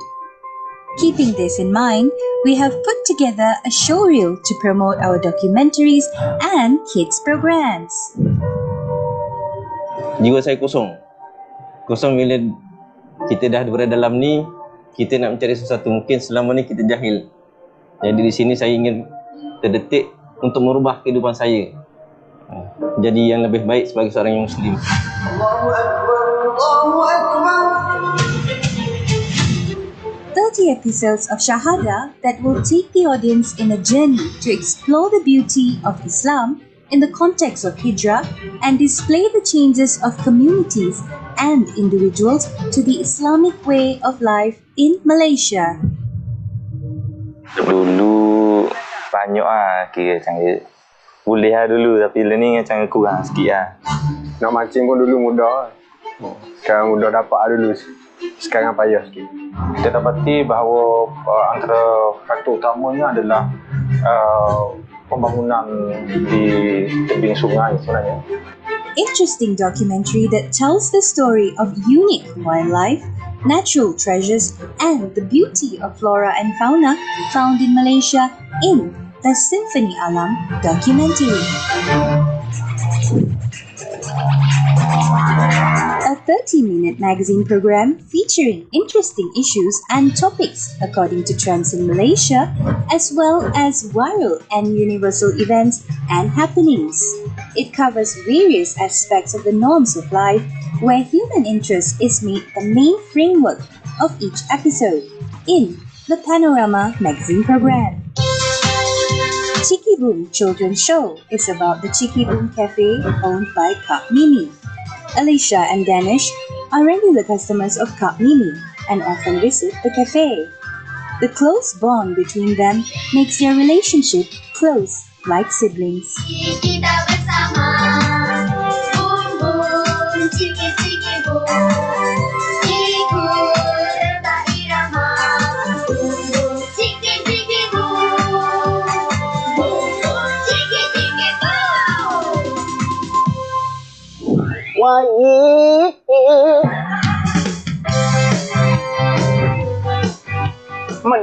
Menang ye.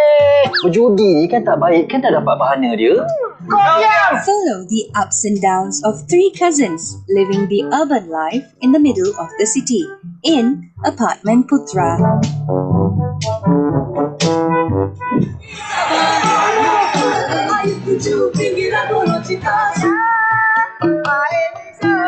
Special program by RTM in collaboration with RTM Orchestra to provide opportunity for the Orang Asli community to bring their music to a higher level in Concert Orang Kita. Concert Orang Kita Orchestra RTM.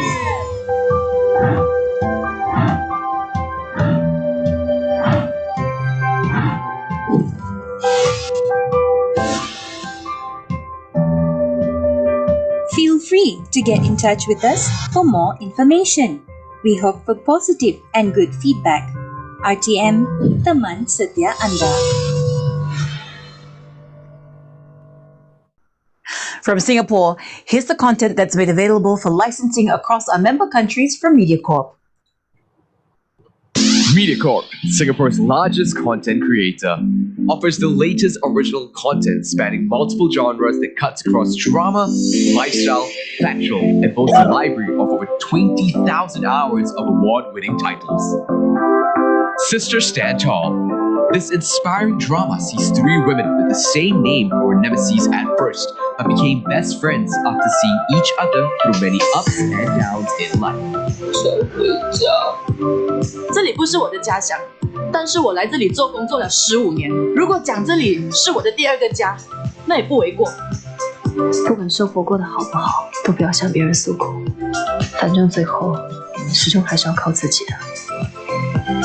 The Unbreakable Bond, a melodrama about two inseparable brothers who soon find themselves at a crossroad of forgiveness and revenge as the truth behind their father's plots unfolds.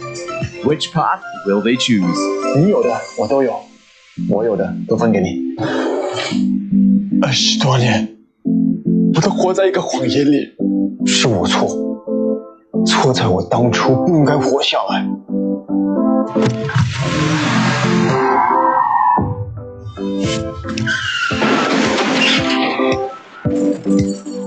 Sunny Side Up is a social drama that takes an honest look at Singapore's culture, exploring the daily struggles, conflicts, and social issues that many face.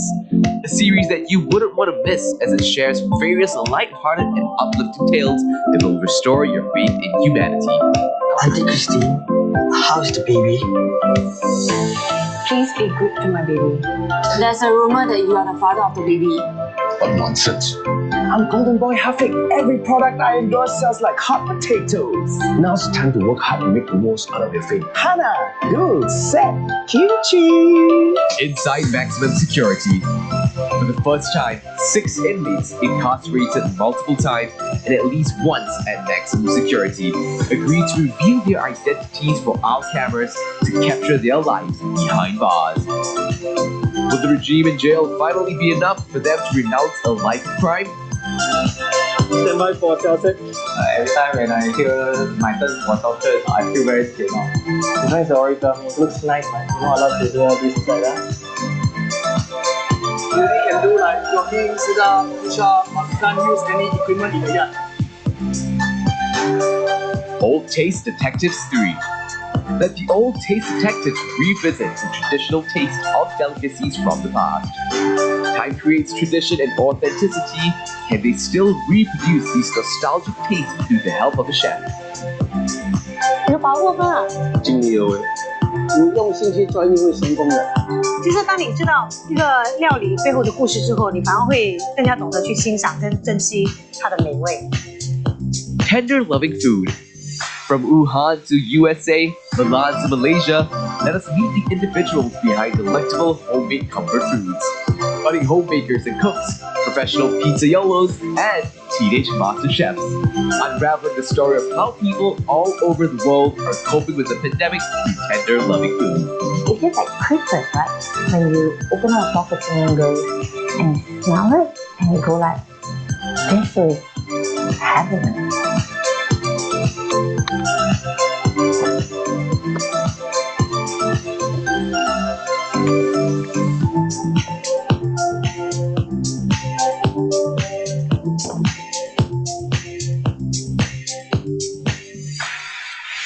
If you would like to learn more about MediaCorp's content, reach out to our sales team or visit our website. And finally, the Pacific Games is a continental multi-sport event with countries participating exclusively from island countries around the Pacific. To tell us more about this sporting event, here is Andrew Minogue, the CEO of the Pacific Games Council, and Clint Flood, the Chief Technology Officer of the Games, both joining us live. Gentlemen, over to you.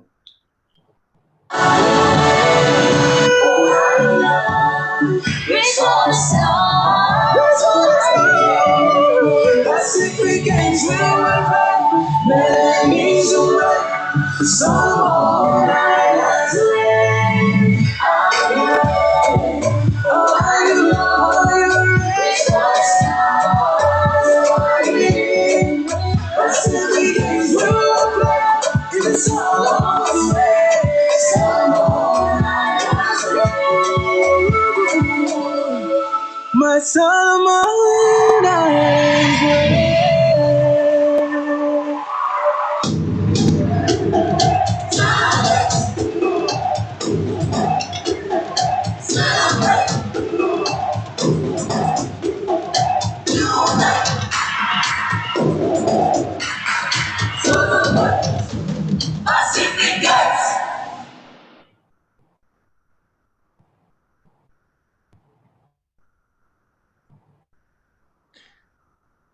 Hi, can you hear us? Very clear. Great. Thank you for the opportunity to give you a quick update on the Pacific Games that are coming to Honiara, Solomon Islands in 2023. So we'll just give you a quick brief update and talk about a little bit about the broadcasting that will be available. So the games are November 19th to December 2nd. We moved them back a little bit because of COVID, but we're on track. 24 sports, 24 countries, 5,000 athletes and officials. It is the first time that the Pacific Games themselves the larger games have come to Solomon Islands. And as many of you know, they are the biggest multi-sport event in the Pacific. And the quality of performance in many sports is at world levels. I mean, you take weightlifting, for instance, there are Olympic champions from the Pacific now coming out of in various sports, particularly weightlifting and a few other ones. So Andrew, maybe just talk about the sports program. Thank you, Clint, and good afternoon, everybody. We have a bunch of sports there that are on the screen. Most of those, I think you'd be familiar with, are Olympic sports. But we also, for those of you from Commonwealth countries like Malaysia and Singapore, you'll see a mixture of sort of quote-unquote Commonwealth sports there as well. like netball, for example, rugby sevens, which is now an Olympic sport. And then we have some that are uniquely Pacific, like outrigger canoeing, otherwise known as ba'a. But the vast bulk of our sports are those that you'd be familiar with at the Olympic Games, and then down to the Asian Games and even the SEA Games, which I know is close to many of you. On the next slide, we have the list of participating countries. So most of those are national Olympic committees that you'd see at the Olympic Games, but we do also have some French territories like New Caledonia and Tahiti, some New Zealand territories like Tokelau and Niue, and Australia's Norfolk Island. Australia and New Zealand are now part of the Pacific Games. They, for a long time in our history, they were not. It was a game for just the island states, but they are now fully part of the Games every 4 years. And then on to the next ones, the future of the Games. I think on the last slide we have, just before, we have Solomon Islands next year, which is what we're talking about with Clint this afternoon. In just about 3 weeks' time, we have our mini games in Saipan in the Northern Marianas, which is near the Philippines and Guam. And then in 2027, we're off to Tahiti, one of our French territory members. So we know where we're going over the next 5 years. We've got an exciting program of sports that we'll be delivering in that time period. As to the future, our sports are increasingly being used as qualification opportunities for the Olympics or the World Championships, and you can see some examples on the screen there. And as I mentioned earlier, Australia and New Zealand are associate members of our Games Council now, and increasingly we're bringing them into the fold. And I would say in the not too distant future, they'll be full members and able to participate in all of the sports. And that's a very big agenda for us, particularly given that the Olympic Games in 2032 are coming back to the Oceania, the Asian region, with Brisbane, which is a city that I'm sure is familiar to many of you. So we've got an exciting future starting next year in the Solomon Islands and leading, I think, all the way through to Brisbane to showcase our sport and to showcase our best athletes and our culture. Clint. Thanks, Andrew. So one of the ways we're getting ready, we obviously have to build a lot of venues. So just an overview of what we're doing. There's a main stadium being built, a warm-up track that actually has been delivered now, tennis courts, an aquatic center, a hockey center, 2 large multi-purpose halls, another soccer complex, 900 new person dormitory, and we're doing the village upgrades. Papua New Guinea, People's Republic of China, Republic of Indonesia, and Australia are all supporting that construction effort. They are well underway now. If we took a video, you'd see the things are coming out of the ground, and despite COVID, they're making fabulous progress. So on to broadcast. So following the model we've done before, we will produce a live switch program, probably 12 hours a day over 12 days. We'll have additional 5 or 6 additional feeds that will be available to broadcasters. We'll produce approximately 1,000 hours of broadcast overall. We'll produce 12 sports locally with the regional broadcasters. Many of these I see online, Fiji, Tonga, Samoa, I see online. We'll be reaching out to you, and we've all reached out to some of you to help on the regional broadcast. And we will try to, for the first time, produce some sports remotely. Many of you broadcasters will, of course, already be doing that. It's a way of reducing cost, increasing content by looking at doing some things remotely. And the submarine cable that now goes through Papua New Guinea, Vanuatu, Solomons will be able to support streaming that much easier. We're going to have our IBC in Auckland. Rather than moving all the equipment to Honiara, we're going to take advantage of equipment in Auckland, and we'll be providing an OTT option for streaming. We'll distribute and do the rights in the following fashion. PCBL from New Zealand, who many of you will know, are going to provide the contribution channel to all the Pacific countries free of charge. They did that for us in 2017 with the Pacific Mini Games in Vanuatu, and I think it was a great success, and we're pleased to be able to continue that. We will also sell sale of rights to on a commercial basis and streaming to other broadcasters and telcos with full HB feeds. So if you don't want to just take the contribution channel and you want more, we're willing to talk to people about selling those. And our intention is to seek support to have the Pacific broadcasters, PCBL, the New Zealand government supported around the Pacific, as many of you know, with live view units just as COVID started. So we're going to try to work with PCBL and the New Zealand government to ask some of the Pacific broadcasters to come in and bring their live view units so we can broadcast directly out of Solomons. Solomon Island Broadcasting Corporation is, of course, going to be a partner. They'll play an important role. We want to use the games, and I think they do, to as a catalyst for change and upgrade. So we'll be seeking opportunities to provide them some equipment training, and perhaps through members of AIBD to support some of this investment that SIBC will want to make. So just quickly summarizing, Pacific Games are growing. Its future is bright. We've got a huge amount of content to support across 24 sports in 2023. The legacy of the hosting of the games is significant broadcast capacity. So we're trying to make sure that we have a model that's sustainable moving forward, lower cost to produce and more content. And of course, we'd be very interested in talking to the Asian broadcasters about rights and to carry content, and with AIBD members to support some of the development in the Solomon Islands.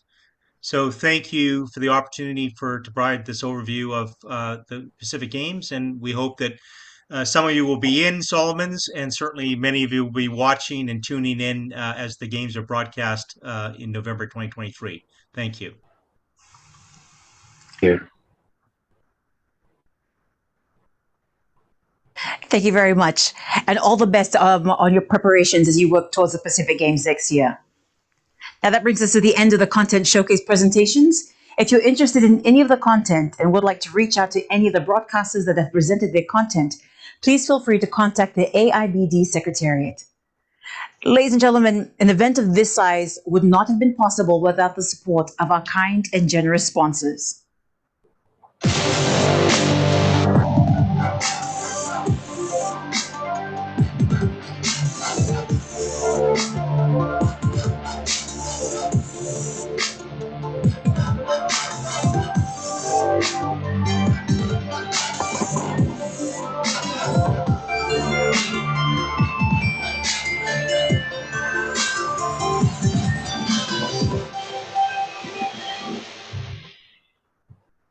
Ladies and gentlemen, before we end today's formalities, I'd like to present to you one more time the villagers of Nawaka Village as the women present their traditional meke to you.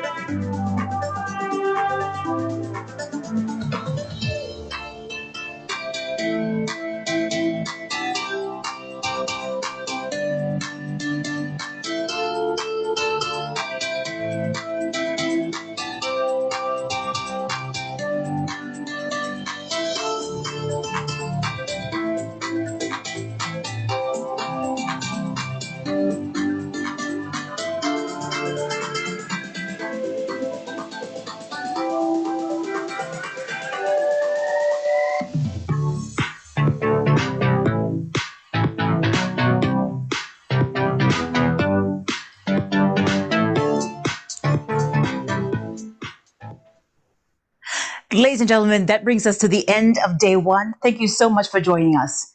We'll see you here tomorrow, but until then, Misa Mode, and we leave you with this short clip of Fiji.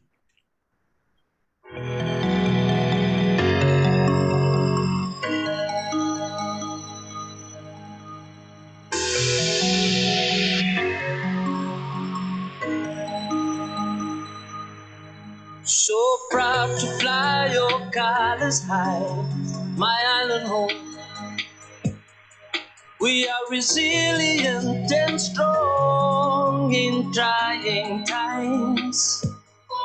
With the Mbula spirit in us, if the world falls apart, we'll be united till the end. Strong as a family, yeah. 'Cause we are family. Children of Fiji unite as one nation. Together we can do this. Together we can do Overcome anything. We'll overcome anything. Children of Fiji unite as one nation. Together we can do this. Together we can do Overcome anything. We'll overcome anything. Tomorrow again, I get fired the next day.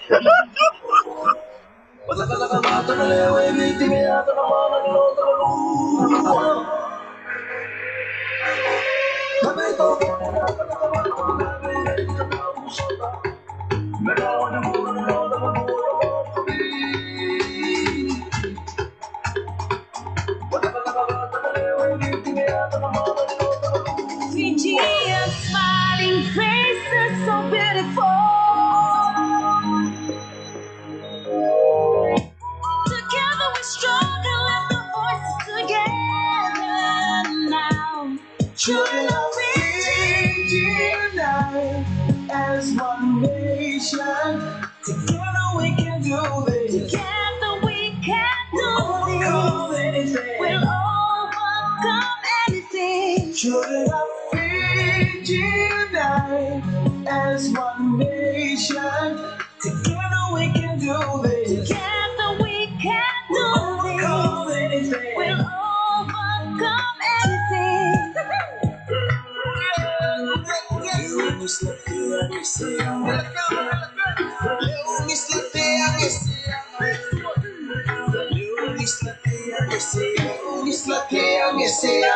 यही पैदा भया मरेगा यही मिलके हम लोग जीतेगा सुंदर फीजी हम लोग के फीजी बोला वाला फीजी हम लोग के फीजी बोला वाला Fiji Children of Fiji unite as one nation. Together we can do this. Together we can do Overcome anything. overcome anything. Children of Fiji unite as one nation. Together we can do this.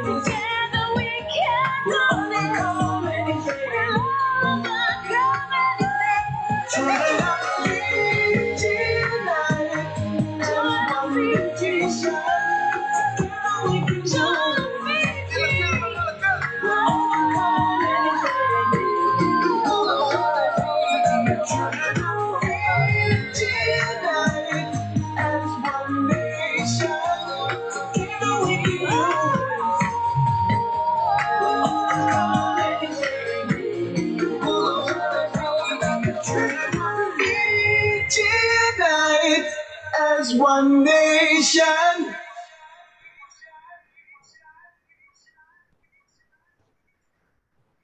Hello everyone, my name is David Verghese and I'd like to perform my song for you. It is a song about meeting up with old friends after a long time apart. I hope you like it. You're always there when I need a friend. The new normal won't be our end. Feels so good to hear your voice again. We can break bread and rejoice again. It feels so good to step on the stage, put another stamp on my passport page, from Ipoh to Khartoum. So many stories in this room, the speed of data flow. There's nowhere we can't go. There's nowhere we can't go. So lend me your ears. Let's vanquish our fears.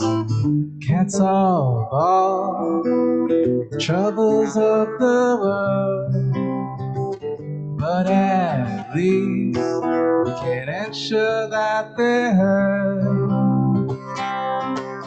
They're heard.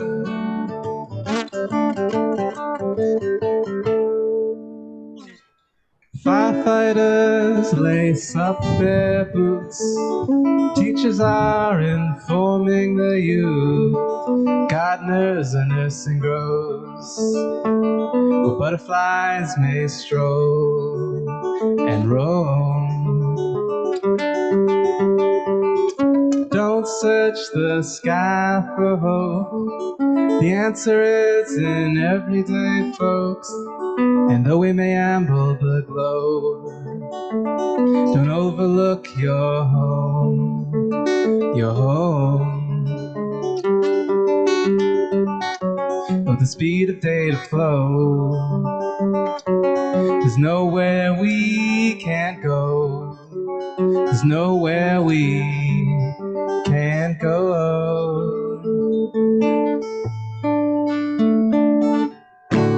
So lend me your ears. Let's vanquish our fears. Can't solve all the troubles of the world, but at least we can ensure that they're heard. They're heard.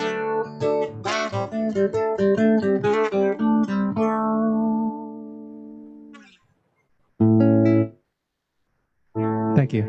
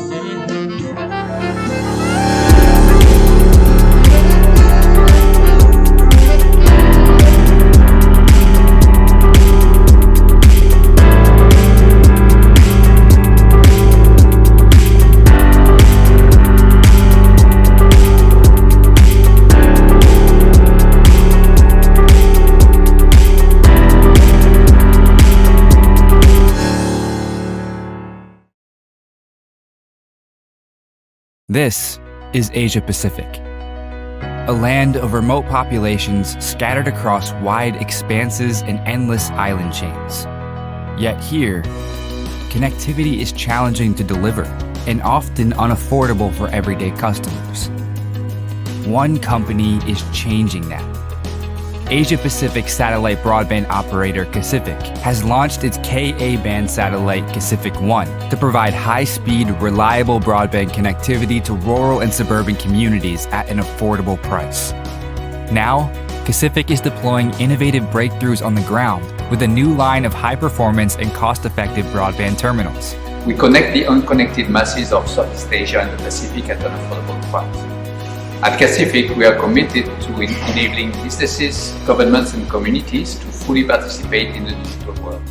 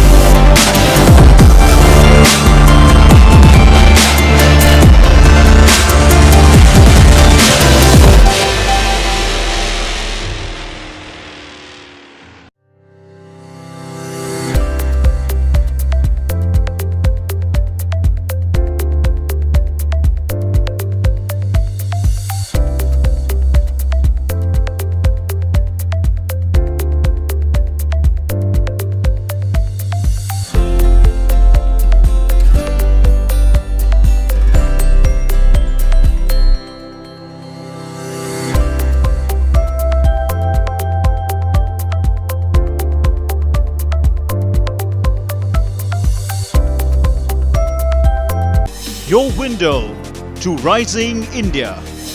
India's voice on global platforms. Latest news from India and around the world. In-depth analysis of global headlines. Watch DD India in your country. Available for downlink in all Southeast Asian countries. STTV broadcast is available through the satellite GSAT 17 at 93.5 degrees east. HDTV broadcast is available through the satellite GSAT 10 at 83 degrees east.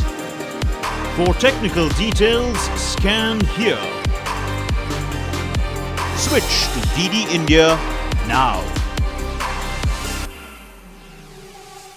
और इस गीत के बाद छाया गीत और India radio मिले सुर मेरा तुम्हारा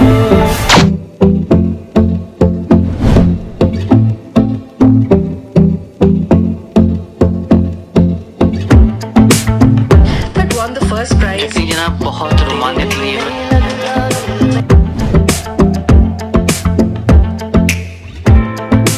Ahead of the trade negotiations that are slated दिवस के साथ-साथ it has undergone 9 revisions.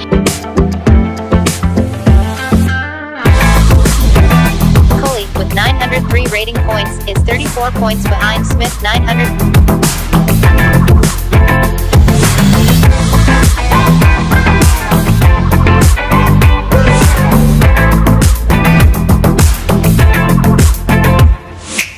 This is All India Radio. The news read by Anuja Kumar. Namaskar.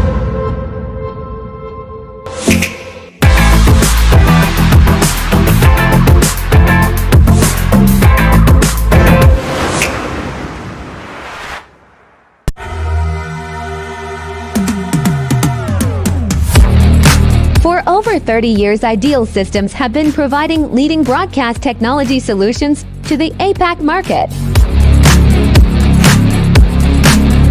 Today, Ideal Systems are at the intersection of broadcast technology, cloud technology, and pro audio-visual solutions.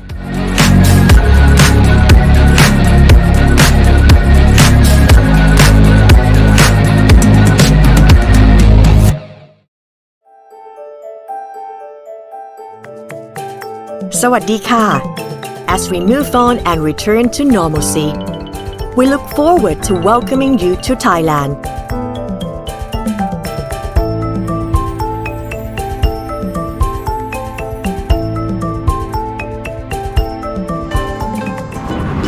To New Zealand 2021 APEC host, you have joined us together to overcome unprecedented challenges. ขอบคุณค่ะ. The pandemic has revealed imbalances in the way we live, do business, and treat our planet. We must do better for a better future. Together, we can increase regional economic integration and shape the world's future to build a more open, connected, and balanced world for future generations. We are an inclusive economy, open to trade and investment, open for business, open to new ideas, always evolving and ready for what's next. As one, we open. We are advancing digital economy, creating new platforms for growth, unlocking limitless potential. We are building an economy of trust and bringing people together across the Asia-Pacific region and beyond. As one, we connect. We are striving for balanced prosperity for everyone and businesses of all sizes, working to live in harmony with nature and optimize resources. Thailand is focusing on synergizing bio, circular, and green economy, shifting to renewable energy and innovations for sustainable food systems, cutting emissions and efficiently managing our waste. As one, we balance. On the road ahead, many challenges await. We must do it together to build a balanced and sustainable ecosystem for future generations that leaves no one behind. APEC has proven resilient and overcome enormous challenges. We have a Thai saying which captures the spirit of our cooperation. น้ำหนึ่งใจเดียวกัน Across the ocean, united as one. As one, we can create a brighter future.